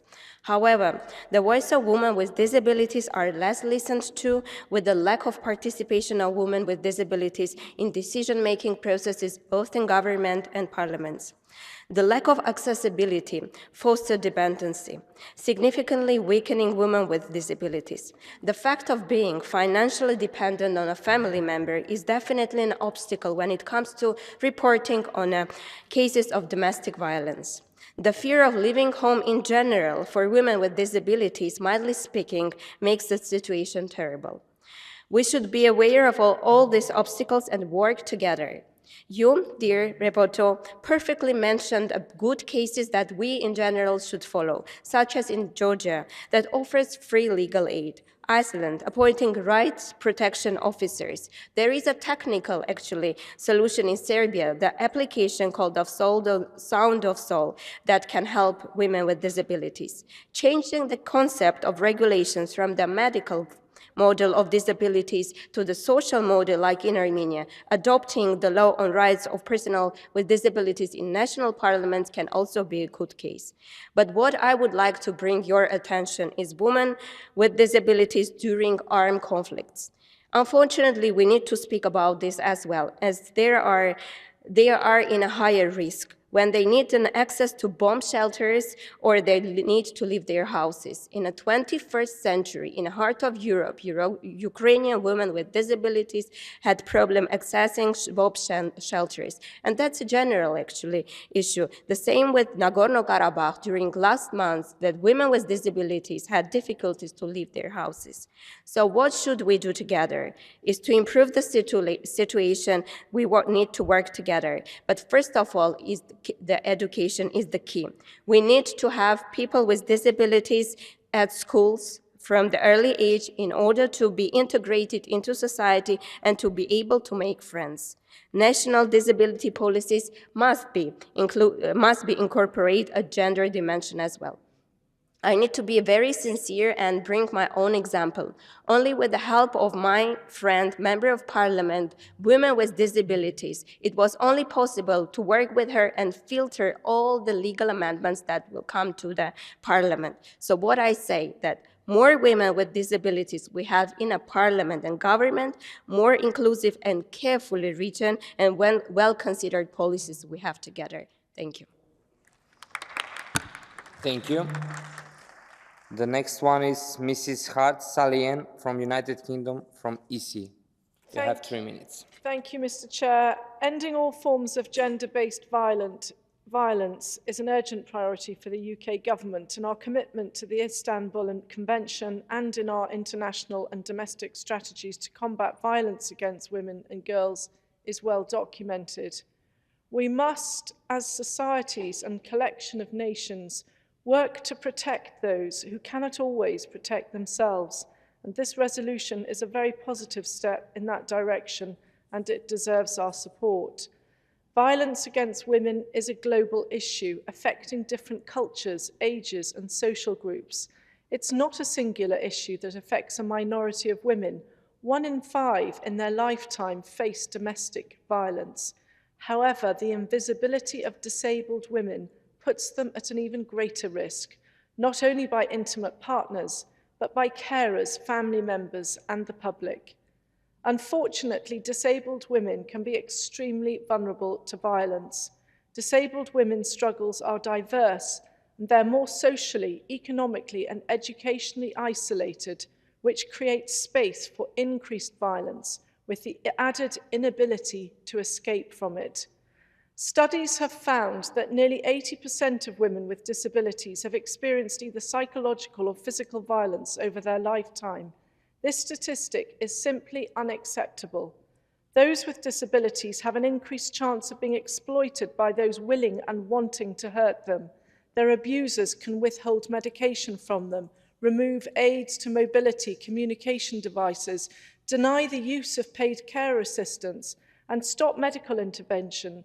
These abusive tactics make it harder for victims to escape. So accessing refuge or escaping is not easy for disabled women due to the reliance many have on those actually abusing them, often alongside the lack of outside support, including financial. Many disabled women have said that they feel a lack of support from adult or disabled services, mainly due to a lack of knowledge or understanding on how to deal with issues of violence within the disabled community. There's simply not enough discourse on violence towards disabled women. Support services and training for those working in the sector must be improved. Learning the signs of abuse that are less common and more specific to those with a disability is key. Some victims do not even have the cognitive ability sometimes to understand that they are actually being abused, and they need more support because they are especially vulnerable. We need better support systems. A study by the British Journal of Social Work asked disabled women where they felt the greatest issues needing reform were, and they stated that people need to be more informed, listen to disabled people more, and create more accessible domestic violence services for disabled women, and stop threatening institutionalisation of disabled women if no refuge space is available. If women do not feel that they can reach out due to a lack of support, they are far less likely to access it when they really need it. Thank you. The next one is Mrs. Tambach-Ternoy-Ini from France, from UIL. The floor is yours. You have 3 minutes. Merci, Monsieur le Président. Je veux d'abord remercier au nom de mon groupe Madame la rapporteure pour son excellent travail. C'est une contribution attendue quant aux conditions de vie des femmes en situation de handicap. Car être une femme dans nos sociétés, c'est déjà être plus exposée aux violences morales, physiques comme sexuelles. En France, par exemple, 82% des victimes d'homicide conjugal sont des femmes. Mais ce que montre très bien votre rapport, c'est que la situation s'aggrave encore pour les femmes en situation de handicap. Ainsi, selon le ministère de l'Égalité, en Espagne, 13,8% des femmes ont été exposées à des violences physiques ou sexuelles par l'un de leurs partenaires, et le chiffre s'élève à 20,7%, soit plus d'1 sur 5 pour les femmes en situation de handicap. Certains handicaps mentaux, cognitifs ou psychiques exposent particulièrement aux violences. Et ma conviction, à la lecture de votre rapport, c'est que nous sommes face à un enjeu grave, systémique, qu'il nous faut saisir dans son ensemble et que nous sommes seulement au début du chemin. La première clé, c'est l'autonomie. Dans la plupart de nos pays, l'accessibilité des bâtiments, des services, des logements, des emplois est loin d'être garantie. Et l'inclusion de toutes et tous est une véritable gageure de l'école à l'âge adulte. Or, lorsque vous êtes dépendante d'un proche ou d'une institution, il peut être difficile déjà d'avoir conscience d'être victime de violences, mais aussi de porter plainte, car il faut surmonter la peur de dénoncer la personne dont vous dépendez, la peur de ne pas être cru, la peur de quitter le domicile ou l'institution, la peur enfin de ne plus avoir accès aux soins qui vous sont nécessaires. D'autre part, aujourd'hui encore, 13 États membres de l'Union européenne autorisent diverses formes de stérilisation forcée au mépris de la Convention d'Istanbul. Et même dans d'autres pays, nous comprenons que le consentement à la stérilisation n'est pas systématiquement assuré, que l'accord éclairé de la femme n'est pas certain. La stérilisation est même parfois une condition d'accès à une institution. Nous ne pouvons, en tant que communauté humaine, accepter cette infantilisation, cette atteinte à la dignité des femmes et à leur droit fondamental sur leur corps. La résolution que vous proposez ouvre de nombreuses pistes que nous soutenons. Ainsi, pour prévenir les violences, la déconjugalisation de l'aide aux personnes en situation de handicap est cruciale. En France, elle a été enfin actée l'an dernier, ce que ma famille politique demandait depuis des années, car elle sort les femmes en situation de handicap de la dépendance financière. J'ajoute qu'il faudrait que les différents gouvernements alignent aussi cette aide sur le salaire minimum en vigueur pour assurer un niveau de vie digne. Et quant à la prise en charge et l'accompagnement des victimes, l'exemple de la Maison des femmes évoqué dans le rapport est intéressant et invite à réfléchir à la création de structures spéciales pour l'accueil des femmes en situation de handicap dont la vie est en danger, pour leur permettre de quitter leur domicile ou leur hébergement spécialisé et d'être en sécurité. Mais d'une manière générale, c'est l'accessibilité et l'inclusion à tous les niveaux qui doivent connaître des avancées majeures dans nos pays respectifs. Et nous devons tous agir pour faire progresser la désinstitutionnalisation, comme le recommande l'ONU. L'horizon qui doit être le nôtre est parfaitement résumé par Madame Ana Pérez Narváez, que vous citez. On a le droit de vivre et d'être inclus dans la société, quel qu'en soit le coût. À nous tous, chers collègues, d'en faire une priorité, ensemble et sans relâche. Je vous remercie. Thank you. The next one is Mrs. Grigorian Hrispem from Armenia from the Group of Socialists. You have 3 minutes. Thank you, Mr. Chair. On behalf of the Socialist Group, I want to recognize the excellent, extensive work of the rapporteur, Ms. Beatriz Fresco-Rolfo, towards first, raising awareness, and second, calling for action on the issue of this debate. The very theme of this report is highly complicated and sensitive. As very rightfully stated in the report, women with disabilities are under disproportionate risk of discrimination. Moreover, they are under the risk of multiple discrimination and even more intersectional discrimination as women with disabilities having an affiliation to this or that minority group, for instance. If we add to these factors such as conflict situations, they even further aggregate the risks of violence against women with disabilities. The report presents the case of Ukraine, where the majority of residents in institutions are women and girls with disabilities. Another very fresh example is a huge group of disabled persons, 9,000 of them, having been subject to forced displacement from Nagorno-Karabakh, among them very many women, including many elderly women. Preventing and combating any issue requires knowledge and data about it. So one of the essential points is the need to have relevant disaggregated data, disability-sensitive data, in order to understand the specificities, the scale, structure of the issue in a given society to make it possible to efficiently combat against it.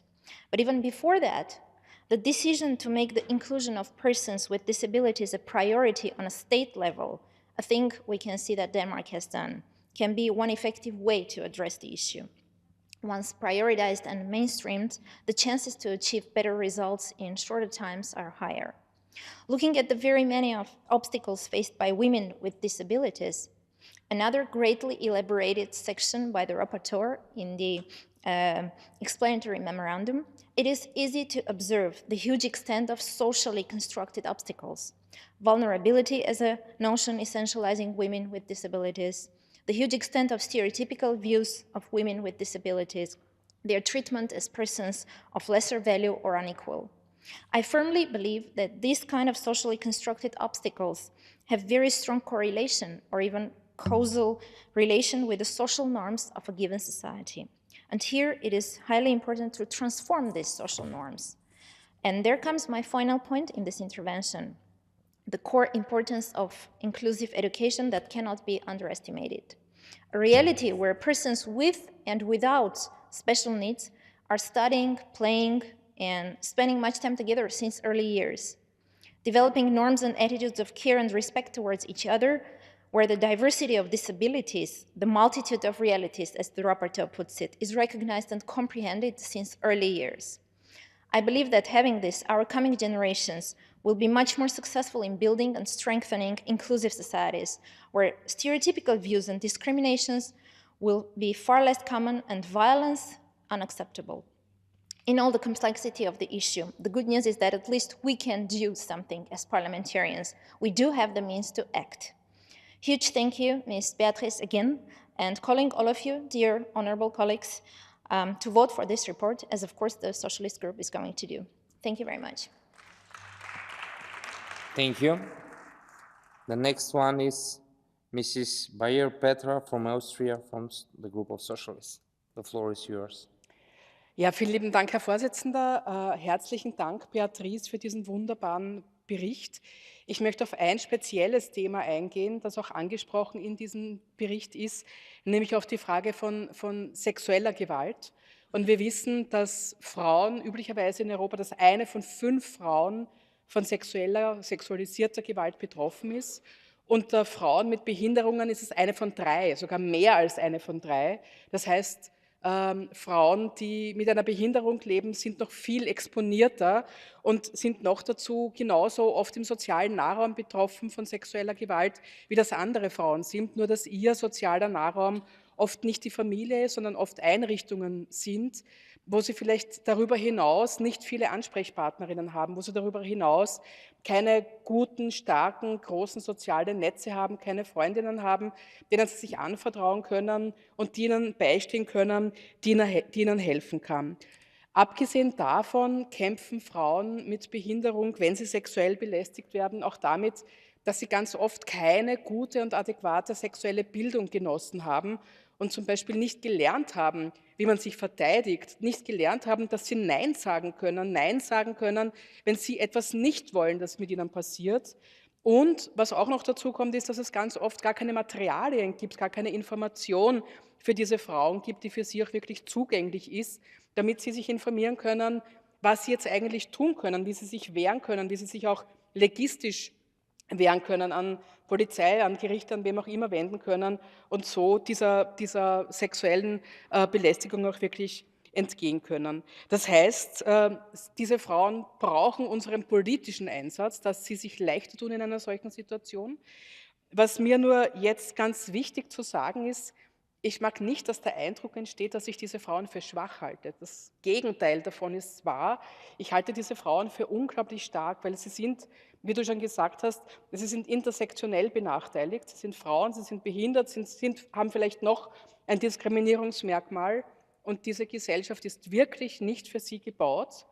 Aber ich finde, wir können viel von ihnen lernen, von ihrer Stärke, von ihrer Flexibilität mit dieser Gesellschaft, die so überhaupt nicht für sie gemacht ist, auch wirklich umzugehen letztendlich. Ich glaube, wir können sogar lernen, eine Gesellschaft zu bauen und zu ändern, die für diese Frauen verständlich, offen und bereit ist und auch ihnen ein gutes Leben ermöglicht. Vielen Dank für den guten Report, liebe Beatrice.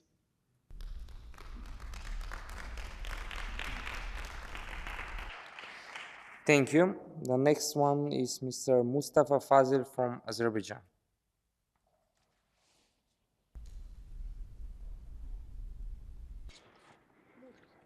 Dear colleagues, violence against women with disabilities is a prevalent, serious, and preventable violation of human rights. Changing the landscape shows how intellectually and ableism intersect to drive higher rates of violence against women with disabilities. Ableism is when people without disabilities are privileged and people with disabilities are disadvantaged and excluded because of social standards about who is worthy or normal.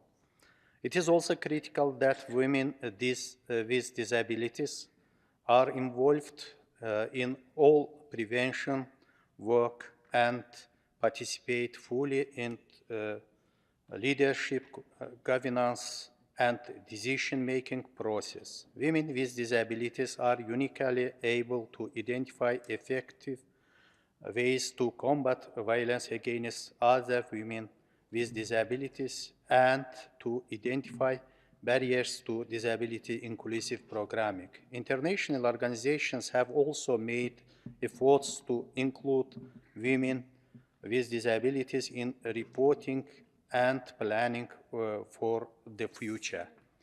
Azerbaijan has taken main approach to include disability in policy development. Many advocacy groups whose primary focus is not on advancing disability rights have similarly integrated disability advocacy in their work. All states shall provide equal opportunities to persons with disabilities to participate in all spheres of society without discrimination, based on the sign of disability to create the necessary conditions for them to lead a life according to their individual abilities and interests, to eliminate or reduce the risk that cause disability, provides rehabilitation and comprehensive development of persons with disabilities. The state ensures that persons with disabilities are not subjected to torture and other cruel, inhuman, or degrading treatment and punishments. Their practice from all forms of exploitation, violence, and insults at their place of residence and the inviolability of their private life. Thank you for attention. Thank you. The next one is Mrs. Bartos Monica from Hungary. You have the floor. Mr. Chair, thank you for the floor. Microphone, please. Yes. Thank you. Mr. Chair, thank you for the floor, and thank you very much for the rapporteur for bringing this important topic to us. Women and girls with disabilities account for 16% of the female population in the European Union and 60% of the 100 million disabled population. Data show that these women are 2-5 times more likely to be victims of violence than other women and girls. In the European Union, 34% of women with health problems or disabilities have experienced physical or sexual violence from their partners during their lifetime. Such acts of violence include domestic and institutional violence, forced sterilization, contraception and abortion, harassment, including sexual harassment. In Hungary, the number of women with disabilities can be estimated at 400,000–500,000.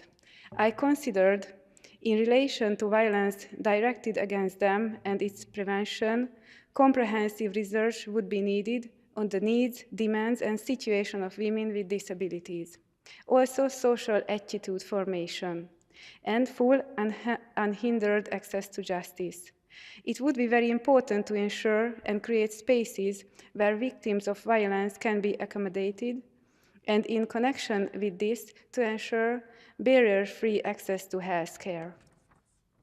Becoming a victim means both material and emotional, spiritual, and often mental harm. The task of the state victim assistance system is to create conditions in which victims can access help in a greater proportion without necessarily having to initiate official proceedings, exposing the victim to fear, secondary victimization, or the sense of shame, which we always emphasize the perpetrator should feel, not the victim. In Hungary, victim support centers operate. The state provides persons with disabilities with adaptations appropriate to the procedure, age, and physical and mental condition. In order to take the needs of victims into greater considerations, it makes the assessment of individual needs mandatory. It avoids the office atmosphere, so victims can experience a more confidential and relaxed atmosphere. Emotional support from psychologists is available. We strive to cooperate with as many organizations as possible in relation to the victims. The Ministry of Justice has now nearly 140 cooperating partners. One of our most important partners is the police. But there is still work to do. Our goal is to expand the victim support centers into a national network. Last but not least, I thank my fellow representatives for the valuable thoughts expressed and the rapporteur for the important work she has done. Thank you for your kind attention. Thank you. The next one is Mrs. Erotokritou Christiana from Cyprus. You have the floor.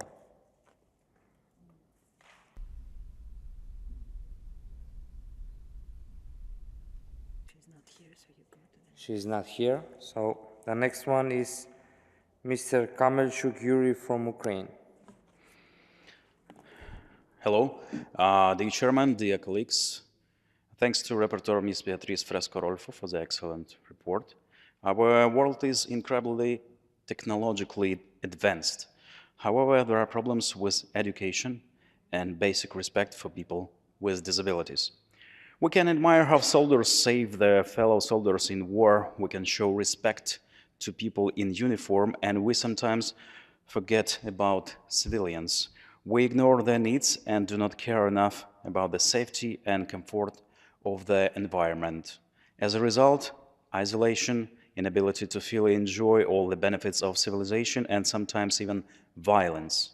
The reason is insufficient attention of governments to these problems in education, and insufficient awareness of people with disabilities regarding their rights and opportunities to be full members of society. We must ensure access to education, employment, and culture by investing in accessibility and promoting their participation in economic, cultural, political, and public life, and by supporting, in particular, the empowerment of women with disabilities. We must educate health and social workers, law enforcement officials, courts, and authorities about the rights, dignity, independence, and needs of women with disabilities.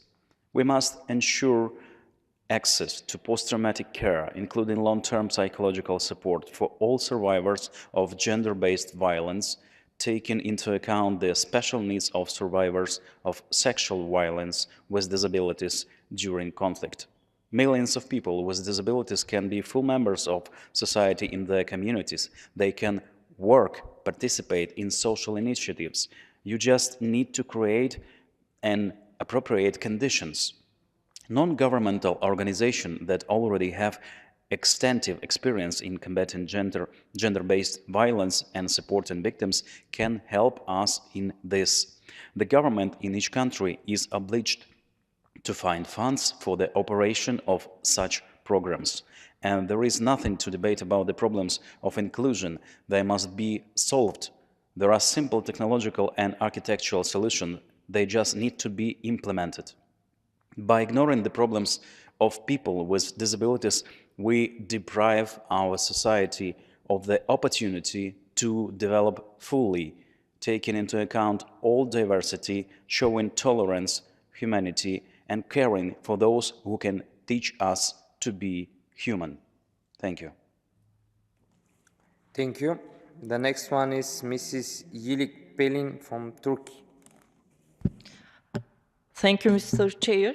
Dear colleagues, firstly, I would like to congratulate the rapporteur for her work on this sensitive issue, which holds importance for me as a female politician who is focused on the rights of women, disabled, and especially women with disabilities. Gender-based violence against women is a serious violation of human rights and life-threatening health and protection issue. It is rooted in gender inequality and the abuse of power, and unfortunately women with disabilities are more likely to experience domestic violence, emotional abuse, and sexual women who are becoming disabled, unfortunately, somewhere in Israel, somewhere in Ukraine, somewhere else in the world. We hope that Nagorno-Karabakh armed conflict will be finalized with peace settlement, and all civilians across the globe will stop this suffering. But statistically, the highest number of sufferers are among women and girls. And indeed, Madam Fresco-Rolfo, in her report, addresses the suggestions to pay attention to very concrete steps to ensure inclusion, to ensure accessibility to those disabled, which were taken off in terms of education, because propaganda also takes part in the education processes, and this accessibility to it is quite essential.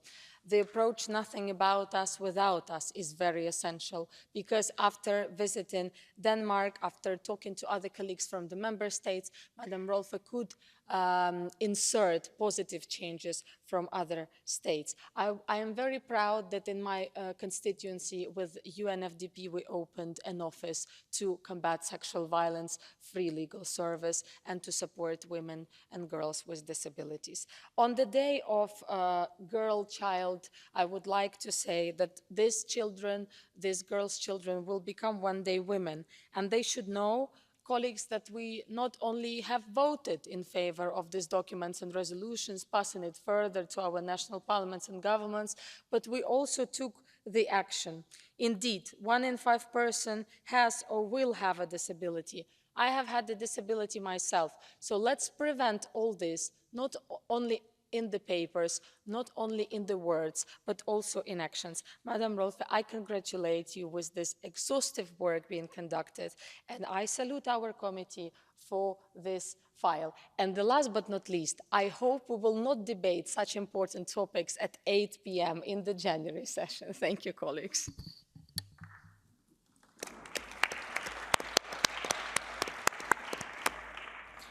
Thank you. The Committee on Equality and Non-Discrimination has presented a draft resolution to which 4 amendments have been tabled.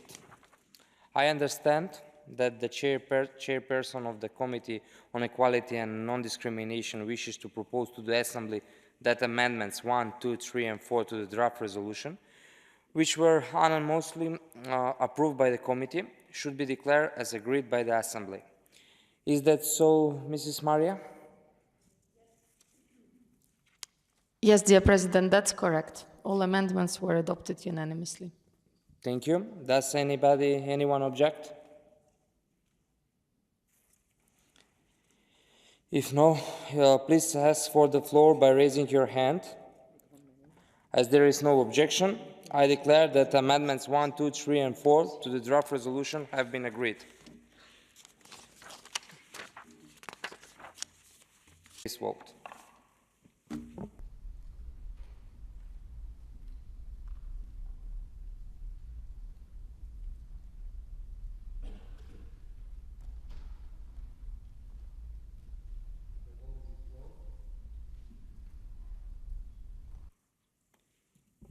The vote is closed. I call for the results to be displayed.